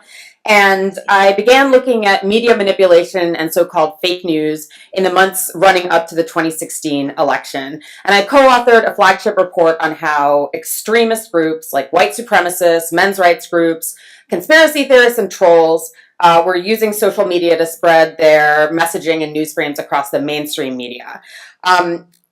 Now, when I use the term fake news, I'm doing that fully knowing how problematic this term is. And in fact, fake news is really a heuristic. It's just a shortcut. And we often use it to describe a lot of things that are not really related. So I want to kind of distinguish what I'm talking about here. So for the last few years, BuzzFeed has been tracking the top fake news articles on Facebook. So this is the top 10 fake news articles on Facebook from 2017. And you'll see that these have several things in common. Each of these actually looks like a news article. If you were to click through to it, it would have the sort of aesthetics of an online news article. They're all very sensational. They're grotesque. They're sexual. You know, the top one, they're all pretty unsavory things. They're not all political or related to ideology in any way. The elderly woman accused of training her 65 cats to steal from neighbors. That's there on the bottom, right? You know, I mean, I think a cultural studies scholar might be able to make the case for why that's political, but it might be a little bit more difficult for the rest of us. And these only exist for clickbait. They exist only to make money for the news sites. If there was no economic incentive for these sites to exist, they would not exist. So I do think that this kind of information is somewhat problematic, but I am much more concerned with stories that have political or civil ramifications. Stories about crime or politics or international affairs or politicians. And so I am concerned with deliberately incorrect information, disinformation, that is spread deliberately to further a political or ideological agenda. So I'll give you a quick example of that. This is a whole bunch of screenshots from various sites about the Seth Rich incident. Since you guys are in DC, you've probably heard of this. A young Democratic staffer was shot on the streets of DC. His murder is still a mystery. And the sort of blush-colored screenshot here is from a site called 4chan, where for months they were putting together a conspiracy theory that he was killed by Hillary Clinton because he was about to reveal information about her emails to WikiLeaks. Now, this story sort of circulated on far-right extremist forums for several months. The bottom sort of left thing that looks like kind of a flow chart, that's like their evidence, like made in Microsoft Paint with all these like, it's like the Homeland murder board, you know? So that stuff had been circulating on social media for a while, and then a local Fox News affiliate dug up some dude who said he had proof of this, and then Hannity spent a week hammering on it. Breitbart picked it up, and then the mainstream media started talking about it. And this whole thing was leveraged during a week when Trump was getting hammered on Russia, when that wasn't every week, like it is now. But anyway, so when I'm using the term fake news, I'm kind of doing it to talk specifically about this kind of information and not the, like, you know, Beyonce gives birth to quintuplets kind of stuff. All right. So when I was getting on my flight for this conference on Wednesday night, I started seeing on Twitter that people were going crazy talking about this crisis actors story about the Parkland shooting. So I was like, okay, well, I know all the field sites where people are talking about this. Let me just grab some screenshots. So, you know, the horrific Parkland shootings in Florida, there's a rumor going around that David Hogg, one of the young people who's since become a gun control advocate, is actually a quote-unquote crisis actor being hired by the deep state. And I guess the idea is that the whole thing is like some kind of fakery by the deep state to take away guns. I'm not sure. But all of the terminology is very much seeped in like your most paranoid conspiracy theory, tinfoil hat kind of people. And I'm really interested in how this stuff that used to really only lurk at the fringes of the internet now becomes mainstreamed and now becomes a theory that most people who are engaged in the political media or Twitter are going to have heard of. So on 4chan, and here's another one, 8chan. So these are anonymous image boards where people can post anything they want, and they really do exemplify the idea of participatory culture in many ways. People work together to kind of try to put evidence together, to brainstorm, but the problem is that they're mostly like neo-Nazis. So that's sort of a point in their disfavor. But they do generate a lot of conspiracy theories and news frames, which then make it out into the wider world. And so I literally took these screenshots while I was like sitting in the Delta terminal waiting for my flight. So all the evidence that gets uncovered on these really extremist far-right sites then almost immediately makes it to social media. So this is a video that was removed from YouTube because it was the #1 trending video, sort of quote-unquote proving that David Hogg was a crisis actor, and it had more than 215,000 views before it was removed. But there's still many more on YouTube. This is like 5 random results, of which 2 are conspiracy theory videos. The other 3 are like more legit news videos. A still from the quote-unquote proof, it was kind of condensed down into this one image that then spread all over Facebook. This particular image was shared 110,000 times when I found the screenshot of it. And then you can see that it also spreads around Twitter. And all of these are taken after YouTube said that they were doing something about it and that they were working to try to cut down on misinformation. So in the report, which is free online, you can read it at your leisure, we talked about how subcultural groups use social media to push problematic information into both mainstream media coverage and viral social media spread. And this is effective for 2 reasons. Social media has changed the flow of information in that most people now get political information from a social feed, usually Facebook or Twitter, but I have students who get their news from Snapchat and things like that. But also because journalists are under a lot of economic pressure and they often source from social media. If there's a topic that's trending or something that's algorithmically visible, they'll feel that they need to cover that. And far-right extremist groups certainly take advantage of that. And finally, once this coverage makes it to the mainstream media, it's very hard to fact check it or suppress. So this is sort of a chart from the last report. You can't read it, it's very small. But basically you have these spaces that are designated for far-right organizing, which is mostly, if they get kicked off of Twitter or Facebook or whatever, they build their own alt tech. So these are spaces like Gab AI, 4chan, 8chan. And on these spaces, these people very self-consciously brainstorm how to spread their ideas about the world. They then use mainstream social media sites to, fan the flames of sort of conspiracy. And then often this gets picked up by what Yochai Benkler calls the hyper-partisan far-right press, which is sites like the Daily Caller, the Gateway Pundit, Breitbart, and InfoWars that often will pick up the conspiracy theories from the furthest parts of the web. And from there, they often jump to more mainstream media, often through either Fox News or somebody in the Trump administration picking them up and tweeting them about it. We have dozens of examples of this type of media manipulation. The Parkland shooting just happens to be the latest. I also have stuff from like the Vegas shooting on October and like dozens of things that happened around the election. So the missing piece here that I'm interested in, that this paper I've been working on talks about, is why do people share this stuff? Like at this point, I think I have a pretty good understanding of how this information originates, how it circulates, where it goes, but I don't really get why people share some of these crazier theories on social media. And there's very few empirical studies that have really looked at this yet. When you read popular work on fake news, like your latest hot take in The Atlantic or something, the underlying assumption generally is that people are dupes and they've been fooled by fake news and they're trying to inform other people with their foolish notions. And as a communication scholar, I know lots of theories of media effects, and this deeply resembles a discredited theory from the 1950s called the magic bullet theory, which was formulated during a time where people were super concerned about Nazi propaganda and the communist influence. So they sort of had this model of media effects that media creators would put a media message in a piece of media, it would hit you like a bullet, and you would all of a sudden be brainwashed. And this is a very, well, it's been totally debunked. Like, that's obviously not how media works. But also it's really patronizing to the people who are posting these articles, because some of the underlying assumption here is that fake news somehow was responsible for Trump's election. And if people hadn't read the fake news, then Trump would not have been elected, which I do not think is accurate. Now, the alternate theory that I'd like to propose is the idea of fake news as social signaling, because most of our news consumption and dissemination goes on within social media sites. And I started out this project, this particular part of the project is looking specifically at conservative fake news. I'm interested in looking at more liberal fake news, but today I'm just going to be talking about conservative fake news, because there's several studies that say that the conservative media sphere is more likely to include false or misleading information than the mainstream media. And I've been reading this book by Reese Peck on Fox News, and he talks about how the mainstream media tends to promote this sort of liberal, urban, elite identity, whereas Fox News and other conservative media really appeals to more of a conservative or rural or everyman identity. And this is important because partisanship, political science scholarship tells us that partisanship is generally identity-based rather than position-based. You tend to affiliate yourself with a party where the members are more like you than the other party.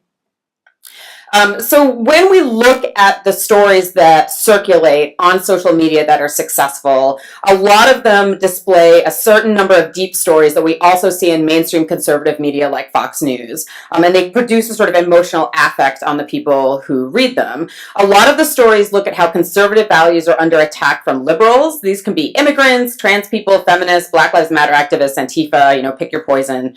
But generally they presume that the mainstream media are left-wing elites who wish to destroy traditional values and are corrupt and greedy. Obviously, this means that you should distrust the mainstream media, which further sort of fuels this whole thing.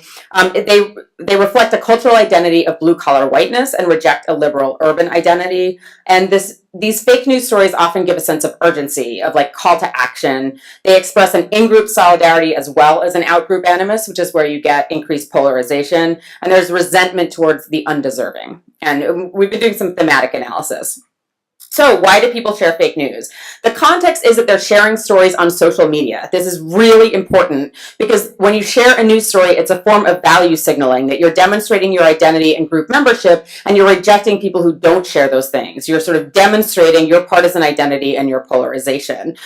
We find that fake news stories that support belief systems or deep stories that are very partisan that are also found in mainstream news coverage and politicians, and on the left and the right, are likely to be successful. But what this means is that fact-checking is very unlikely to work, because Brendan Nyhan, a poli-sci professor at Dartmouth, has documented that if you confront somebody with strong partisan views, with different beliefs, it'll often cause a backlash effect where they double down on their original belief system. And if the mainstream media then also tries to correct something, it just reinforces false messaging through repetition. I'm out of time, right? No? Oh, I want to hear more. Wow, okay, I just gotta keep going. All right, so I've been working on this thing called a socio-technical model of fake news, in which when we're thinking about fake news, we have to take into account the actors, the messages, and the affordances. So in this particular this particular case study of fake news that I've been talking about, the actors are partisan Americans who share fake news stories that support their pre-existing beliefs and signal their identity to like-minded others. The messages are that successful fake news stories repeat deep stories found in mainstream conservative media or make effective appeals to identity. And finally, that algorithmic visibility and social sharing massively increase the scale and spread of problematic information. And this is especially true during crisis situations or during sort of breaking news stories, when often algorithms will surface information that is blatantly incorrect, but that has been specifically designed to take advantage of visibility algorithms. So what should we do? Well, first of all, when we're talking about fake news, we can't concentrate entirely on platforms. We should concentrate on platforms, certainly, but we also have to understand that this is part of a larger media ecosystem that includes mainstream partisan news outlets and politicians as well. We also need to take polarization and partisanship into effect when we're examining efficacy of solutions like media literacy and fact-checking. So because I've been working on this now for 1.5 years, I've been to a number of disinformation convenings, and media literacy and fact-checking are always put forth as the solutions to fake news. But there are many empirical reasons why those would solve a little bit of the problem, maybe, but they certainly should not be treated as a panacea. And finally, we need to scrutinize the ways in which algorithms and ad systems promote or incentivize problematic, sensational, and grotesque content.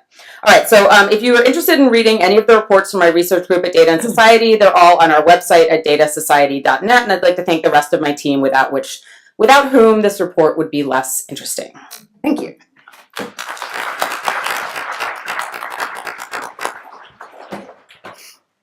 Okay, great. Thanks, everyone.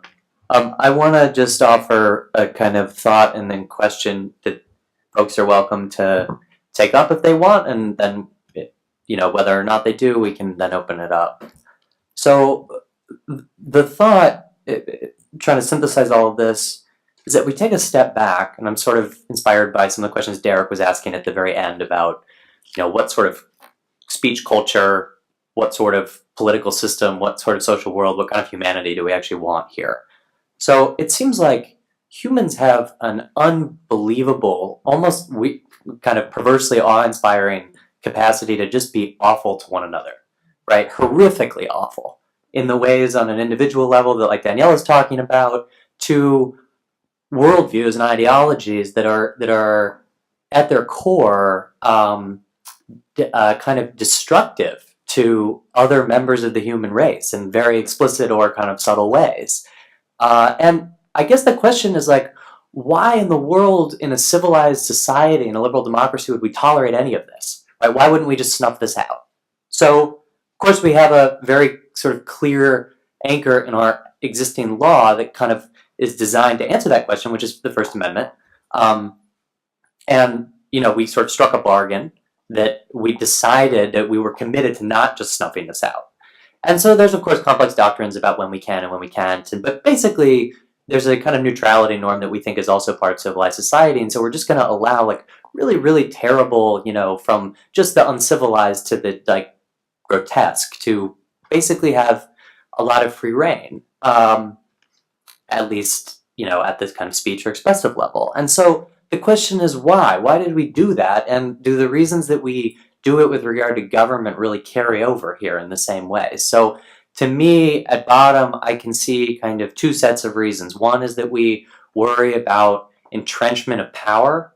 So we worry about certain groups marshaling, in this case, the kind of police power of the state in the First Amendment world, or maybe the power of the platforms or their outsized influence within the platform space or whatever, to just suppress the viewpoints of others and to sort of gain centralized control and then have a dynamic effect through time. And then the second reason is that we just can't draw the lines properly. So we either won't do it in practice or we can't even do it in principle, like what James Grimmelman was suggesting earlier today. Some of these things, it just eludes us, and it's very difficult to formalize. And so, machines are not going to be able to really do it, and humans haven't really been doing it well anyway. And so we just say we can't draw the lines correctly, so we're not going to draw them at all. And I get, so one question would be, do either of those rationales really carry over nicely to the platform space? I'm actually sort of dubious in a way. I think if we can't do it in the real world, we can't do it in or if we couldn't do it in the pre-platform world, we can't do it now. But in some ways, you know, the whole project of self-governance is that we don't really do much well and we don't really know what we're doing, but we still do it. And so it kind of, I'm not really sure how far it gets us to just point out that lines are hard to draw.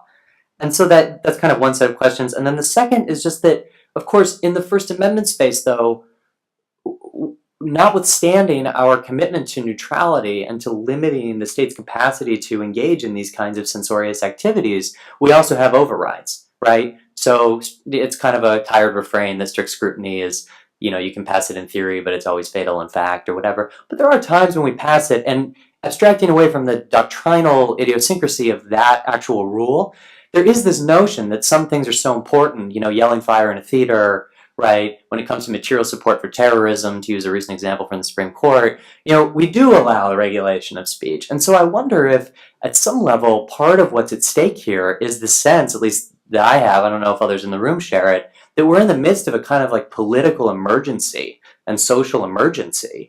And if that's the case, you know, we could debate if that's true, but if that's the case, it seems like we actually relinquish our commitment to neutrality. We have a model of that even in the First Amendment kind of culture, which is itself quite protective of neutrality principles as a general matter, right? So if the idea here is that our fundamental political structures just are dysfunctional because we can't draw any of these lines, well, then we ought to feel sort of more licensed to do it, even if we kind of fear it in some broader sense. So I don't, you know, I couldn't defend the proposition that we're in the midst of that kind of emergency exactly, but it is a felt sense on my end, and I suspect I'm not the only person in the room that feels that, and so I wonder how that fits in.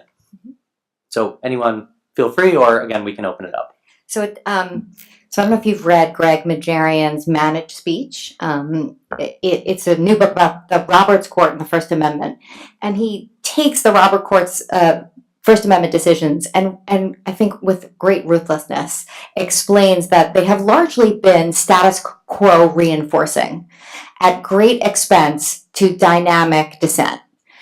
So that who loses is what Cindy would say is who really loses are the powerless. So that when the status quo is threatened, like in Holder versus Humanitarian, we see the court, strict scrutiny is no big deal, right? But when it's the powerless, then we're not so worried about their speech, right? We will not protect them, whether it's government speech vis-a-vis employees and students. And so one thing that I think about I think that's right. Your notion that where are we right now, right? I think we continue to be amidst the sort of powerful holding on best it can, whether it comes from the Roberts Court or platforms. And Cindy and I are in heated agreement about the EU, the way in which the EU has been pressuring platforms to address hate speech and extremist speech, and in ways that they're entrusting to algorithms, which is going to lead to censorship creep, which will sweep up so much of the powerless, right? And I think, so that's just descriptive. And then my normative point is, I actually think the distrust explanation of why we care about speech, that is, we distrust government because you can't express yourself if someone is dictating how you do that, and you can't govern yourself if government establishes orthodoxies, and there's no marketplace of ideas if some ideas are off limits and some are on, right? That we should not only distrust the public, right, the government, we should distrust private power. So Neil Richards and I are working on that, like a theory of the First Amendment in which we take distrust very seriously, but not only of the public, but private power. Yeah, I don't know. I do think that the reasons that I worry about free speech is because who you're going to make king. You know, who's going to be the decider of what happens and what doesn't happen. And, you know, when it was Nicole Wong at Google, I felt pretty good because I knew Nicole, but I'm sensitive that that's not actually the right place to make those decisions. And I think we did make a deal in this country, and frankly, I think international freedom of expression standards are only different on the margins, that this was a place where we weren't going to have a priori regulation because that was too powerful a tool to put in anybody's hands. So that's part of the reason, and I think that, you know, the reason that I believe me, I have a load of them, of examples of how the big platforms are doing it poorly, is because I think that there's a lot of wishful thinking going on, that, you know, Facebook just needs to grow up and take its responsibilities seriously. That really is magical thinking about how well a publicly traded corporation is going to do at deciding which speech gets heard and which doesn't. All right, questions? Students are Yeah. encouraged. Yay. No women. I know, right? No women questions. I always call women first. I don't use the wise one. Hi everyone, thanks for the great talk, by the way. It's just really interesting to hear it as someone who uses online chat rooms and sees this information get spread so easily. I guess one of my concerns listening to everyone, I think it's something that touches upon everyone's speech today, is that we're in this precarious balance where we want law to step in. We either want law to step in and regulate the area, or we want providers to regulate the speech somehow. And in my view, this leads to like a weird game of who jumps first. So I feel like if we leave it up to the content providers, the first content provider to start being transparent and to start telling users that they're implementing these policies, the users are just going to pick up and form a vote or form another alt-right site. And it creates this weird game of whack-a-mole where we really can't nail down anyone. Just people are going to move. And that's the freedom of the internet, is that people can do that. But it also leads to this promulgation of fake news. But on the other hand, if we have laws step in and create this regulation, then we risk overly censoring. And we also risk losing our space as a superpower as America in having this online marketplace. I feel like people would just pick up and move their servers off-site or internationally if that's a thing. So I guess I'm wondering, like, who budges first? Is there a solution? It just seems like there isn't a solution, that it's deadlocked. And is there any foreseeable solution to it? Who moves first, if anything? I don't think there's a single solution to this problem because it's quite complicated. And we've defined multiple problems. Like, I don't think there's a single problem at all. This is a bunch of different problems. In terms of your question about the alt-right, since, you know, that is what I've been studying, you know, the one thing about no platforming, which is the sort of term for kicking white supremacist groups off mainstream platforms, yes, they do create their own enclaves, but they are less discoverable to your average person, which I think is a good goal.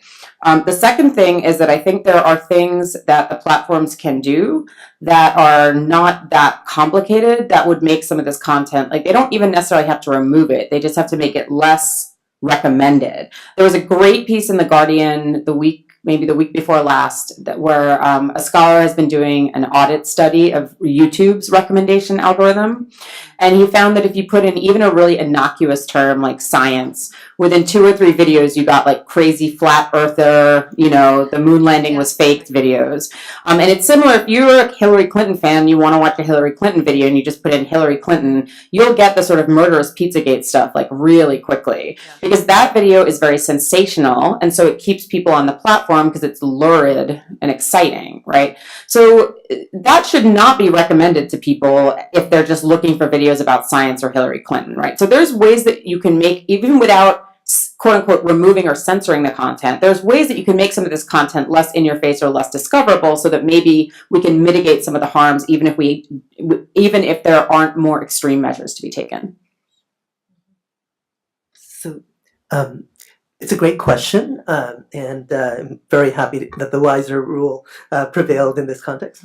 I think everyone's moving simultaneously. It's not a who moves first. Everyone's moving kind of in the shadow of the law. The private actors are acting in the shadow of possible regulation and of the current regulation. You've got regulators around the world who are putting pressure on these platforms, and this has been going on for decades now, right? This is not a new phenomenon. Yahoo experienced this, you know, with hate speech almost 20 years ago now, and Yahoo decided ultimately to, you know, change its community guidelines in accordance with the French demands, though it just said it did it because it just wanted to. And so I think everyone is moving simultaneously. It's there. I don't know if there's a perfect theory of this. Partly the platforms are moving to stave off governmental pressures, right? This is like the states evolving corporate law, partly to avoid federal regulation of corporations and to keep their monopoly on corporate power regulation. But I think that it's a messy process. I mean, you can talk about multi-stakeholderism. There are all these pressure groups involved. It's not just states and companies. It's also, private parties, civil society, international entities that are involved in all this. So I think it's a great question.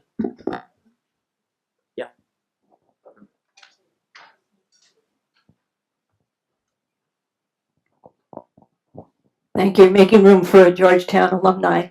Okay, I just have an observation, and this goes back many, many years when I was first involved in the early internet. It was never really required, the end-to-end principle, and the web hadn't come along for 20 years. And so people were talking then about managing information represented as units. Sometimes they call them cryptolopes or containers. We call them more generally digital objects.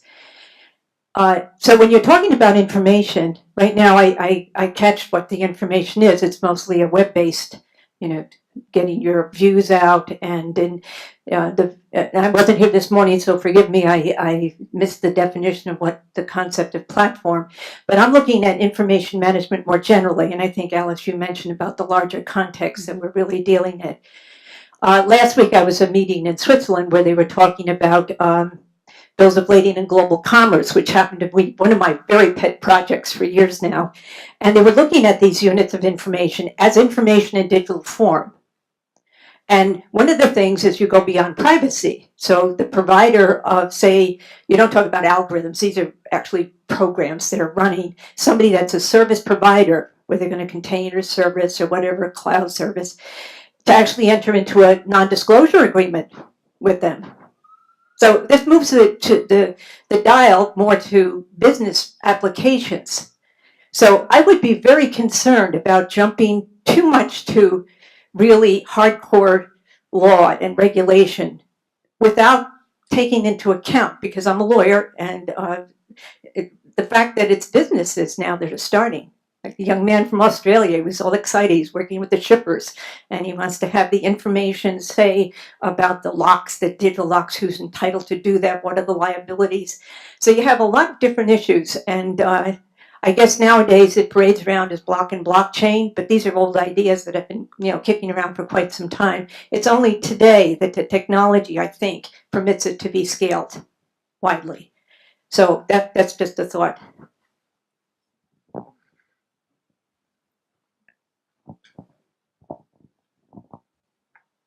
Thanks. Also a Georgetown Law alum here. I'm a Mozilla Tech Policy Fellow. I have a question about, I think a lot about the direct conflict between the business incentives of these companies, let's be honest, they're trying to make money, with dealing with some of this fake news content, because that's what makes them money. I think that the last comment by Alice was, that'd be great if they could do that kind of self, prioritizing, but they don't really have the economic incentive to do that. Yeah. So my question is about how well does this kind of private corporate social responsibility of advertisers who say we're not going to advertise with you if you do that stuff, how well does that work? Could that be a way to sort of get at the bottom line of these companies, or is it just another form of censorship that might not work very well?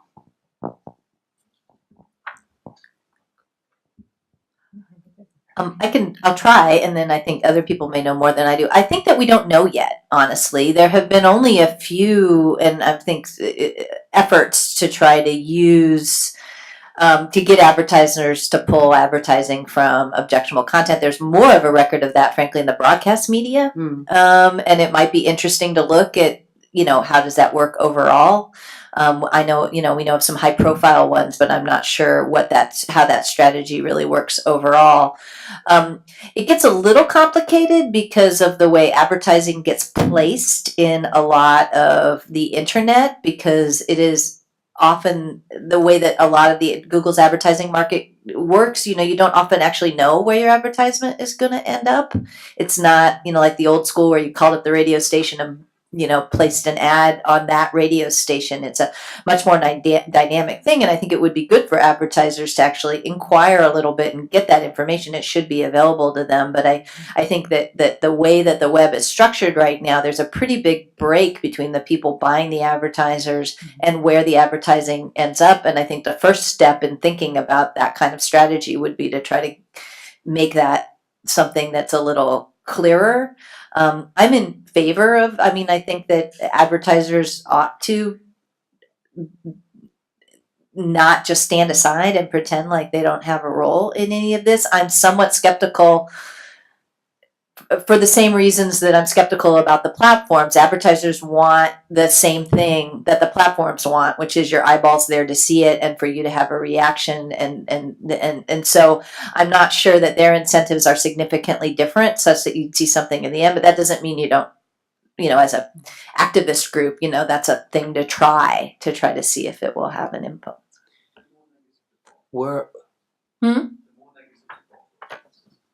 Yeah, maybe. We're about out of time. Any last thoughts from anyone else? Yeah. No. So I'm sort of surprised that the discussion, which is basically about public opinion, how it is constituted, how it is formed, that the entire discussion remains in a framework of a market of ideas, as if this is all about economics, microeconomics actually. So I'm thinking about the advertising model, and I want to go back to what I said this morning, and I want to test briefly what you think of the idea that what the GDPR currently is supposed to do. It's not yet applicable, of course. It says data minimization. That means you can only process data if it is necessary for a restricted set of grounds and for the purpose that you have advocated. If you want to have consent as a ground and you have the data and you want to then use them for something else, you are not allowed under the GDPR to say, if you don't give me or don't let me keep and process the data, I'm not going to give you the service. This is like a tracking wall prohibition, right? So the data that is needed for the service, that's okay. But after that, other data, you cannot refuse the service. Now, I believe that if this is at some point enforced, and of course that's going to hurt, and of course that's going to, excusez le mot, fuck up some business models. Sorry that I'm saying that, but let's talk straight. So is that a problem? Yeah. Is that a problem for a marketing economy or for capitalism? I would say no. If we want to get out of that particular advertising model, and we can talk about around how to arrange it, but as long as that model works, I don't see any solution. So if you can, I'm not against advertising. I'm against this particular way of advertising. So if you take that out, okay, so companies have to find other business models. Why should that be a problem? We're capitalists, right? So we want to be creative, new business models. So why can't we say as a democracy, this is not what we want? We give companies time to adjust. Why talk sort of around it on the assumption that that is always going to be how it is? Maybe it's just a command. Well, no, I'm just a quick reaction. I mean, I have been waiting for the downfall of the surveillance business model for a very, very long time, and I'm very curious to see how the GDPR thing happens. I'm quite interested in it. I'm a little mired in and you know, there's other parts of the GDPR I'm not a big fan of, but this particular one I'm very interested to see how it plays out. I think there are some areas around research and other things where there's some sorting that needs to happen around it. But I'm very curious to see. And I mean, the answer is why don't we just do this? I think the answer is because in the United States I wouldn't be able to get that out of a congressional hearing. But Yeah. well, I think we're in a big experiment with a lot of the ideas in the GDPR, and we'll see which ones wash out.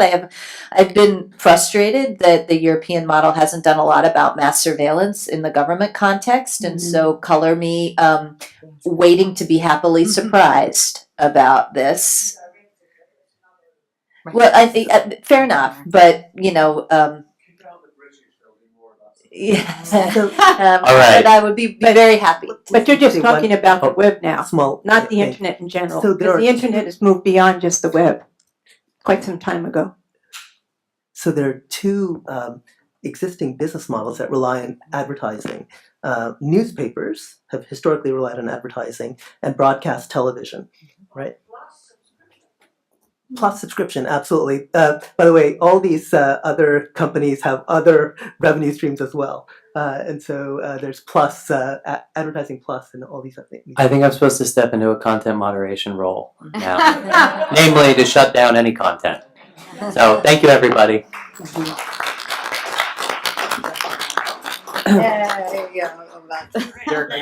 So get the real stuff.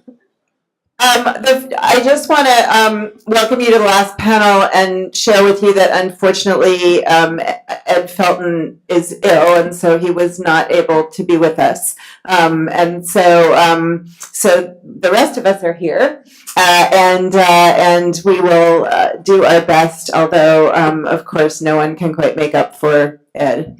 And our first speaker will be the Honorable Terrell McSweeney. Hey, thanks, Julie, very much. Thanks, everybody, for sticking around for the whole day. It's been fascinating and really good conversation. So hopefully we'll be entertaining enough in this last panel to make it worthwhile and also keep you here till cocktail reception, right? So that's worth sticking around for, too. So I'm going to talk a little bit about my perspective as a FTC commissioner about how U.S. consumer protection law, specifically the Federal Trade Commission, is keeping pace with rapidly changing environment that we're living in today.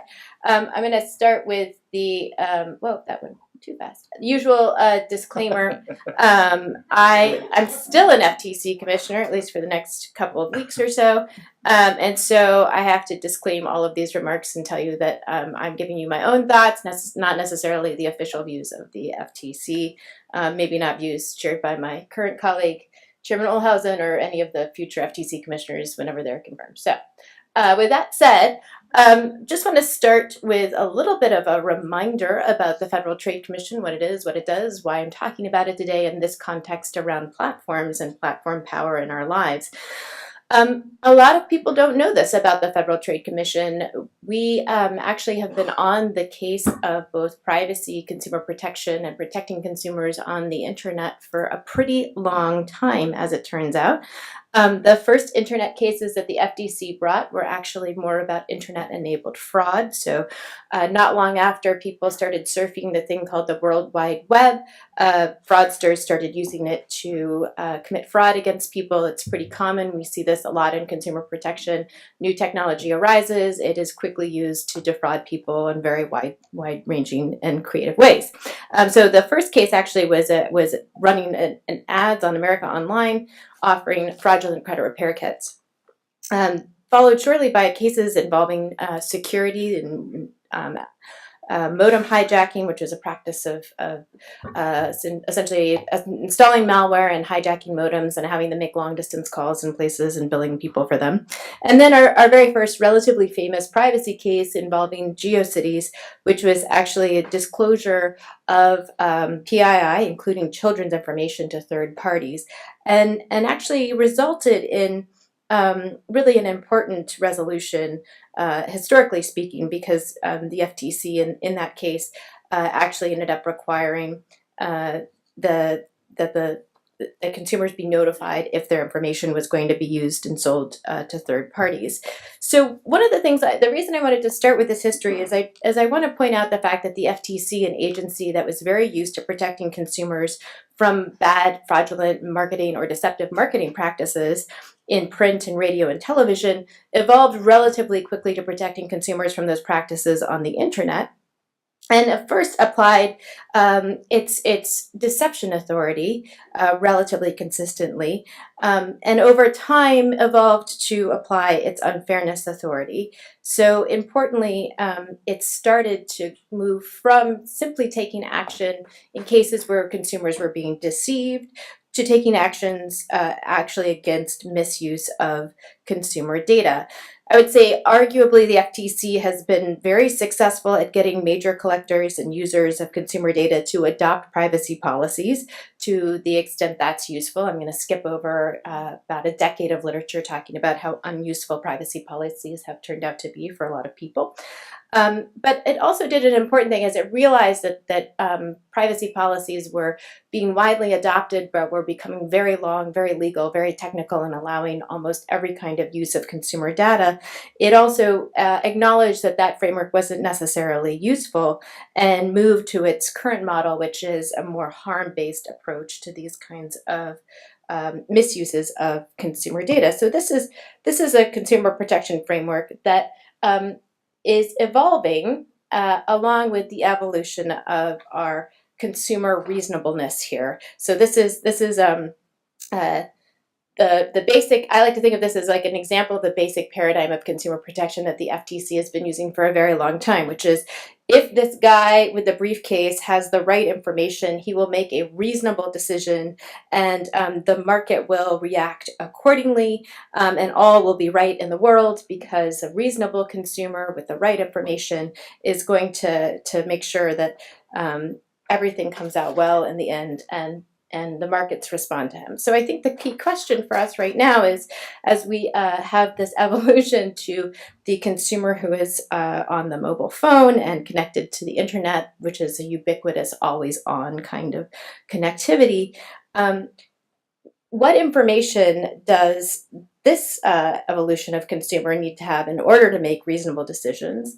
And more significantly, I think when you are in fact the product, and a lot of times we hear this conversation about, okay, if you're on the internet, especially if you're using something for free, then you are the product. You should understand that, which is a shorthand of explaining that your data is being monetized in some way. When you are the product, can you really guide the marketplace with your decisions, or is something different going on here?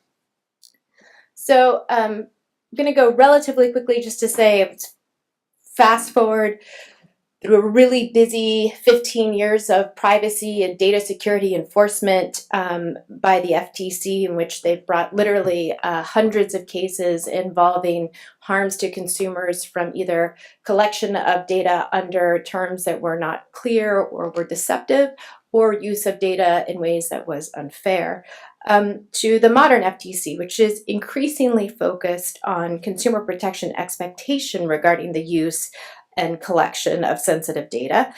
We have some pretty important cases in this regard that are actually all from the last year or two. I'll just call out a couple of them. Vizio, which involves smart televisions, but is really focused on the unfairness of collecting and sharing sensitive data, in this case, millisecond by millisecond television viewing information without consent. And importantly, in that case, there was a policy that explained that this information was going to be collected. There was some sort of attempt at a disclosure to consumers, and we reviewed all of those and found that those were not clear enough, and that there wasn't enough context for consumers to understand that their televisions were in fact going to be collecting and sharing this information. So I think that's a very important case. Ashley Madison, which of course many of you will remember as a platform for people who wanted to conduct affairs, and of course had a very high-profile breach of a lot of that information. It wasn't hard to make out the harms associated with breaching information of people who wanted to conduct extramarital affairs. That was pretty clear. But one of the things the FTC also looked at in this case that I think is very important is the authenticity of user profiles. And what was happening on Ashley Madison was a huge amount of fake profiles, primarily of women who were being used to entice and thicken the platform on the male side. So the FTC looked at that, and I think it's really important that it did, found that kind of marketing essentially was deceptive, and I think it sets the precedent of being able to use Consumer Protection Authority in looking at some of these more complicated issues that we're confronting today. Also just want to mention InMobi, another case that involved actually, I think of it as sort of trickery, a clever technical workaround to thwart an asserted consumer decision about geolocation data. In this case, if you had toggled your do not use my geolocation setting, if your app was running this software, it was cleverly going around that asserted decision to triangulate your location off of Wi-Fi connectivity, and we said you can't do that. And I think, again, that is an important kind of conduct that the FTC has been able to go after in the marketplace. In addition, cases that aren't up here because they're not explicitly privacy data security, but are very important nonetheless. We've had 2 cases involving revenge porn, most recently myex.com, case where we were successful in bringing a case against a platform on which people could post intimate videos and pictures of their exes primarily, and then identify them. And we said you can't do that. And in fact, the platform was taken down, even though it was difficult. It has proven difficult to reach some of the people who are behind it. I think that was successful. We've also gone after in-app purchases and other kinds of conduct that have shown up in the internet space relatively creatively in recent years. So I give you that background just to give you a sense of the ways in which the FTC has been, I think, trying to keep pace with a rapidly changing environment. But then I want to move into the second part of my presentation, which is essentially, are we really able to keep up with some of this incredibly powerful targeting technology? This is just different fun images of the kinds of things we're talking about. I like to include my scary Terminator and Skynet up there just because to me it's one of the best visualizations of the sort of AI systems we all hope we don't end up deploying into the wild so that they don't come try to kill us.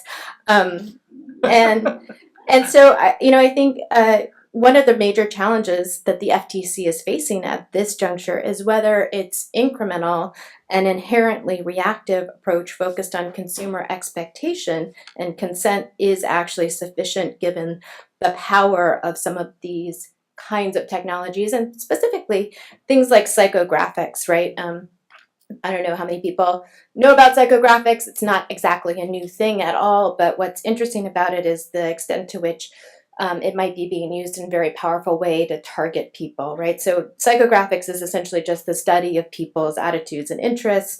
If you hear about it in the marketing context, this is just a quote. It's kind of touted as a really good way to market, right? One of the most revealing things you can learn about your prospects is through the application of psychographics. It's not only who they are, but who they want to be. And then you can channel them that way or something. It gets a little bit more frightening potentially when we think about it in the context of what Cambridge Analytica was purporting to do, and it's in dispute actually whether they deployed these things, so I'm not saying that they did, but essentially this is the idea of using this sort of analytics to predict votes, but then also alter them, which I think is an interesting thing, using thousands of data points. It's been reported 5,000 data points on each American voter, so I think that kind of technology is pretty fascinating and raises some questions. In fairness to the FTC, it has itself been identifying weaknesses in its approach for a long time, and so I want to call out the fact that starting in 2010 with its first privacy report that was then finalized in 2012. It talked about the need to simplify notice and choice, to engage in privacy by design, to have greater transparency. It called for baseline privacy legislation that's never passed, emphasized using data consistently and within expectation, and all of those good things. In 2014, it had a data brokers report calling for legislation providing consumers with access to data that is held by data brokers.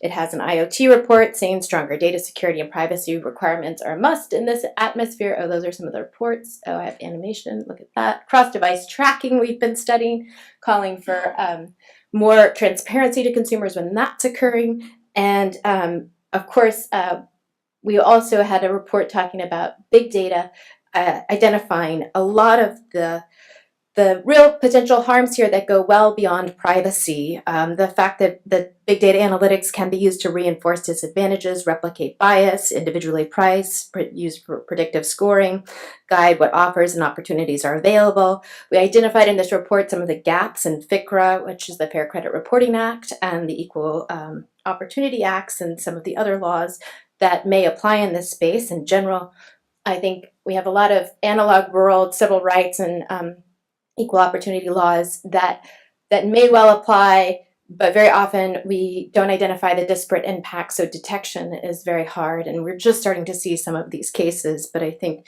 more of them will come. So we also identified, I think importantly in this report, some of the key questions for proper governance of the use of these technologies, which really go to data quality testing and remediation plans, and what plans ought to be in place. I want to pause here and just rewind for a second to also say that even though I'm about to say the FTC has to do more, that it also has this history that may well make it reluctant to take on some of these issues, and it's important to remember this, because I think it's easy to talk about these issues theoretically, and then it's hard sometimes to really translate them into action. And so this is a part of the FTC's rich history of taking on issues of technology. In this case, advertising of sugary foods, and particularly cereals, to children during Saturday morning cartoons. So many of you in this room are actually too young to remember this, but it used to be that there was a block of really great cartoon programming. Well, maybe not that great. It was for me, because it was the only time I was allowed to watch television growing up. Cartoon programming on Saturday mornings. This was designed primarily so that your parents could sleep in and you could watch television on network TV. And it was jam-packed with a lot of marketing to kids of very sugary cereals. And in the 1970s and 80s, people got a little bit concerned about children's vulnerability to this kind of marketing. I don't know why. Look at those kids. They love that. And so what happened was the FTC was starting to take these issues on. This was a bipartisan effort, by the way. Its shorthand in our agency is KidVid, which is kid video. And one of the concerns was that there would be this obesity epidemic among young people in America if we didn't get a handle on the marketing of sugary foods to children. That turns out to be, by the way, 100% accurate. Okay, so that happened. We couldn't stop it, and in fact, we almost lost our authority altogether. The Washington Post called the FTC the national nanny, and we got in a lot of trouble. But I raise this as an example because, of course, it wasn't just the food industry that got concerned about the FTC stepping in here, but it was also all of the platforms and the content providers at the time that were supported by advertising that came in and tried to shut down the agency as well. So it's a big challenge. Two more words really quickly, because I know I'm over time. We've heard a little bit today, and we hear about this a lot, about whether competition is a solution. And I think there is absolutely no doubt that because platforms are aggregating a huge amount of data, that just consumer protection or just privacy law alone are not sufficient to the challenge of protecting consumers. And I think competition is a really good tool. The FTC is also an antitrust agency, But it isn't going to be sufficient, in my view, to really adequately protect consumers and address some of the issues that we're concerned about for a few reasons. First, competition in these markets, while certainly good and pushing more of it would be great, isn't going to be sufficient because of the way these markets operate and the economics within them. And I think without meaningful modernization of consumer rights and control over your data, you're really not going to get the kind of competitive impact that you might be looking for. Moreover, I think the government really needs to catch up to powerful technology that's shaping all of our lives. So last slide, FTC 2.0. There's some things I think the FTC isn't doing right now that it ought to be doing, which is working more and collaborating with other agencies and expert regulators. We do this quite a lot. I'm not saying we don't do it. But for example, the FTC is working very closely with NHTSA on autonomous cars, but there's a lot more AI and ML technology in other markets, and we need to be pulling those conversations together. And also, as the KidVid slide, I think, underscores, the agency, when it's acting alone, can be very vulnerable. So it needs to collaborate with other partners in order to come at these issues in a strong way. It needs to continue to build the case for the use of its unfairness authority in this space. And I think that's very important because it's proven to be a very strong tool, particularly in privacy and data security. Needs to explore ways to foster a market for privacy and data control, examine the use and governance of ML and AI technology, and studying advances in targeting and manipulation of audiences. So I'll stop there. Okay, thank you.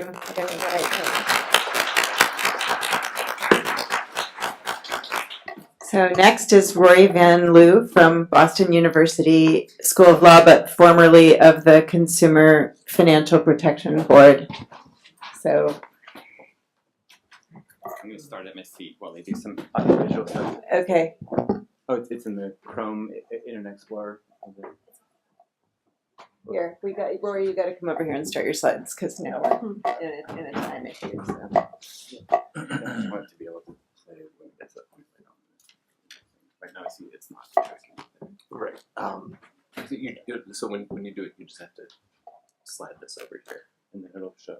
Yeah, you see how that works. Got it. So I got it. Okay, I can do that. Thanks.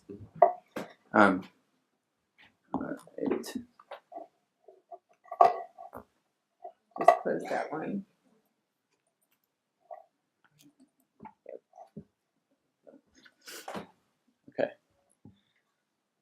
So the CFPB is the most powerful and unaccountable agency in the history of the Republic. According to its critics. And while the unaccountable part is very wrong, there are other agencies with the same accountability structure in place. The CFPB is a quite powerful agency. Its ability to impose civil penalties dwarfs that of this FTC. It can look into the private operations of financial institutions with greater ease. It gets its funding from the Federal Reserve, so it doesn't have to grovel before Congress to get appropriations. Not that other agencies do that, but it can't get choked slowly through the appropriations process. So the animating question I'm going to explore today is, what can we learn about governing the platform economy from this very powerful agency and what it's been doing with respect to technology? So I'm going to touch on policymaking, enforcement, and the use of technology. So on the policymaking side, before I get into the CFPB, there's a larger paradigm for governance in the world we live in, and it is an outgrowth of kind of the nudge philosophy of, we're not just putting calories on menus anymore. We're not only disclosing the annual percentage rate or the amount of time on the credit card statement that it would take to pay it off. We're now looking to technologies to help people make decisions. So the idea here is that we have complex computer decisions that would advise us in making complex decisions in the marketplace.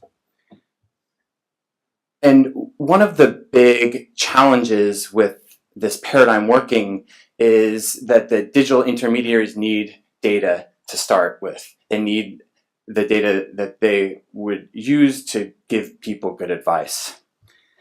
And a few years back, we had a question from the audience earlier today of what kind of concrete legislation could be passed. So a few years back, I wrote a paper suggesting that Congress should require all retailers, big retailers, to make their pricing and product data available in machine-readable form. Because we have Google Maps to get from point A to point B, but we don't have anything equivalent that will tell us where we can get the best deals on groceries and household items, whether to go to Amazon or Walmart or some online or offline alternative.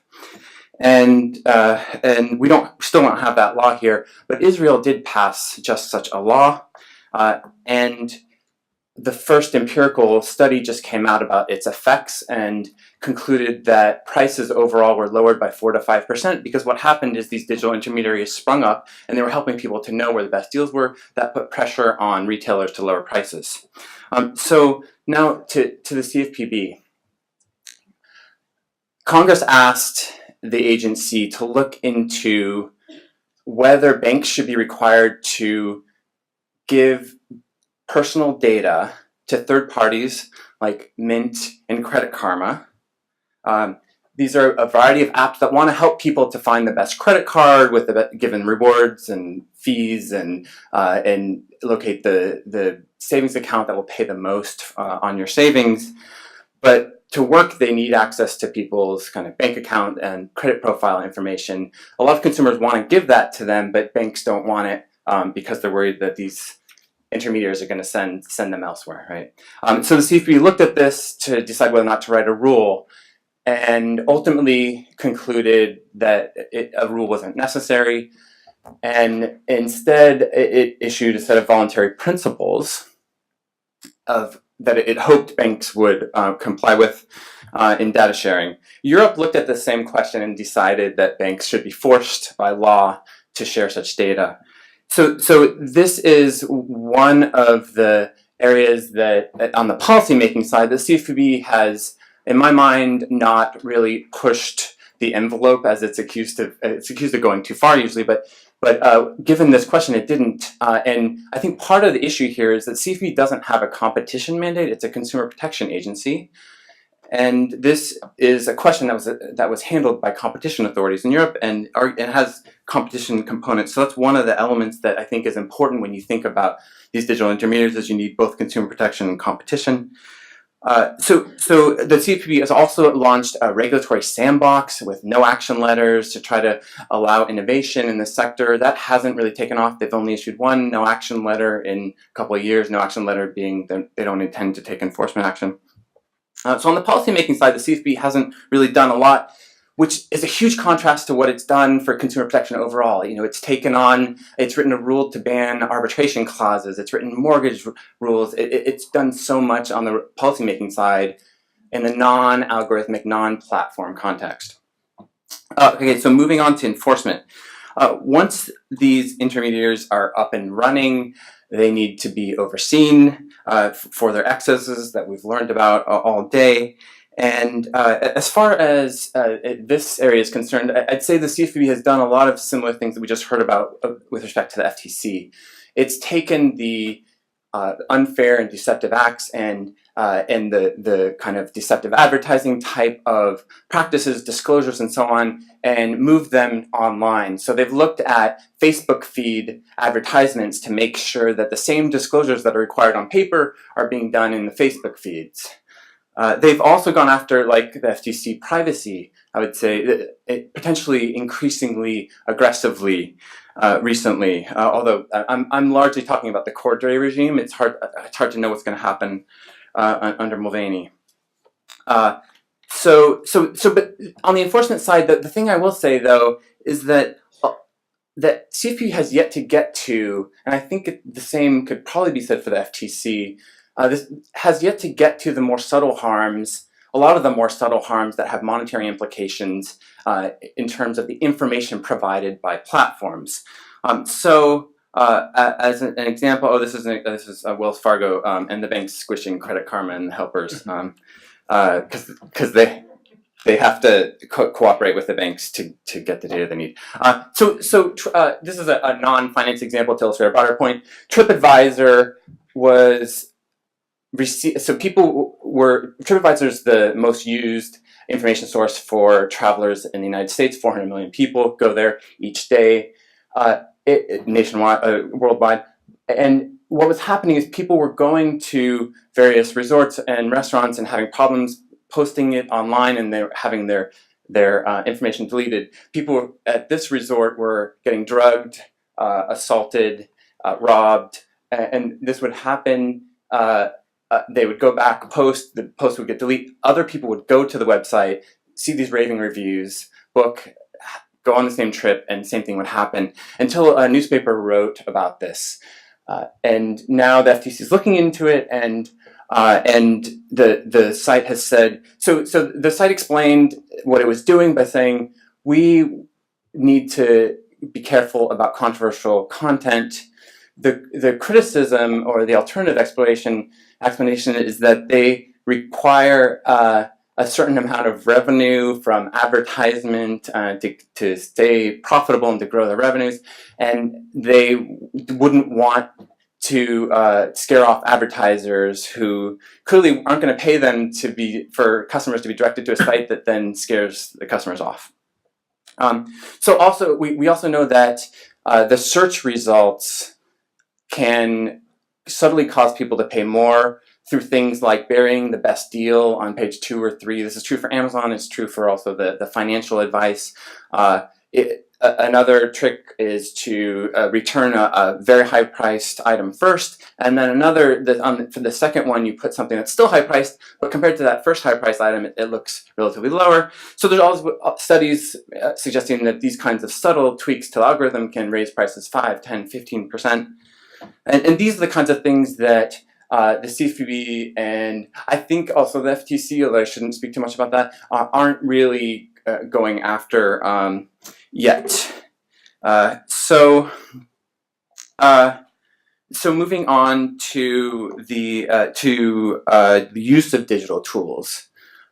This paradigm of digital tools helping people make decisions is also being adopted through public tools like this. This is the mortgage calculator. Anybody can go to this site, enter your credit score, the amount of money you want to borrow, your zip code, and it'll tell you what similarly situated borrowers have received in terms of APRs. This tool, to give you a sense, it exists alongside a variety of private sector alternatives. So they're kind of competing to some extent with private sector alternatives. This tool was built with 6 people working part-time over the course of a year.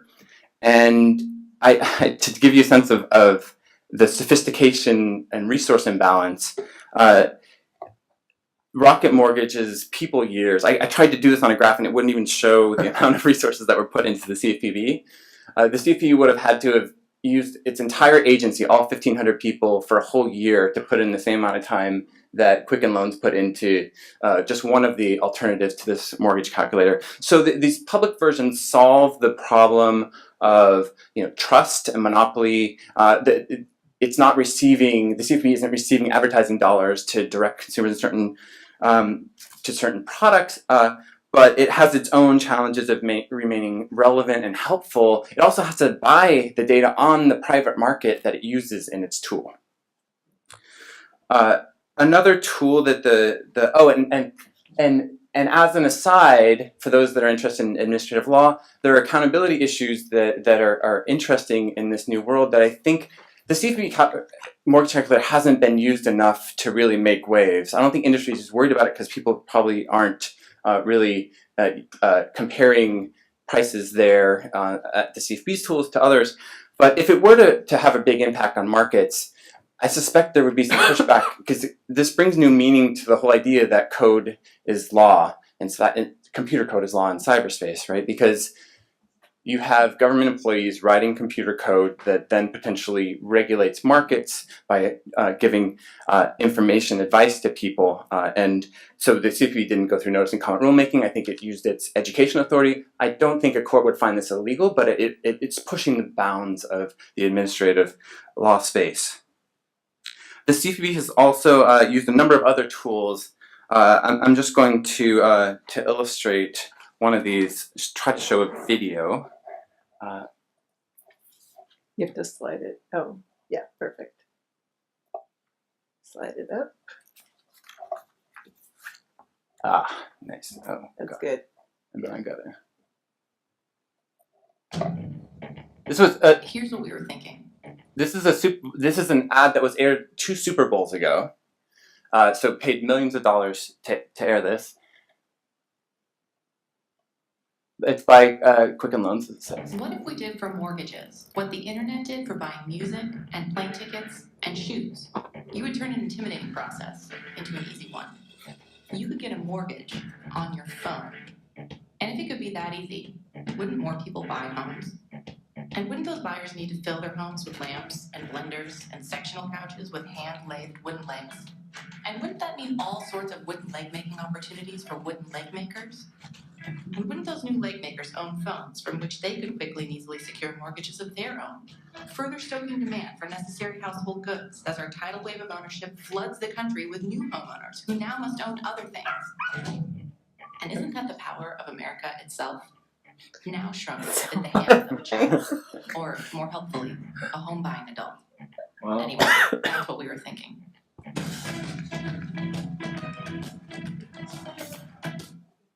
Okay. What could go wrong, right?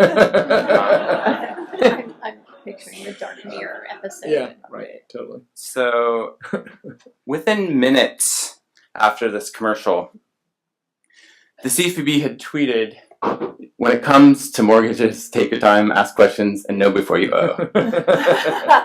And then a link to its mortgage calculator and other online tools to help people make decisions. So you see the kind of competition component. The CFPB has also been very active in its Twitter account. I and one of my RAs went through it, and it turns out they almost never mention a company. Notice how they don't mention Quicken Loans or Rocket Mortgage here. They're more trying to educate the public. Nonetheless, Quicken did respond within a few minutes too. At CFPB, we agree, no better way than Rocket Mortgages for full transparency to mortgage options and info needed to make the right decision. So we have an agency that was created in 2011 and is technologically savvy, very powerful, but is also, I would say, quite cautious with respect to technology. It's aggressive and been doing a lot of really important things in finance, but not so much in the technology realm. So I'm just going to I'm out of time, so I'm just going to close with. We're encouraged to think about regulatory structure and design. I think I started this project hoping that the CFPB would provide a kind of model for other agencies. One option is for the CFPB, the FTC, and others to kind of go stronger. Another one would be an idea that a number of us have floated. I know Paul has written about this. I have another, some kind of technology meta agency that would be focused on technology. The CFPB is focused on finance, the FTC is focused on other things. I think an agency that was helping these other agencies to understand what it needs to do, what they need to do, and to potentially write rules would be very beneficial. Thank you.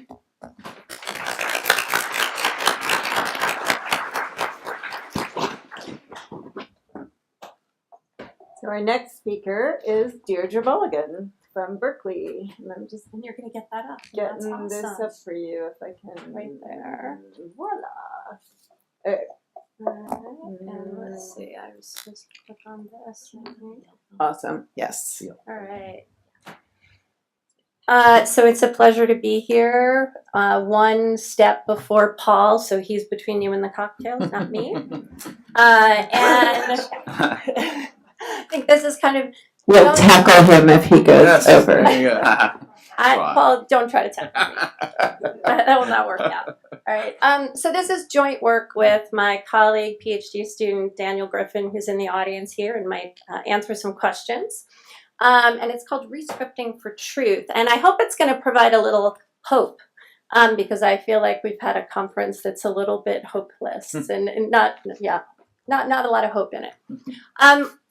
So a lot of the conversations that we've been having about platforms, I think, circle around this idea that we're moving different kinds of functions, and it could be our education is moving onto platforms. It could be research is moving onto the Facebook platform. It could be our financial lending decisions are moving onto these platforms.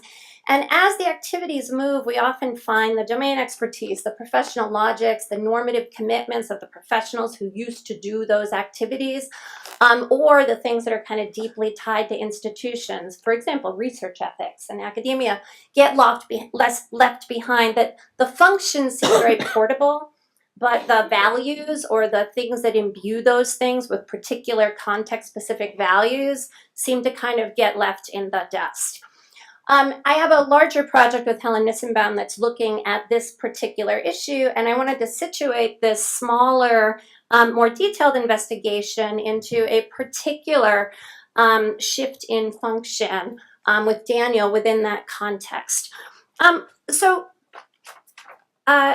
Tarleton actually set it up very well. He asked this morning, he said it's difficult to know what platforms really are, right? And when he said that, I think he was saying, like, what functions are they performing in the world? And we look at this Google search bar, and I think, one, you might not think of it as a platform, and one of the things I'm going to do is say, well, it's actually orchestrating a very rich set of activities in the background, right, that I think are the kind of things that, as we talk about platforms, that's the work that they do.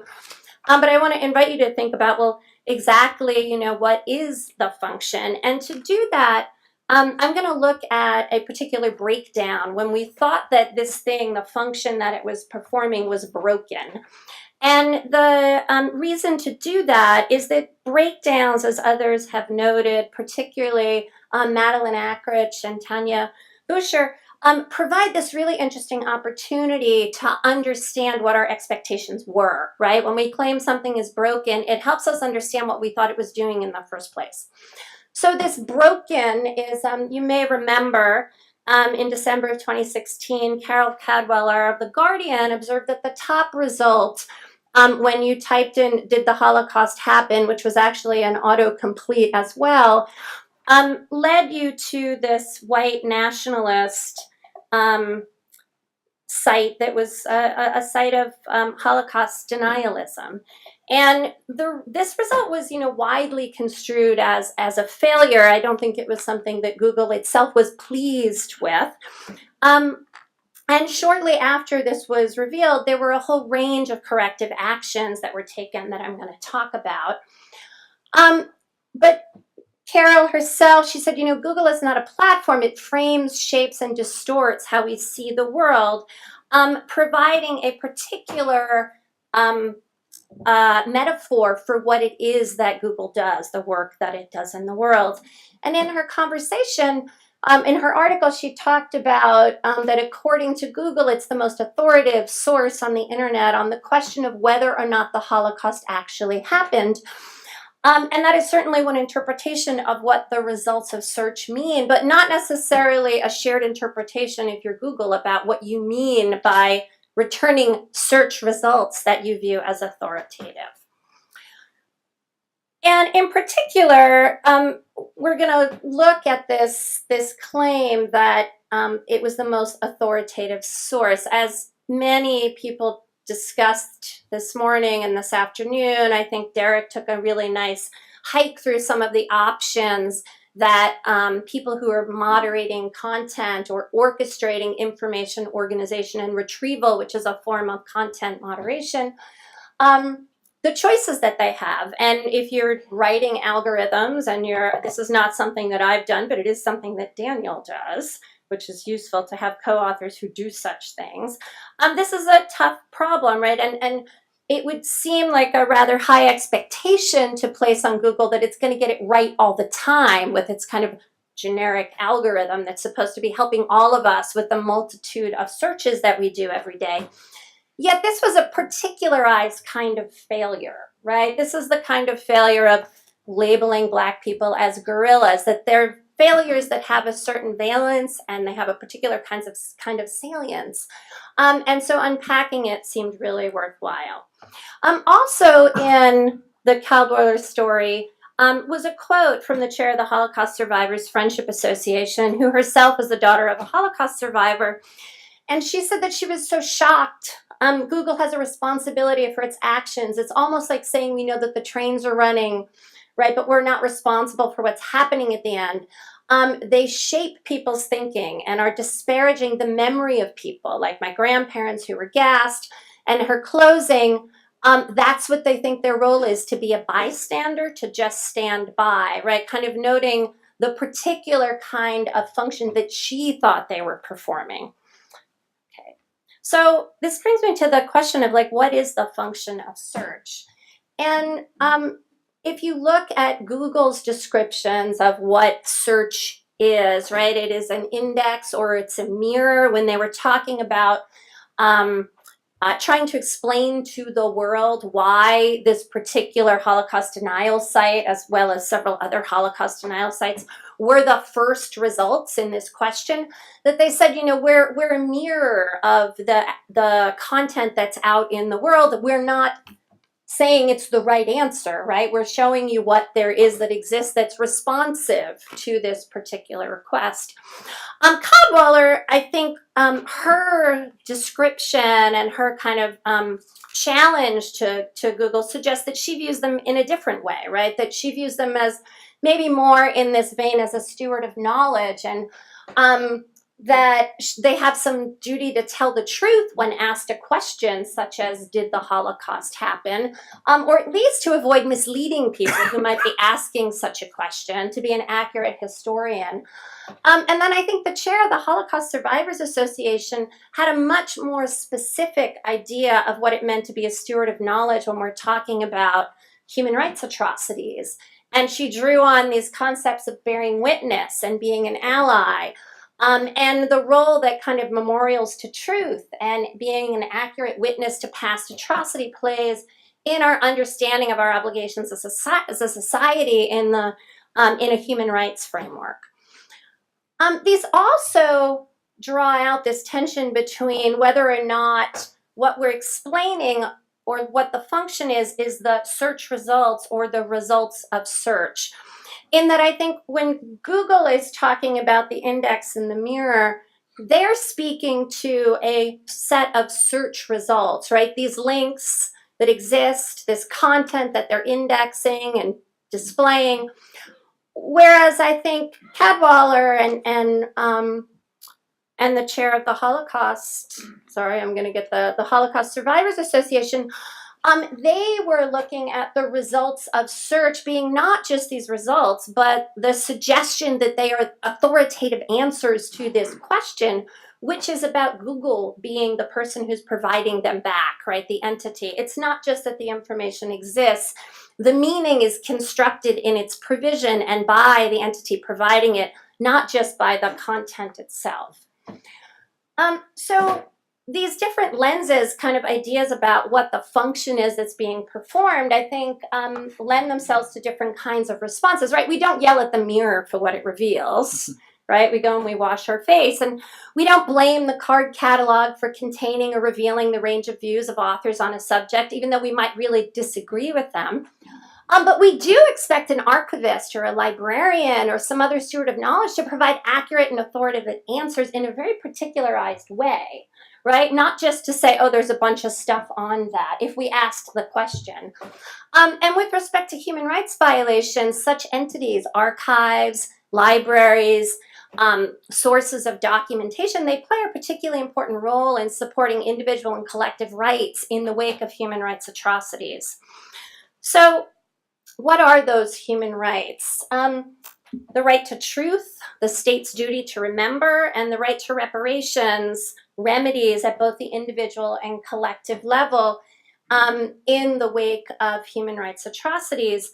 These are principles that were first articulated as part of an effort to deal with impunity, right? Literally efforts to bury history, efforts at denialism, and you can think about burning archives before they could be, or trying to suppress access to accurate information about what happened during brutal regimes. And the problem with, I think, the results of search in this particular instance is that, like other breakdowns that have kind of compounded injuries to historically marginalized or politically vulnerable, or people who have undergone mass human rights abuses, this particular failure is that same sort of vanquishment, right? That the human rights principles were designed to try to avoid, right? That burying of history. So Google itself understands the importance of memorializing and commemorating this sort of historic events, and I don't think that Google was comfortable with the fact that those were the search results that were returned to this question of whether or not the Holocaust happened. However, I do think they felt constrained in how they could respond. So I want to now switch to ask not what is the function of search, but rather how is that function actually performed, because I think it also provides us some ideas of what the possibility of responses to this quote-unquote brokenness of this particular search result, set of results of search. So I'm drawing on Madeleine Akrich's work talking about scripts. There are this idea that whenever you're developing a technical object, that the innovator has beliefs about the relationships between the objects and its surrounding actors. So literally it's developing, you could think about it as the script for the play, right? And the blocking, and we have expectations of how the people with whom we're interacting are going to move and interact with the technical object. And when we look at the Google search, as I said, well, it doesn't appear like the platforms that we've been discussing, right? It doesn't look like Facebook or Twitter where you see all of the activity. But behind the scenes, there's a whole range of actors who have been delegated particular kinds of actions and responsibilities to act.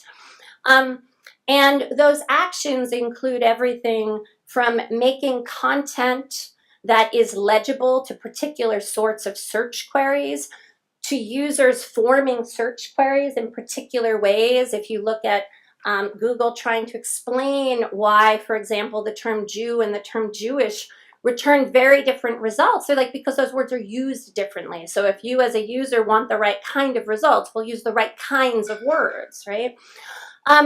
To search engine optimization, right? There's an expectation that if you want your content to be relevant to particular queries, that you're going to engage in certain activities to make yourself legible to them.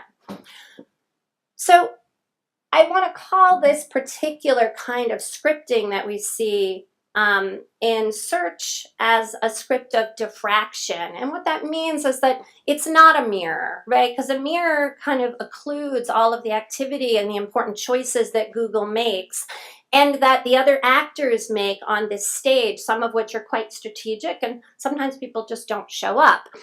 And that diffraction becomes really apparent when you look at the ways in which people responded to this particular breakdown. There was a whole counter speech and counter movement. We had news articles and sites that sprung up to provide accurate information about the history of the Holocaust.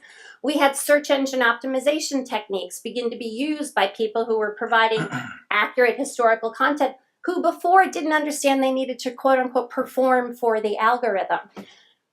Purchasing advertisements. And then on the Google side, while they said they weren't going to do any kind of hand curation, they did clearly make some shifts to their algorithm. They provided a tool to allow people to provide feedback on prescription. Can I go one more minute if I go quick? And ad grants. Okay, so I want to go back to this respecting and protecting human rights. When we think of that right to truth, duty to memory, which is duty to memorialize, or the state's duty to remember, and to provide remedies, we normally would say those are state duties. However, The guiding principles on business and human rights, while acknowledging that it is the state's duty to protect those rights, has said that businesses have a duty to respect and remedy them. And they do that, or are expected to do that, at least through human rights due diligence processes where they identify potential for human rights impact, prevent and mitigate, and provide transparency. And if we put that in this context of thinking about the right to truth, and these obligations to due diligence, I think they provide all of a sudden a new logic for thinking about moderating content. Search engineering culture has been documented in some work by Vancouvering and looking at the particular way in which they understand quality and the professional logics that drive it. And we've heard of the discussion about internet culture. Information wants to be free, this like overriding dominance of First Amendment rhetoric. But I think that logic is in tension with the multiple roles that search engines play today. And I think if we want people to think about creating space for action here, human rights law offers a new logic that has both moral and legal force, because this is a legal obligation. It provides room for platforms to act without fear of a slippery slope, right? We're talking about documented human rights atrocities. They're data points that fit into this professional logic of objectivity because it's truth-finding commissions that have produced detailed fact findings of atrocities. These are things that happened, that have been corroborated. The human rights authorities can become part of this script, providing those data points to fuel this different sort of logic. And it goes some way to addressing the capacity, legitimacy, and failure modes that have been discussed today. Thank you.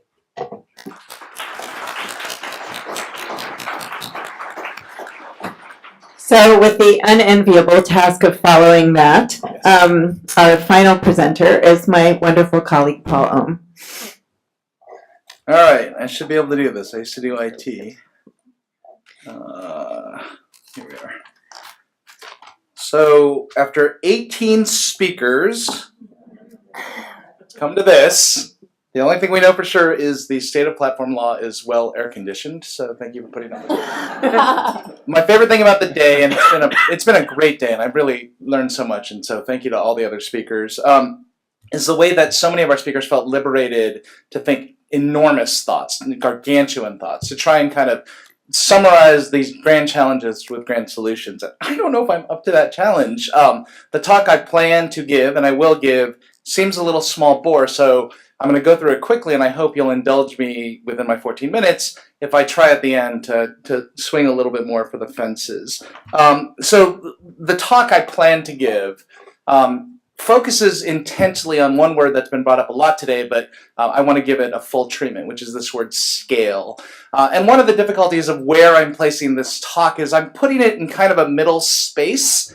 I have very concrete prescriptions at the end for how to change quote-unquote law, but I'm not sure if this is a talk about antitrust or consumer protection or privacy or all of the above, or maybe some new platform law that we might create. This works at a more of a middle level, informing what regulations in any of these spaces or none of these spaces looks like today and should look like. Okay, and so I get to show you a bunch of graphs, right? There's not a lot of words on my slide. So this is my idealized depiction of almost every consumer protection privacy law that's ever been written, and it probably goes way beyond those two realms. And so the red line represents what I'm calling constant value regulation, meaning anytime we have a law that does something like applies a standard or assesses a penalty, we tend to act uniformly against all actors, and in particular, let's focus on corporations. Regardless of their size, regardless of their scope, their number of users, it's a constant value for everyone. The other mode that we fall into is what I'm calling the linear model, and that's depicted by the blue line. Linearity just means that the worse actor you are, the more you pay, quite literally. And so I'm thinking of things like statutory damages. They scale up with the amount of harm that you've caused. Now, it turns out these aren't the only two modes of regulation, and in fact, in tax law, we tend to have quite a few exceptions. So this is the Earned Income Tax Credit, which has all sorts of interesting incentives baked into it about who gets it and how worthy you are, and if you're too wealthy or not wealthy enough, you're treated in different ways. This is the personal income tax rate after the tax bill, and you see that it looks linear, but when you stare at it, you realize it's actually supralinear, the progressivity that has been commented on so many times. And then finally, this is the idea of small business exceptions or safe harbors. This is an accurate depiction of who has to put nutrition labels on their food, and the x-axis is the number of employees that you have. And when you have fewer than 100, you don't need to use a nutrition label. And the main thesis of the paper that eventually I'm going to give to the journal, hopefully not too late, is that these models, especially constant value and linearity, are not up to the challenge of dealing with the many harms of platforms that we've talked about today. And so the main, I think, kind of analytic part of my paper is, I don't have slides for them, I'm just going to put this one slide up here, and give you 4 reasons, and a lot of these have been commented on today, that we might regard scale to be one of the essential quantities, one of the essential attributes we measure when we assess whether or not to regulate a platform. So the 4 arguments are as follows. Number 1, I want to, in this paper, think a lot about the kind of mathematics of harm. And what I really want to do is kind of have a moral accounting for the accumulation of human misery. That's a lot of words. Let me explain what I mean by that. So, for example, we might think of a situation where 99.9% of users are not harmed by a certain action, and there's that 0.1%, and we as kind of potential regulators, or as the polity deciding what we should regulate, we need to decide what to make of that 0.1%. And the claim I want to make is that we might think differently about that 0.1% depending on what it's being multiplied against.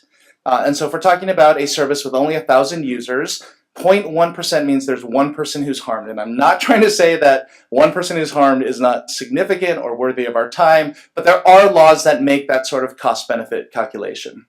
And what I want to do is, even if we take that as our starting point conclusion, we might begin to feel differently about the morality of harm when we talk about 100,000 users or 1 million users or 10 million users. But because this is a conference on platforms, we get to, for perhaps one of the first times in kind of the history of commercial interactions with humans, talk about companies with 100 billion or 1 billion or 2 billion or 3 billion users, right? So if you're just taking a company with 1 billion users and they say 99.9% of our users were not harmed by this thing that we just did, you're talking about 1 million people who suffered harm.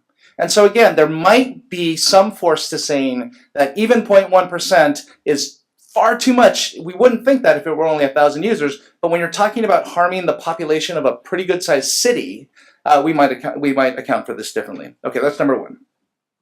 Number 2, oh no, that's right, I don't have slides for these. Number 2, and this one I could probably spend 20 minutes on, so I'm not going to be able to do this full justice, but I've been thinking all day today, and Deirdre was untangling some of this for us just now, all day today about the kind of monolithic way in which we're thinking about providers and platforms. And one way that I kind of want to disentangle that is the distinction I've done in some of my work between companies that deal in atoms versus companies that deal in bits, right? There's something especially powerful and pernicious from a kind of harm and regulation point of view if you're a company that doesn't deal in atoms whatsoever, and the only thing you do is you collect eyeballs thanks to this wonderful global thing we call the internet, right? And so what I'm really trying to do is say that I care about different harms in different ways if we're talking about Google, Facebook, and Twitter on the one hand, and Amazon and Uber on the other.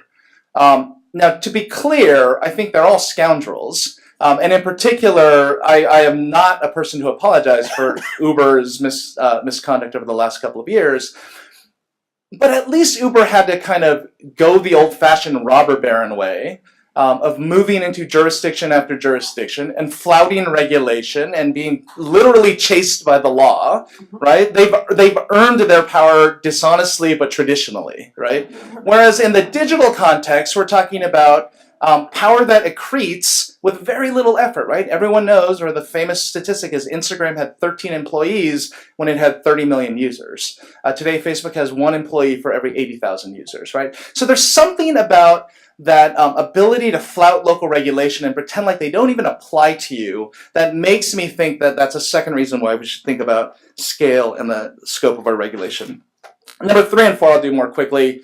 They're actually older stories. Scale harms competition. This is at the heart of the European complaints against Google, that it turns out that if you have 1 billion users, you are going to build a search engine that is unparalleled, that nobody else can compete with because you're A/B testing all day long and the results get better and better and better. And it's difficult for the 2nd place and 3rd place search engines to keep up. And number 4, scale powers artificial intelligence in ways that are well understood by this audience. This means that the potential to do harm through your AI is higher and more significant.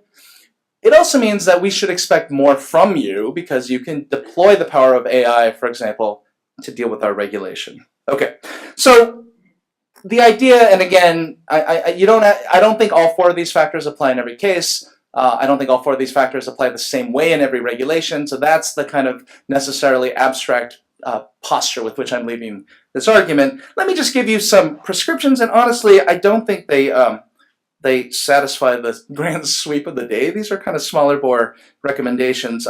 So this is, if you run a high-end data center, you probably recognize this chart. This is the availability contracts that you as a data center promise your client, and they're often referred to by the number of nines that you promise them. So if you've promised them a 4 nines contract, that means, oh, my eyes are really bad, that 52 minutes of downtime is permitted per year, but only 52 minutes. If you promise 5 nines, you're only allowed 5 minutes of downtime per year. I can imagine having a scale like this for something like network security. And so if you're a tiny credit rating agency getting started, maybe it's sufficient to be at like a 3.9 sort of data breach security standard. But if you're Equifax and you literally have the data of 100 million people, we should hold you to a much, much, much higher standard, right? And there may actually be inklings of that, for example, in the way that the FTC looks at data security. So that's number 1. Number 2 is, let's just do some supralinear, for example, statutory damages. So this is, the blue line depicts what the Wiretap Act currently does, which is it's $10,000 per person you've wiretapped. Well, never in the history of, this planet did we have to worry about people who could wiretap more than 100 people all at once. But it turns out there are serious allegations that that's exactly what Google did from its Street View cars. And so maybe at some point, once you get to a certain, before unheard of because platforms didn't exist, number of victims of your harm, we double the penalty, which is what's depicted in the green line. You could also just have qualitatively different regulatory options. This is the traditional kind of settlement paragraph that the FTC exacts from companies after a violation. And so there are many, many, many Silicon Valley companies that owe these obligations for the next 20 years. Maybe we should trigger it for any other company in Silicon Valley once they get to 100 million users. Okay, so that is the paper, and I would love to kind of hear your feedback now or during the reception afterwards. But let me just, as I promised, spend 2.5 minutes trying to kind of tie home some of the themes that I've heard of today. And I want to tap into the pessimism of panel 1. I've had an entire career of being the pessimist in the room, and you might think that my reaction to such a pessimistic start to the day would be to find the inner silver lining that I never knew I had. No, that's not at all what's happening. I'm being driven much more into darkness and despair. Everything is broken, James Gromelman's suggestion for the rock band that will play at this conference if we do it again next year. I want to know what that calls us, particularly as legal scholars, to think about and do as we go forward over the next couple of years. And so let me take you back 26 years. This will tell you exactly how old I am. I was a sophomore in college, and at the time, and I was from Southern California, and I'm a Korean American, the child of Korean immigrants. The LA riots broke out. And again, I was plunged into this kind of despair to see this thing that was close to my home involving people I knew. And I remember sitting at the table saying, everything is broken. We have to start over. And we were just like searching for first principles. And my friend next to me said, no, this kind of thing happens in American history all the time. Suck it up, you'll be fine. And it is funny with the space of 26 years thinking he probably was right. Maybe, I don't know, we should have a longer discussion about that. So the reason I bring up this anecdote, which is a weird anecdote now that I hear myself say it out loud, is because I am going to pull you into the darkness with me, understanding that I may be making the same mistake I made 26 years ago, and I'm open to that idea. Okay, So, throughout the course of the day, let me just tell you 5 people who said things that are all connected to one another. Sabeel started us off by talking about architecture, Murray on dissonance, invoking Julie on semantic discontinuity. Anupam brought us back to Langdon Winter's Politics of Artifacts. Alice was talking about, this was something else Alice wrote recently, which was, why don't we just ditch the news feed that is tied to your attention and instead bring back the chronological news feed. Deirdre in her paper, although maybe not in her presentation, talked about algorithmic imaginations. Here's what I take from all of those kind of very bright people imploring us to rethink fundamental design to try and fix what is broken, is I think we just have to start blowing things up, right? I think the time is ripe, at least for the academics in the room, to force themselves to engage in thought experiments about what would the world look like if we just changed everything. And along the way, we need to just slaughter our sacred cows, right? So TCP/IP, what would happen if we didn't have that, right? The domain name system, what would happen if we didn't have that, right? This, search engine neutrality. I mean, I just want us to search for this. And by sacred cows, right, I asked the question at the start of the day about what's wrong with data localization, right? We should ask those questions only because I think that the situation is so dire and the pessimism is so warranted. Is Danielle Citron still in the room? Yeah, I'm gonna end my talk then by telling a story about Danielle Citron, which is had groundbreaking early work on cyber civil rights, convinced us all, I think, before any of us began to see it, that the internet was kind of fundamentally broken in some important ways. And I remember sitting in the audience at several of her talks saying, Danielle, don't mess with the internet. The internet is sacrosanct. The internet is beautiful. It is this gilded thing that we have to protect and celebrate, not tear down. And I think our pushback actually worked a little too well. I think in some of your kind of intermediate work, you kind of heard our complaints and you said, okay, let's tinker with 230 and let's work with the providers. I was wrong, Danielle, right? We should have torn it down at the time, and we didn't. And I think we should, at least as academics, again, I don't think Terrell and when Roy was at the CFPB should do this, but I think we as academics should not be afraid to be daring and to imagine a better internet, one that saves us from the kind of plight we're in. So thank you. And I ended right when you said time. Perfect. Okay, so just to let you know, so we started this session 10 minutes late, so we will go till 5:10, and then I'll have just a few closing words before sending you to your excellent reception. So I'm going to do a question to the panel, and then we'll open it up, and you Georgetown students in the room should be thinking about that wiser rule, how that, so we need a question from a current Georgetown student ready to be teed up. So in the spirit of blowing everything up, but not in the spirit of blowing up the internet, the question I want to pose to the panel is about blowing up administrative law. Okay, so it was striking to me that after the pessimism of panel 1, we had the bold proposals of panel 2 for antitrust enforcement and structural remedies and net neutrality. Then we had panel 3 saying, oh, we can't really do anything, which I was sort of the First Amendment talking in a way through different people, except for Danielle, who has a concrete proposal. And then panel 4 is in this middle, what Paul called a middle space, but and Rory said, oh, maybe we need a technology meta agency. Maybe we do, or maybe we don't, and that's a question about the structure of the administrative state. But what about the tools, right? Notice and comment rulemaking versus adjudication? I don't think so, right? That's not how any of this stuff works anymore. So if you could just all blue sky from the perspective of your particular interventions. So say we get to blow up the Administrative Procedure Act and write one for today, right? That engages with these problems of algorithms and data. And I'm sorry Ed isn't here because he knows a lot about those things. But what would you want to do?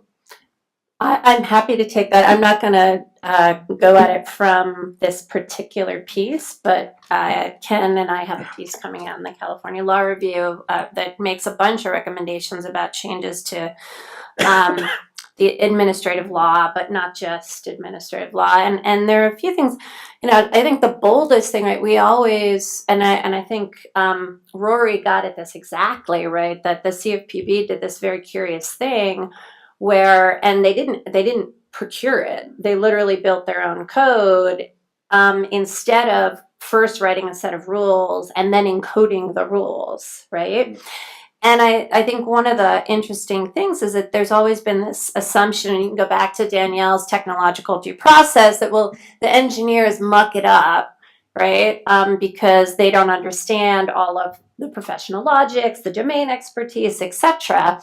But in part, that's because we hold them at a distance. We don't actually bring them in. Like, who said that we should have this intermediary step of taking a law, putting it in a bunch of regs, and then handing it off to be encoded? Why not, if the actual end product is going to be some sort of more technological thing, how do we build some different kind of expertise and different sorts of translators within the context of administrative law is one.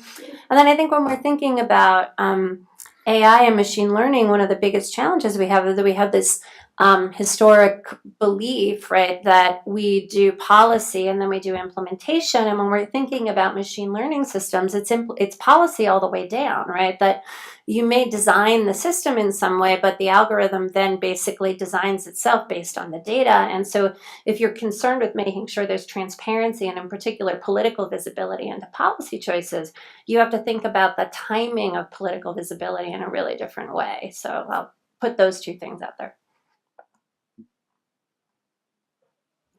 I mean, I'm happy to jump in on this. Not to be pragmatic enforcer at the table, but the FTC doesn't have APA rulemaking authority in most areas, and we'd really like to have it. So, my blue sky would be just getting something other than Mag Moss in place. Fair enough. But in absence of rulemaking authority, we've actually been proceeding on an enforcement-based approach, starting with sort of workshopping and thinking, and then reporting, and then enforcing, and kind of proceeding in that way. And I think one of the things that I'm looking at in my essay, when I get it done again, sorry guys, draft coming soon, will be, can that system keep pace with the changes in technology, and has it kept pace really? And I think there's some question about the efficacy of it. That said, I do think one of the really rich contributions that the FTC has made is this approach, and its approach towards privacy by design, which was the thing that you basically said we should just require of companies at scale. I don't disagree. Good idea. And so this concept, I think, which is process-based, tech neutral, is good. It was also the concept we use in data security called security by design.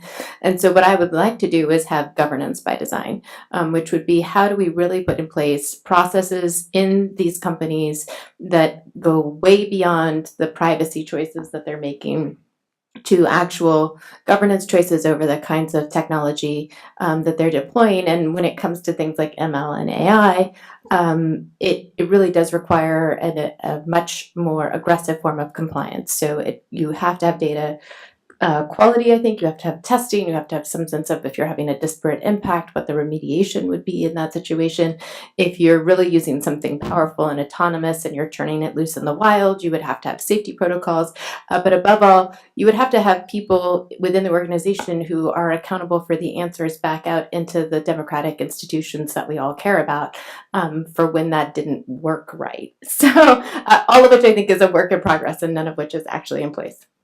Okay, thank you. So I spent a year at the FTC, sadly, before Carol got there, and it was really eye-opening for me, and this is going to be a broken record for some of you in the room, to see the way economics has kind of got a stranglehold on tech policy in this town, and how there really is no other kind of legitimate and accepted way of having discourse if it's not a cost-benefit analysis. And what a lot of people have done to respond is try to fight fire with fire and put a lot of stock in behavioral economics as a savior. So if I were to start it, I would, to continue the theme of the last part of my talk, I'm hoping to start a war between computer scientists and economists. I'm currently recruiting people for my side. And Rory was witness to the most half-baked talk I'd ever given about this a few weeks ago, but I really am seriously developing an idea, especially in the wake of things like FAT-ML, which I'm sad that we competed against today. Computer scientists think, FAT-STAR now, sorry, yes. Computer scientists thinking about questions like fairness and justice, and doing it without going immediately to kind of economics, much less the unreconstructed Chicago School economics that hold sway here. So at the very least, what we should do is stop Ajit Pai from creating a Bureau of Economics at the FCC, which he's in the process of doing right now.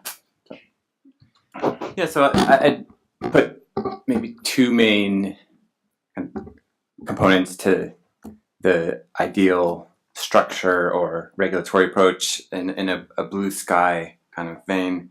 One is the administrative state, and this goes a little bit, I realize, against the grain of some of the discussions we've seen in a lot of literature in this area, but the administrative state having more access to the data in platforms and more control over what it's able to do with it. So the CFPB shouldn't have to go in private markets with a very tiny limited budget to get the data it thinks it might be able to use for the benefit of consumers. The FTC shouldn't have to struggle so much to understand what's going on in platforms and going through the court process. There should be easier access to data for agencies. The second one is, and I have a paper coming out in the Columbia Law Review that talks a bit about that. The second one is you said to talk about our sphere. In finance, competition is broken. I know it's not the only area it's broken in, but as we saw earlier today, but I'd like to see the CFPB or another entity that's more independent having the ability to enforce competition laws. What we did, the CFPB, and this, I'll end on a kind of optimistic note here. The CFPB exists because the financial crisis made people realize that having consumer protection authority spread out among all these agencies, the FTC, the OCC, the Federal Reserve, the now defunct OTS, and others, was not working. And so we consolidated a lot of the authority. There's still shared authority. We still are now leaving a lot of other important areas spread out among a bunch of different agencies. Competition in finance is still spread out among most of the banking agencies. The FTC's kind of given its authority or they've agreed to let the DOJ take the lead there. So you have competition spread out among all these agencies. We could consolidate that in finance, but the same would potentially hold for technology. And as crazy and far-reaching as a lot of these ideas seem, to Julie's point earlier, these things do come in cycles, and we have seen them happen before. So it may take time, but. So now I'd like to throw it open for the last time today, and I want to start, of course, by asking whether there is a Georgetown student who wants to open the Q&A. Yes, sir. The mic is coming to you. Hi, my name's Navy. I'm a 2L, and I guess my question is, so I'm a big fan of administrative agencies, and I'm a guilty fan of Google, Amazon, Facebook, and just the business models they've constructed, the cool things that they allow me to do. How do we balance, I think with admin, with these agencies and everything, with government in general, the question is power. And I like it when that power is used to do things that I like, when I can easily find results that I like, easily find information that I like. But I'm worried about the manipulation of people. I'm worried about echo chambers, anything like that. The same technology that creates that also allows me to shop efficiently, to browse efficiently. I guess, how do we preserve the things that we like while, warding off those things that we don't like when the power source seems to be the same? That is an awesome question. Who wants it? All right, I'll take a stab at it. Thanks for the question. So the way we start with that is we think about, well, what are the things that we don't like or don't want? And we typically think of them as what are the harms, right?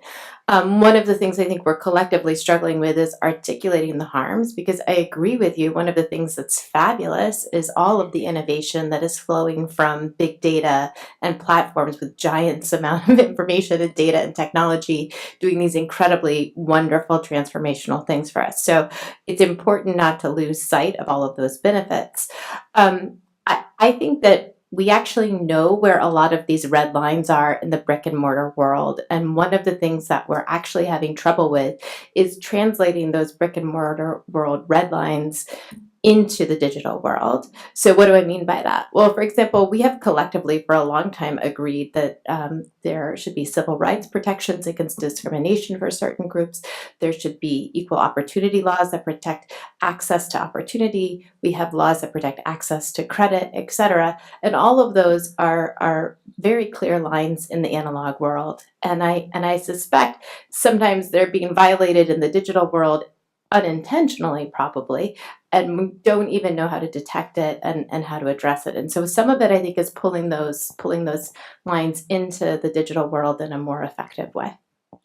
I would add that I think it requires really detailed investigation of the things that you think are problems, right? That I think Alice's talk, right, when she said, okay, people want to talk about fake news, I want to talk about disinformation, right? That is, and honing in and saying a lot of the things that we look at as disinformation campaigns, at least some of those, they're performative, right? That they're about people, I hope I'm not misconstruing this, right? That they're constructing and performing their identity. The truth of the thing isn't really what matters, right? It's about the way in which it signals the communities to which they belong or the communities from which they want to distance themselves to.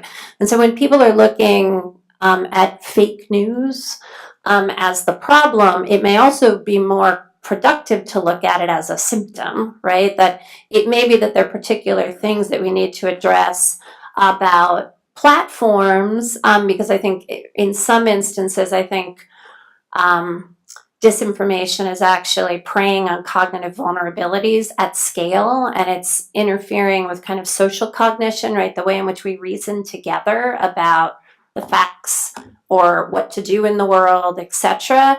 And I think the extent to which the affordances of platforms make us more vulnerable to certain sort of cognitive exploits at scale is something that we really need to be attending to.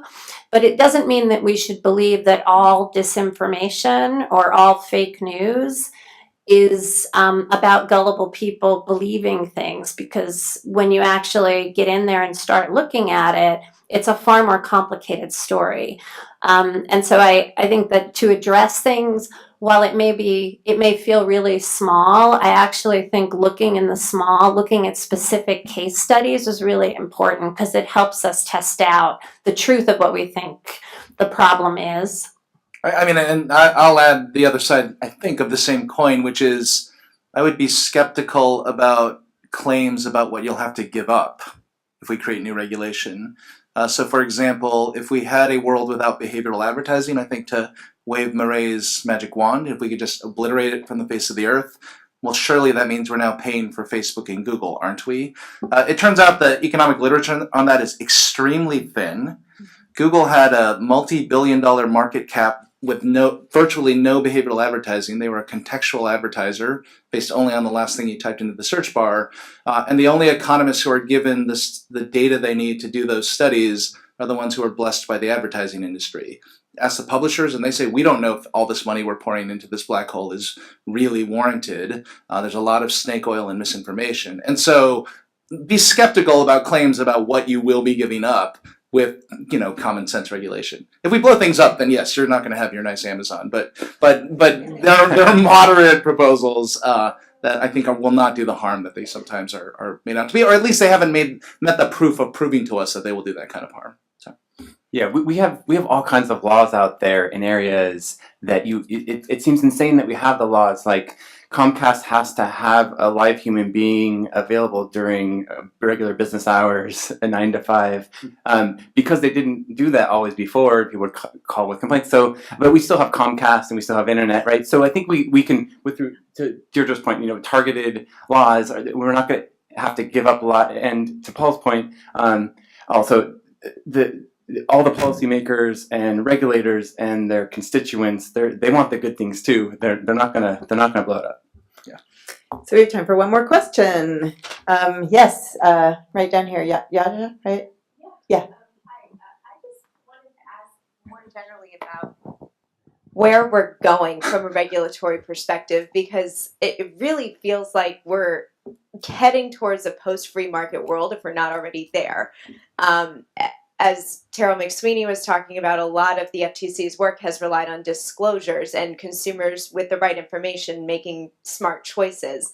But it feels like all these devices that are equipped with ML and AI and all the decisions that go into that are just becoming so convoluted that even the most reasonable consumer might not be able to realize what is happening under the screen, I guess. So I'm wondering, if disclosures aren't going to work anymore in this world, what is? And is the FTC going to have to be the nation's nanny again?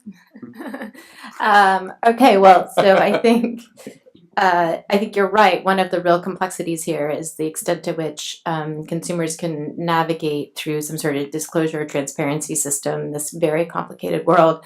And I suspect there's like whole categories in which it's just no longer the case. So the FTC does have its unfairness tool. It can bring that out. It's a pretty big tool. We have used it, and I think used it effectively. It needs to do a bit of work in explaining where some of the harms are and creating a sort of record of that before it takes that stick and just starts banging around with it. So I think that's some of the work that I hope the FTC will continue to do. And I think I think a lot of the people in the room have been working for a very long time around this kind of question of, okay, is consent and notice and choice a meaningful framework, and how do we think about expanding that and what we really need for the digital age? And I think consumer rights for the digital age go well beyond that and really have to get into this notion of control over your data, portability, and other things that might actually help create a better marketplace for consumers if those things were allowed to happen more freely. Other things, open APIs, et cetera, may also be very helpful. But right now, with the current consumer protection framework that we have, I just don't think that you could. I think you could introduce tons of competition. The incentives will not yield a better result for consumers unless we have more rights. And I would say, so it's hard to fight. So Marie put up the list of cognitive biases, and she was going to talk about the way in which human cognitive biases manifest in machine learning. And I might take some issue with that. But the list of cognitive biases, right, you can look at those when we think about like a technical system. We think about different places where we can exploit it, right, the vulnerabilities that are part of the system. And our cognitive biases basically provide the opportunity for it makes us vulnerable in particular ways. And a lot of the sort of marketing that Terrell was talking about are things that are designed to kind of bypass your rational, right? If we think about type 1 and type 2 thinking, they're going straight to your type 2 thinking. So information disclosure is a type 1 response, right? Which doesn't really address the problem when you're in type 2 mode. And so I do think that issues of the psychographic profiling and the way in which our informational environments, platforms are designed that enable other people to exploit our cognitive biases in ways that make us vulnerable to doing things that we might regret or we might even enjoy, but really are not necessarily the things that we would do if we were thinking. And so, the nudge literature is now looking at things called, right, boost, right? This idea that what we're going to try to do is that there's certain kinds of nudging that instead of trying to get you to do something, are going to try to get you to reflect, right? To put you back in that place where you can actually ration and reason about things.